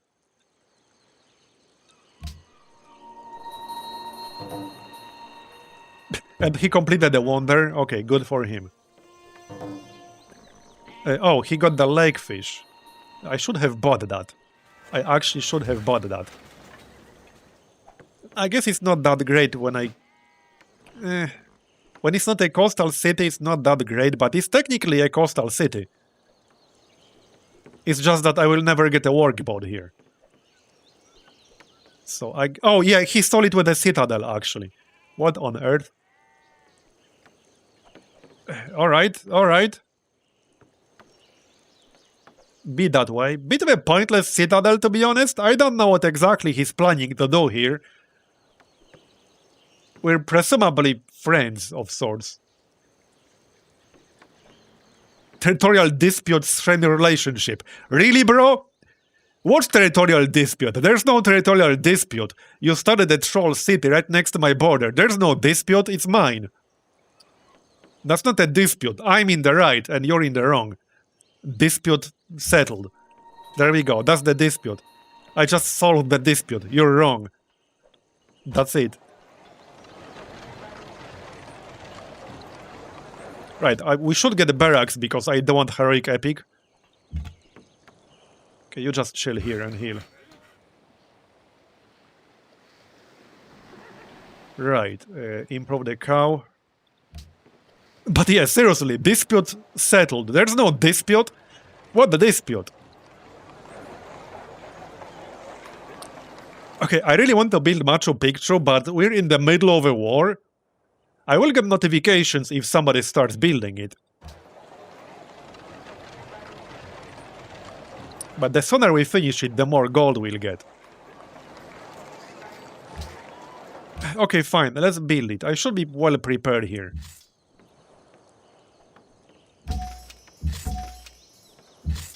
Watch my gold just melt away right now. It is what it is. But now we have a bunch of longswordsmen. I'm waiting for him to actually come and attack me. Also, when are we getting the Great Prophet? Yeah, I want to save for the Great Prophet to improve our religion.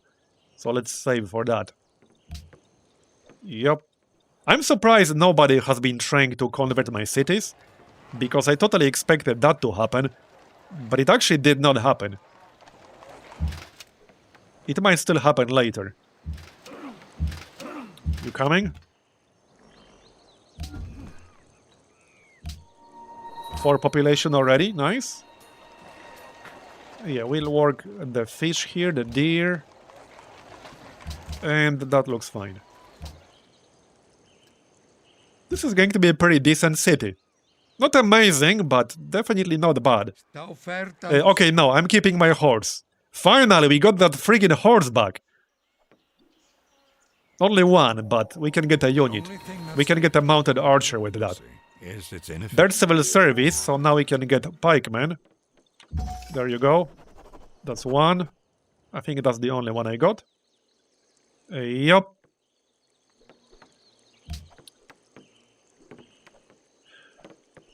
Okay, so I'm going to grab philanthropy still, I think.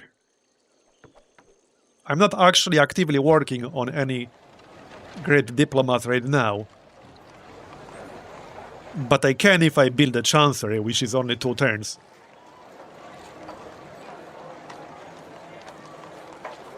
Oh, chicken pizza. Length of golden ages increased by 50%.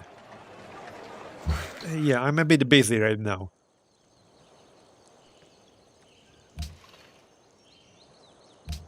The alternative is opening commerce and then picking up mercenary army a bit later. But since we already opened patronage, I think we should get at least some stuff in patronage.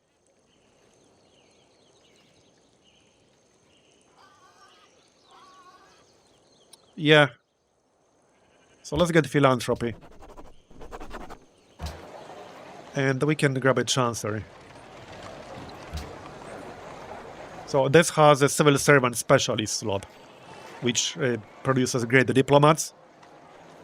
And since we have plus 25% speed of great diplomat generation, it makes sense to build it. Definitely makes sense to build it. And this city can work it without giving up too many yields. Will he actually come to attack me? Maybe we should move a bit closer. Lure him towards us. Okay, let's try to lure him towards us. See if he attacks us here. There's some marsh here as well. So he will get a minus 15% penalty if he attacks me through the marsh. Oh, we should also remove this marsh. I thought we removed it when we built the improvement. It's still a marsh, actually. Okay. I need to remove that then. Okay, he's coming. Venice entered the Renaissance era. Alright. Interesting. He's still in the lead.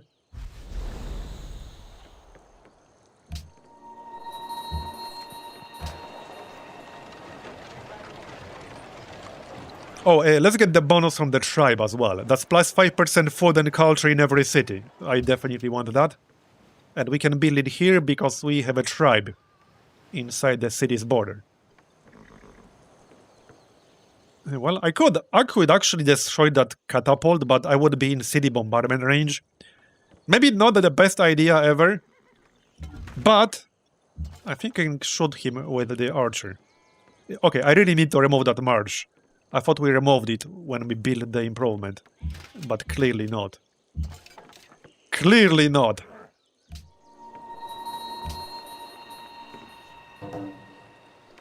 That is a lot of trade-offs from Venice.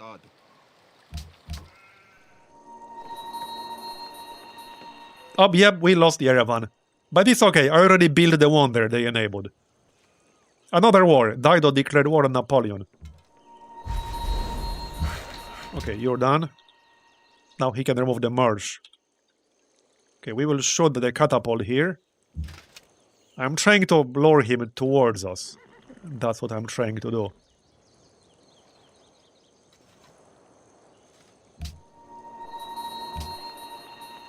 Go on. We're right here.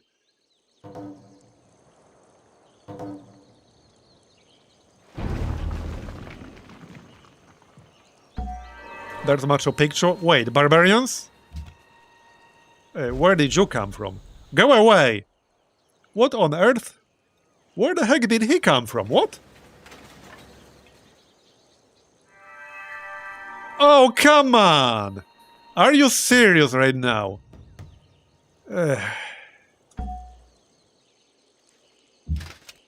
Okay, okay. You're like, really? Seriously? Maybe he will go east to attack either the Mongols or Hiawatha. I don't know. Let's enhance our religion. So, what do we want here? Good question. What's still available? Plus 30% land and sea trade route range. Plus 2 production. Yeah, that's bad.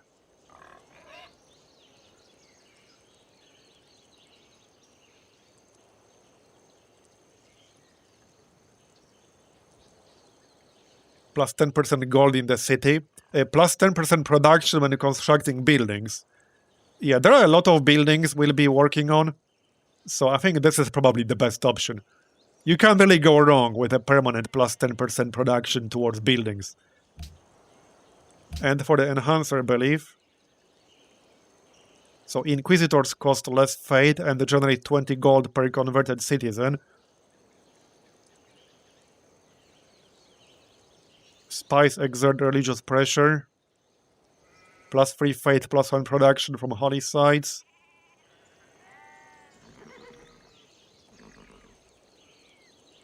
I might just get cheaper Inquisitors.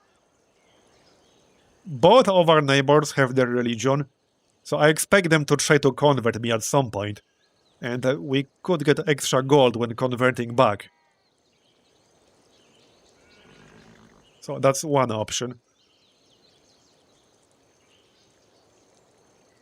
But we could always get religious texts. Which is a good one too.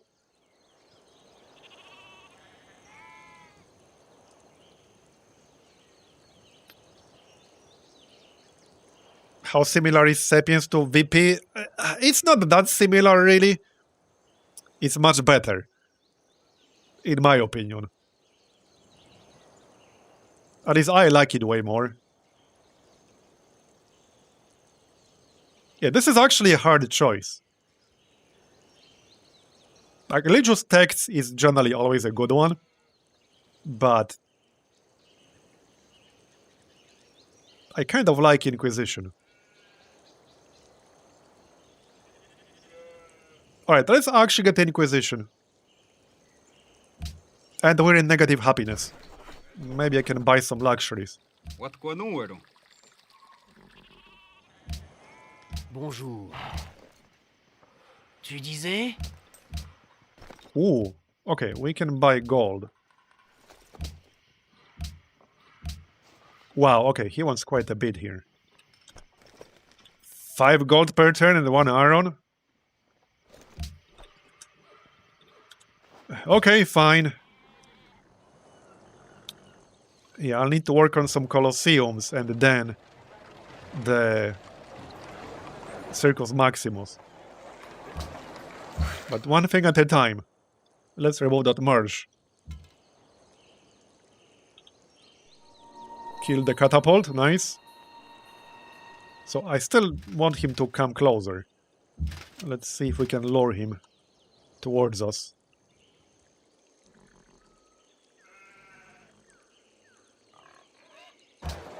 If he doesn't, I might just attack that city myself. What's this? Oh, this is another one of our unique buildings.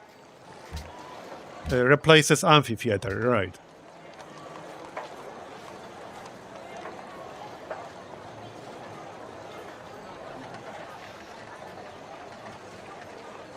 Okay.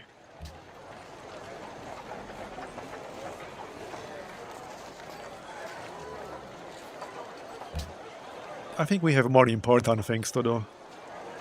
Yeah, I need some happiness before it drops again. There's Machu Picchu.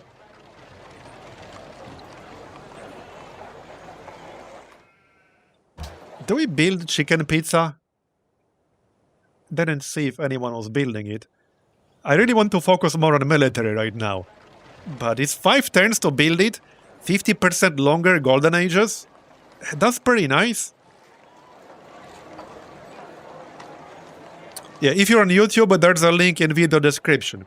But if you're going to try it, make sure you read the actual description, because there are installation instructions in there.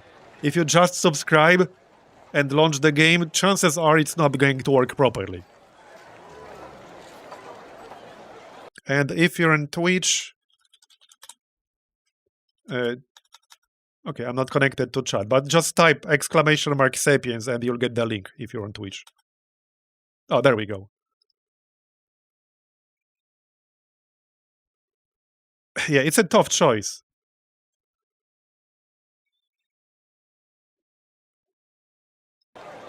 I need more units.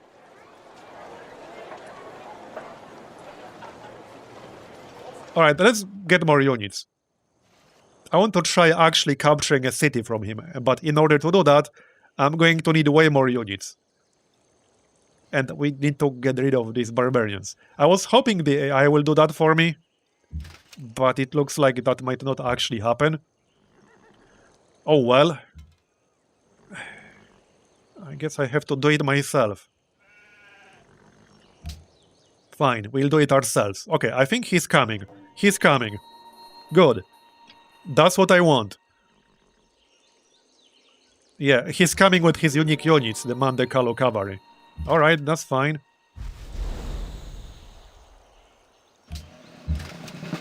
Back up into the fort. Just let him follow. Fortify. Clear that march.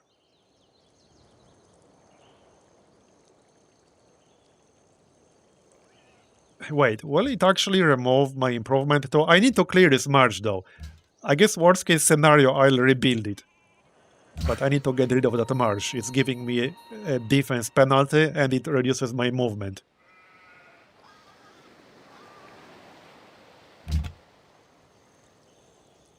Still got this Pathfinder.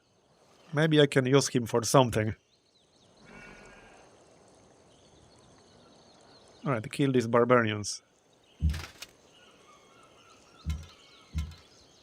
This stupid Django is blocking my shots.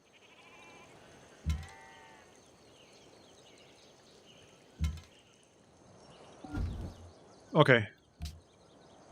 Oh, yep, he's coming. Sta offerta non sarà valida per tanto tempo. Penseghe. I will actually keep the horse. Yeah. 4 units. Marble. I don't think we have marble, do we? No, we actually do not. Kick his ass. And then we'll go back to actually fighting the AI. Okay, back into the fort. Let him attack us. How close are we to a great general? Because that would be helpful. 70 out of 200. Okay, we'll get one. Right, that's the chancery. We want to work that specialist. This looks fine. And probably back to military recruitment. Mounted archer would be nice. He's not super strong, but still a useful unit.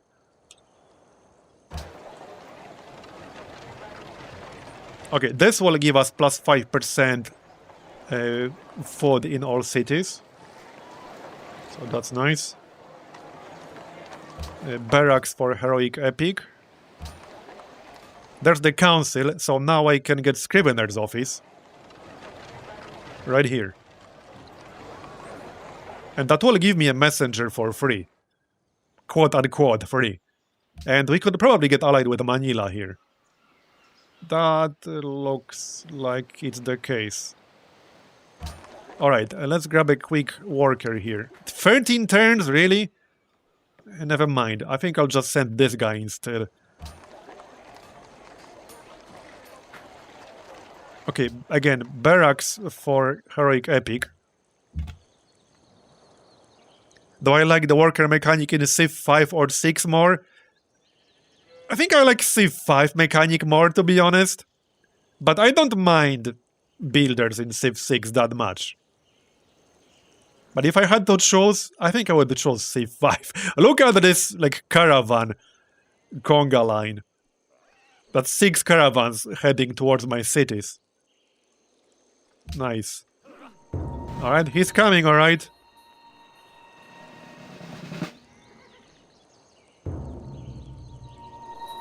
Oh, I almost lost that pikeman. That was pretty close. Okay, that was pretty close. We did remove the marsh. Yeah, and we kept the fort. I might want to back up. This is still going to be tricky. Like, this is not going to be a walk in the park. Certainly not.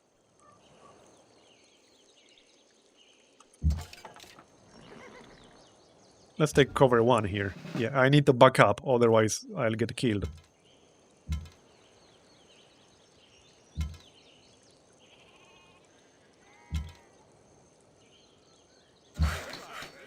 In fact, if he attacks the city, the units inside the city will also take damage, so it might be best to just stay outside and attempt to heal. No need to throw a good unit away. I don't know how well a worker bait would work here. I haven't tried. And I kind of want to keep my worker. So just get him out of here.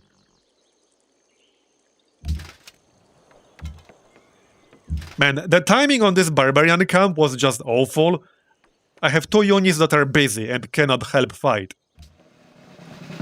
That was awful timing on the barbarian. Couldn't have been any worse. Alright, well, I think I need to continue military recruitment here. I really have to do that. Let's grab a pikeman, because he has a bunch of cavalry units.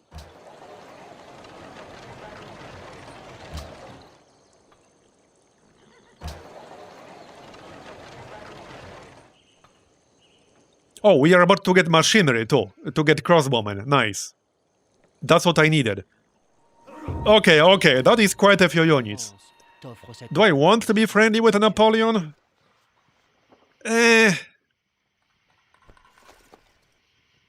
He's pretty low in the rankings. And he's also at war with the Huns, who I'm friendly with, so I'm gonna say no.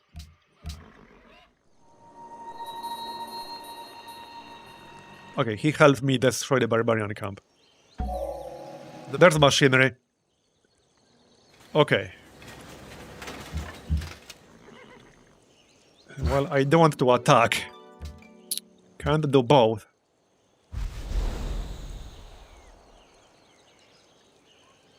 $95 gold, okay.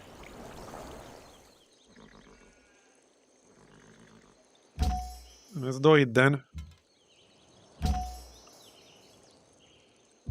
I think I need to move forward and help out.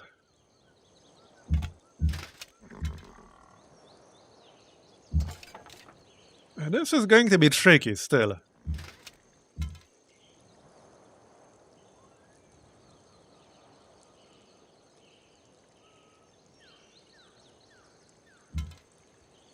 I don't know about this.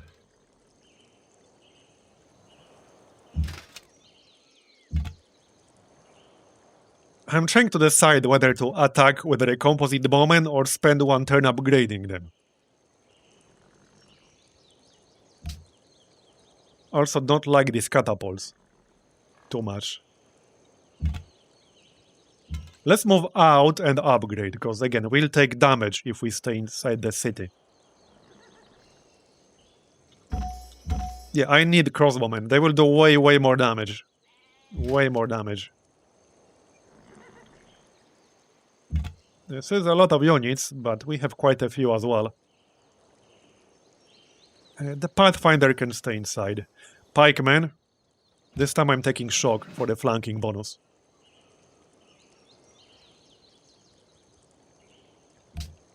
As for research, kind of makes sense to rush gunpowder. Gunpowder is what unlocks our unique unit, right here. And this unit gains combat strength when damaged. And the double combat bonus from fortifying. I definitely want that ASAP in this war. As for the capital, a forge would only take one turn, and we have 4 tiles that would benefit from it. Let's keep going. Okay, now he's backing up a little. Alright, alright. He doesn't just want to slam his army into my city. Makes sense. Let's send this builder to help our island city. Move back into the city with the crossbowman. Get this Pathfinder out of the way.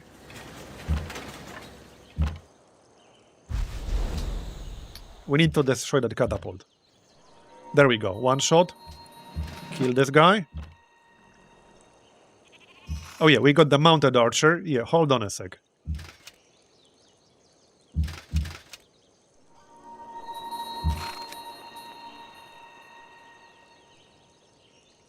This is March. Wait, hold on. Does Marsh count as rough terrain or open terrain? Because it's not listed here at all. And I actually don't know.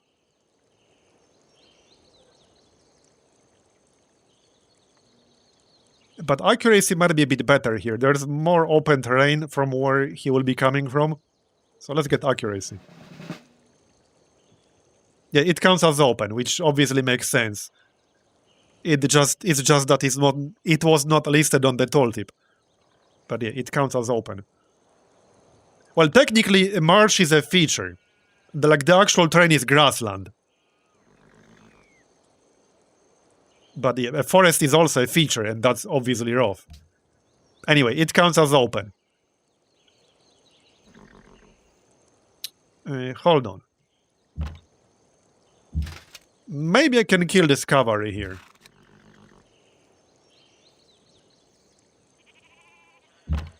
If I go outside... Okay, I think I can kill the cavalry.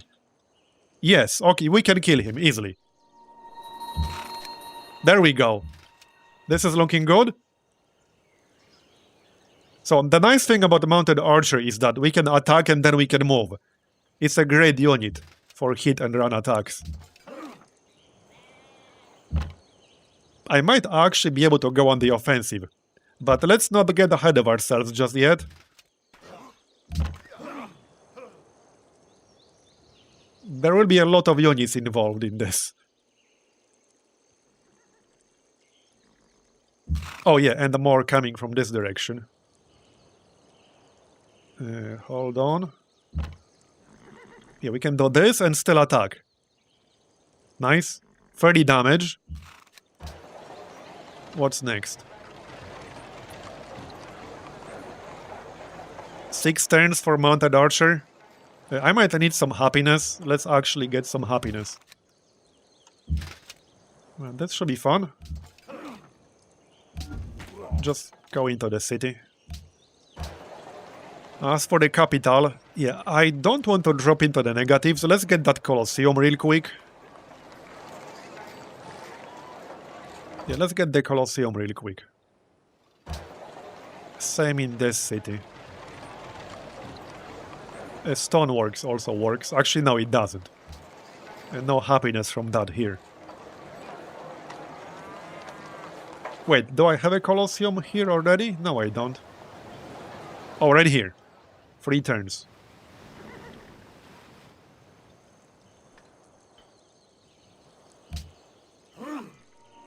Alright, alright.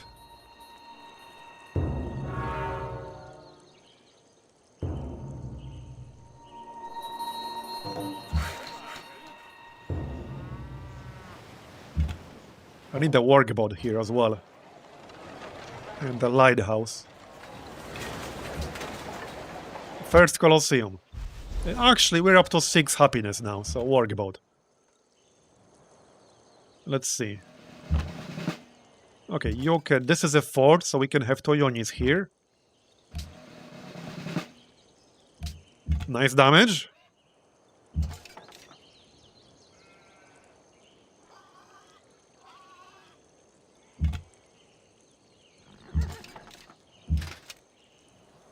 Drill toe.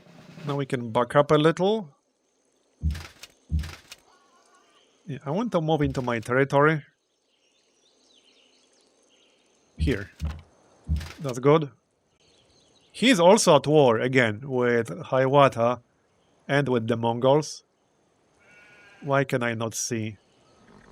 Yeah, there we go. He's still at war with both of them. He will be for a while. So I might actually be able to take Timbuktu if we try hard enough. We'll see. What are we doing with Faith? Wait, did one of my cities get converted? No. No. We should get some synagogues now then. Plus 10% production when constructing buildings. The capital makes sense first.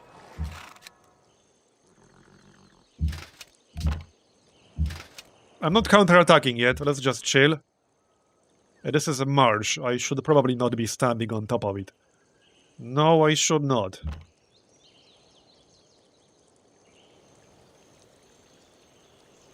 Oh, that tipi got pillaged. That's not good. Okay, stay here.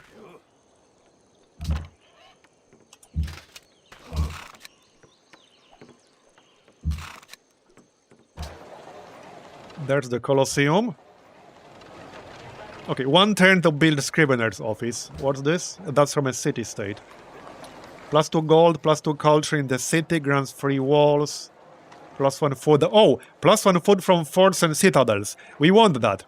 Because this counts as a fort. Like our special improvement counts as a fort. And the yields here are already pretty good. That's actually kind of crazy good. Okay, that's actually crazy good. Need to build that before we lose the city-state. We're at 82, so we will lose it. That is really good. ענוג חשב דיבר וידעתי. תיסופה.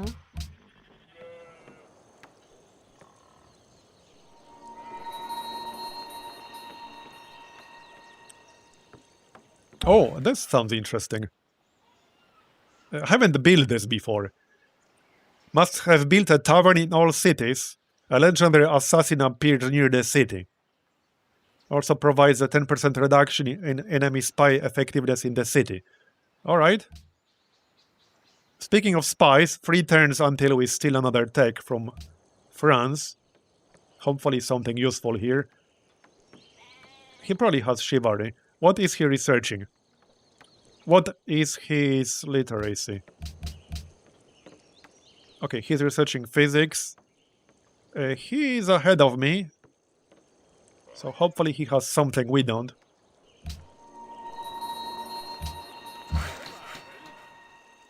Okay, kill him. 1 down, thousands to go, am I right? What's this? What? That looks slightly outdated.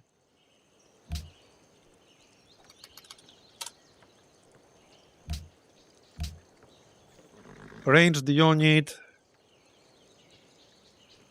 Oh, it's a replacement for the crossbow. Okay, okay, yeah, 20 ranged combat. Okay, it's not outdated. It's literally the crossbowman. Starts with the medic promotion. Okay. Good to know. I need him to come to me then.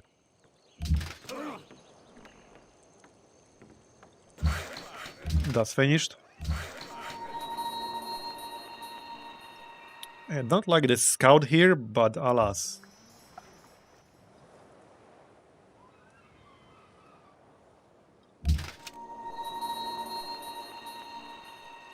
Okay, I don't want to be in his range.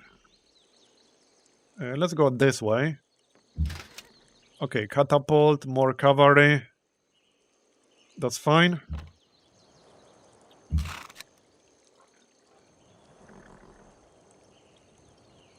One more attack.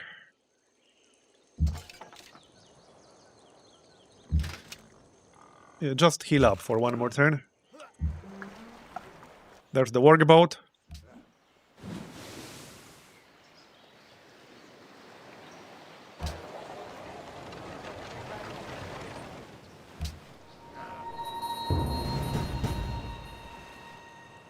So this should improve the yields instantly on the tipi. He wants my luxury. I don't want to keep good relations with these AIs. I will actually accept that. The trade would likely only be worth a few gold per turn. At least in this mod. There it is. So that's +1 food from forts and citadels.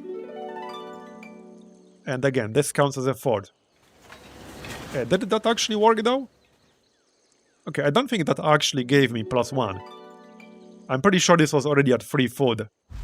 Oh wait, is it just for this city? It might be just for this city. Is it? Where did that wonder go?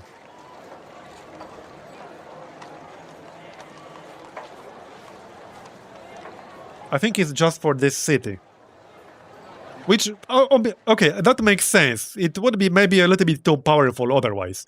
These are not supposed to be like a full-blown world wonders. Still good though. Let's actually test that, shall we? I can grab one, like over here. Okay, back up. Too much forest and jungle over here. He's getting in the way. He's coming with more.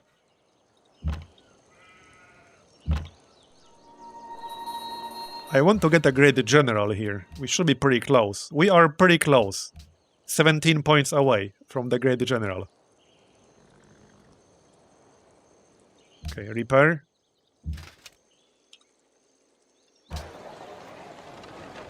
So, Scrivener's office is only 1 turn, we'll get that. Especially since we have plus 20% bonus to great diplomat generation. Happiness looks fine.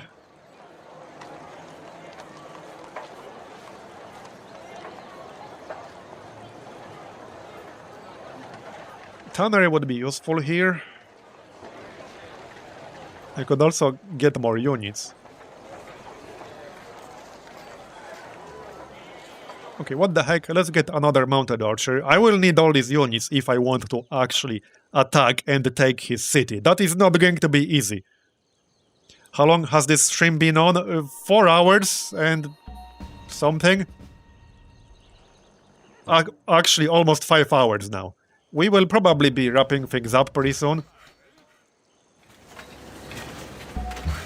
But yeah, basically 5 hours. Okay, there's the messenger. So we'll send him to Manila. Because we'll lose Manila otherwise. So let's just focus on keeping it as our ally. Then we can worry about other city-states. Yeah, this might seem like a lot of units, but trust me, by this mod standards, it's not. It's not. That's why you have some mechanics that allow you to keep more than one unit on the same tile. Because on average, you will have more units. Oh yeah, lighthouse. Let's grab that. We can grab another synagogue.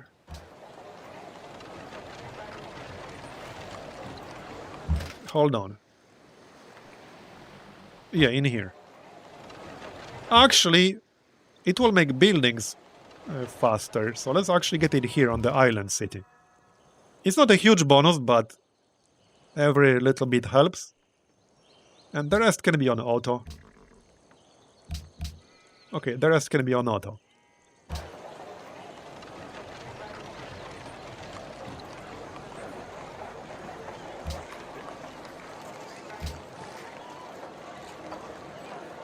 Okay.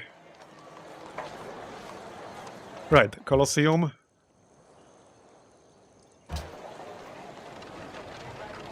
And now we should work the specialist here. So that's again for the great diplomat.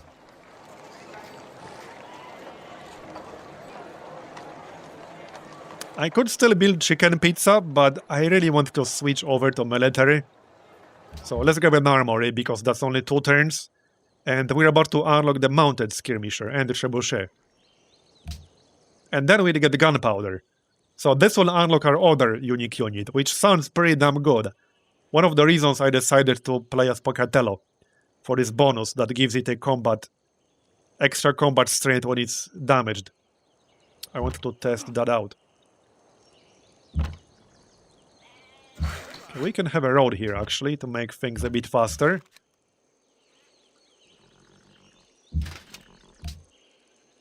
Alright.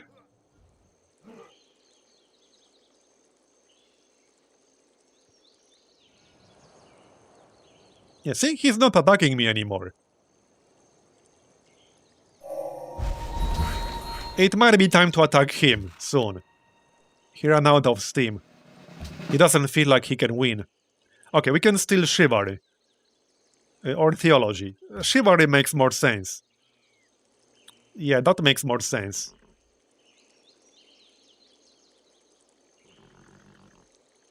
Does it? Because I want education too. It's a more expensive tech. Yeah, way more expensive. Almost double the cost. Yeah, chivalry. How's the literacy now? Did we catch up? Yeah, we did. Everyone's like roughly on par, see? Everyone's basically within 1-2 techs of each other. How about army? Attila is in the lead. Okay. So Askia is here. Yeah, it will still be rough actually taking that city, but we'll give it a shot. Hopefully he's like spread out. He's actually taking damage over here. I assume that's the Mongols. So hopefully like a big part of his army is busy fighting the Mongols in the east. So perhaps we can take advantage of that. I need to kill this crossbowman. He doesn't want to move towards me, sadly. I'll have to do it myself. Alright, well, I guess we'll do it ourselves. Is this a march? It is. I don't like this march because it will give me a penalty. This march is a trap. We need to clear it. Yeah, we actually need to clear it.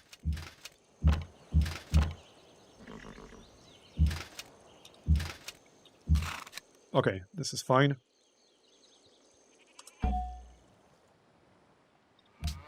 Make sure we keep Manila. What's the bonus from Manila again? International trade routes gain plus 5% yields. Yeah, okay, that's not bad. That's not bad at all. I think that's the last barrack now, so we can get the heroic epic after that. Oh, and Alhambra. All newly trained non-air units in the city will receive drill 1, which is again a bonus to attack against cities. And then we could have drill 2 on basically every new unit instantly. That is pretty strong. It converts 25% of the gold produced in the city into faith. Okay. Man, I don't want to get stuck like building wonders when we're at war, but that is objectively a really good wonder to build in our current situation. So probably worth doing. Okay, he killed one of my units. This is a good trade, but let's pay gold. What did he kill? A defensive pact. Who are you friends with? Okay, he's just at war with Songhai.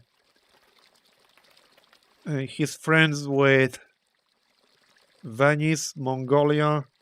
Not with Attila. Now, Attila is not my neighbor, so I'm not super worried about him. Not sure if I should really accept this.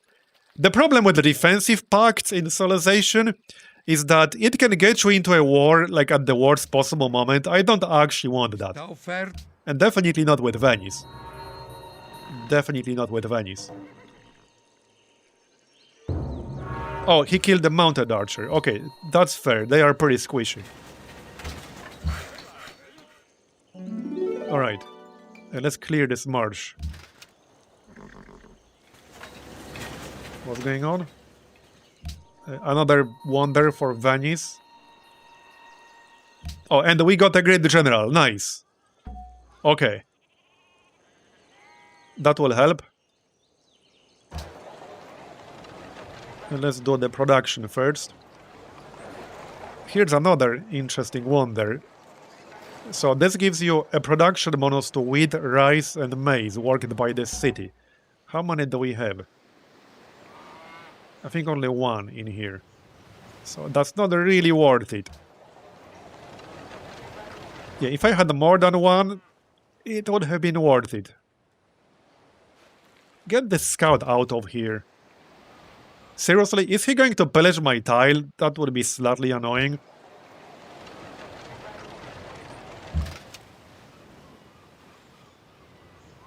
One stone.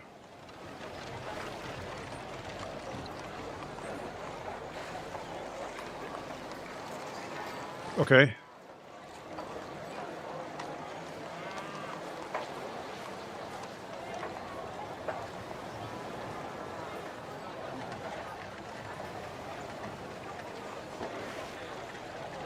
Well, oh, let's just get the walls. You know, just in case. Now. Yeah, I think I need to back up here. I need him to move towards my fort here. That's what I need. Let's see if we can lure him into it. Alright. Probably back up a bit. This crossbowman might be in trouble. Maybe not, though. Oh yeah, right, this is a fort. We can just move into it, that's fine.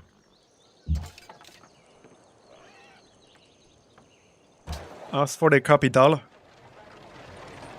One thing I should also build at some point are guilds. I haven't really been prioritizing them.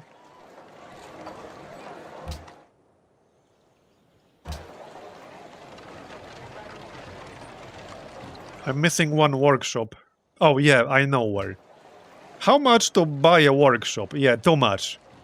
I guess the workshop will be next. But we can start Heroic Epic on the next turn. And we should. Did somebody just build Alhambra? Yeah. Oh, Attila built it. Okay. What kind of city name is this? Batshit?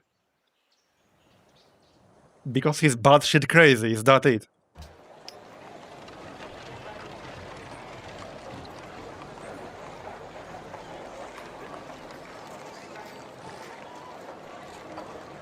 Well, 2 turns for a knight. Yeah, let's grab a knight. I don't have one. Would be useful. He's attacking. A sir hege got the jadad. Definitely extending the relation of friendship. Also, I still kind of want to settle a city over here-ish.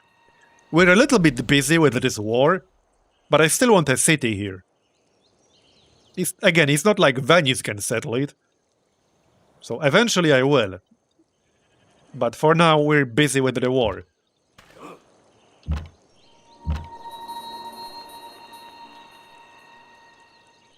Good damage from the crossbowman. Yeah, maybe I should chop this Django or something, because he's blocking the way. Stay here. I should probably back up. So I can finish clearing the marsh right now, but I might lose my longswordsman. Oh, what we can do... Okay, clear it, then swap them around. There we go. Get the full health guy here. Yep, okay, that works.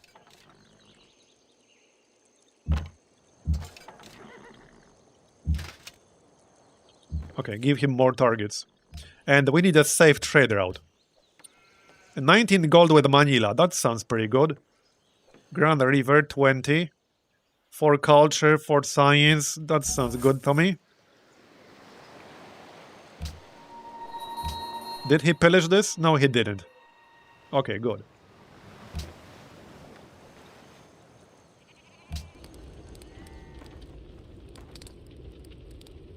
He wants peace. I don't think I want peace, to be honest. Why is it like, say, 5.5? What makes it that good? Well, too many things. I talked about some of it at the start of the stream, but I only barely scratched the surface. Oh, heck no, I don't want peace. I mean, I don't know if I'll be able to actually conquer his city, but we have no reason to accept peace just yet. No reason whatsoever. Alright, well, however, we are literally at 5 hours now. We just hit 5 hours. I think that's going to be it for today. That was pretty good for one day, I would say. I will play this more, way more. I'm really enjoying this mod. This is the most fun new mod I played, like, in a long time. In a long time. Let me just make a save here. So...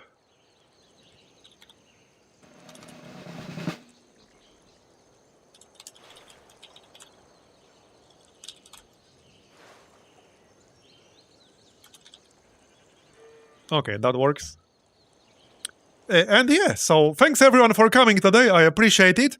And like I said several times during this stream, if you're still playing Civ 5, or maybe you feel like playing it again, give this mod a shot. Like, seriously, give it a shot. It's just really good. Especially if you're a high yields enjoyer. Just make sure to, again, read the description on the Steam workshop page, because it has important installation instructions. But yeah, that's going to be it for today, for today's stream. Thanks everyone for coming. I really appreciate you hanging out with me. And I will see you again very, very soon, where we will continue this game. I'm looking forward to that. Thanks for coming again, and have a good one. Bye-bye.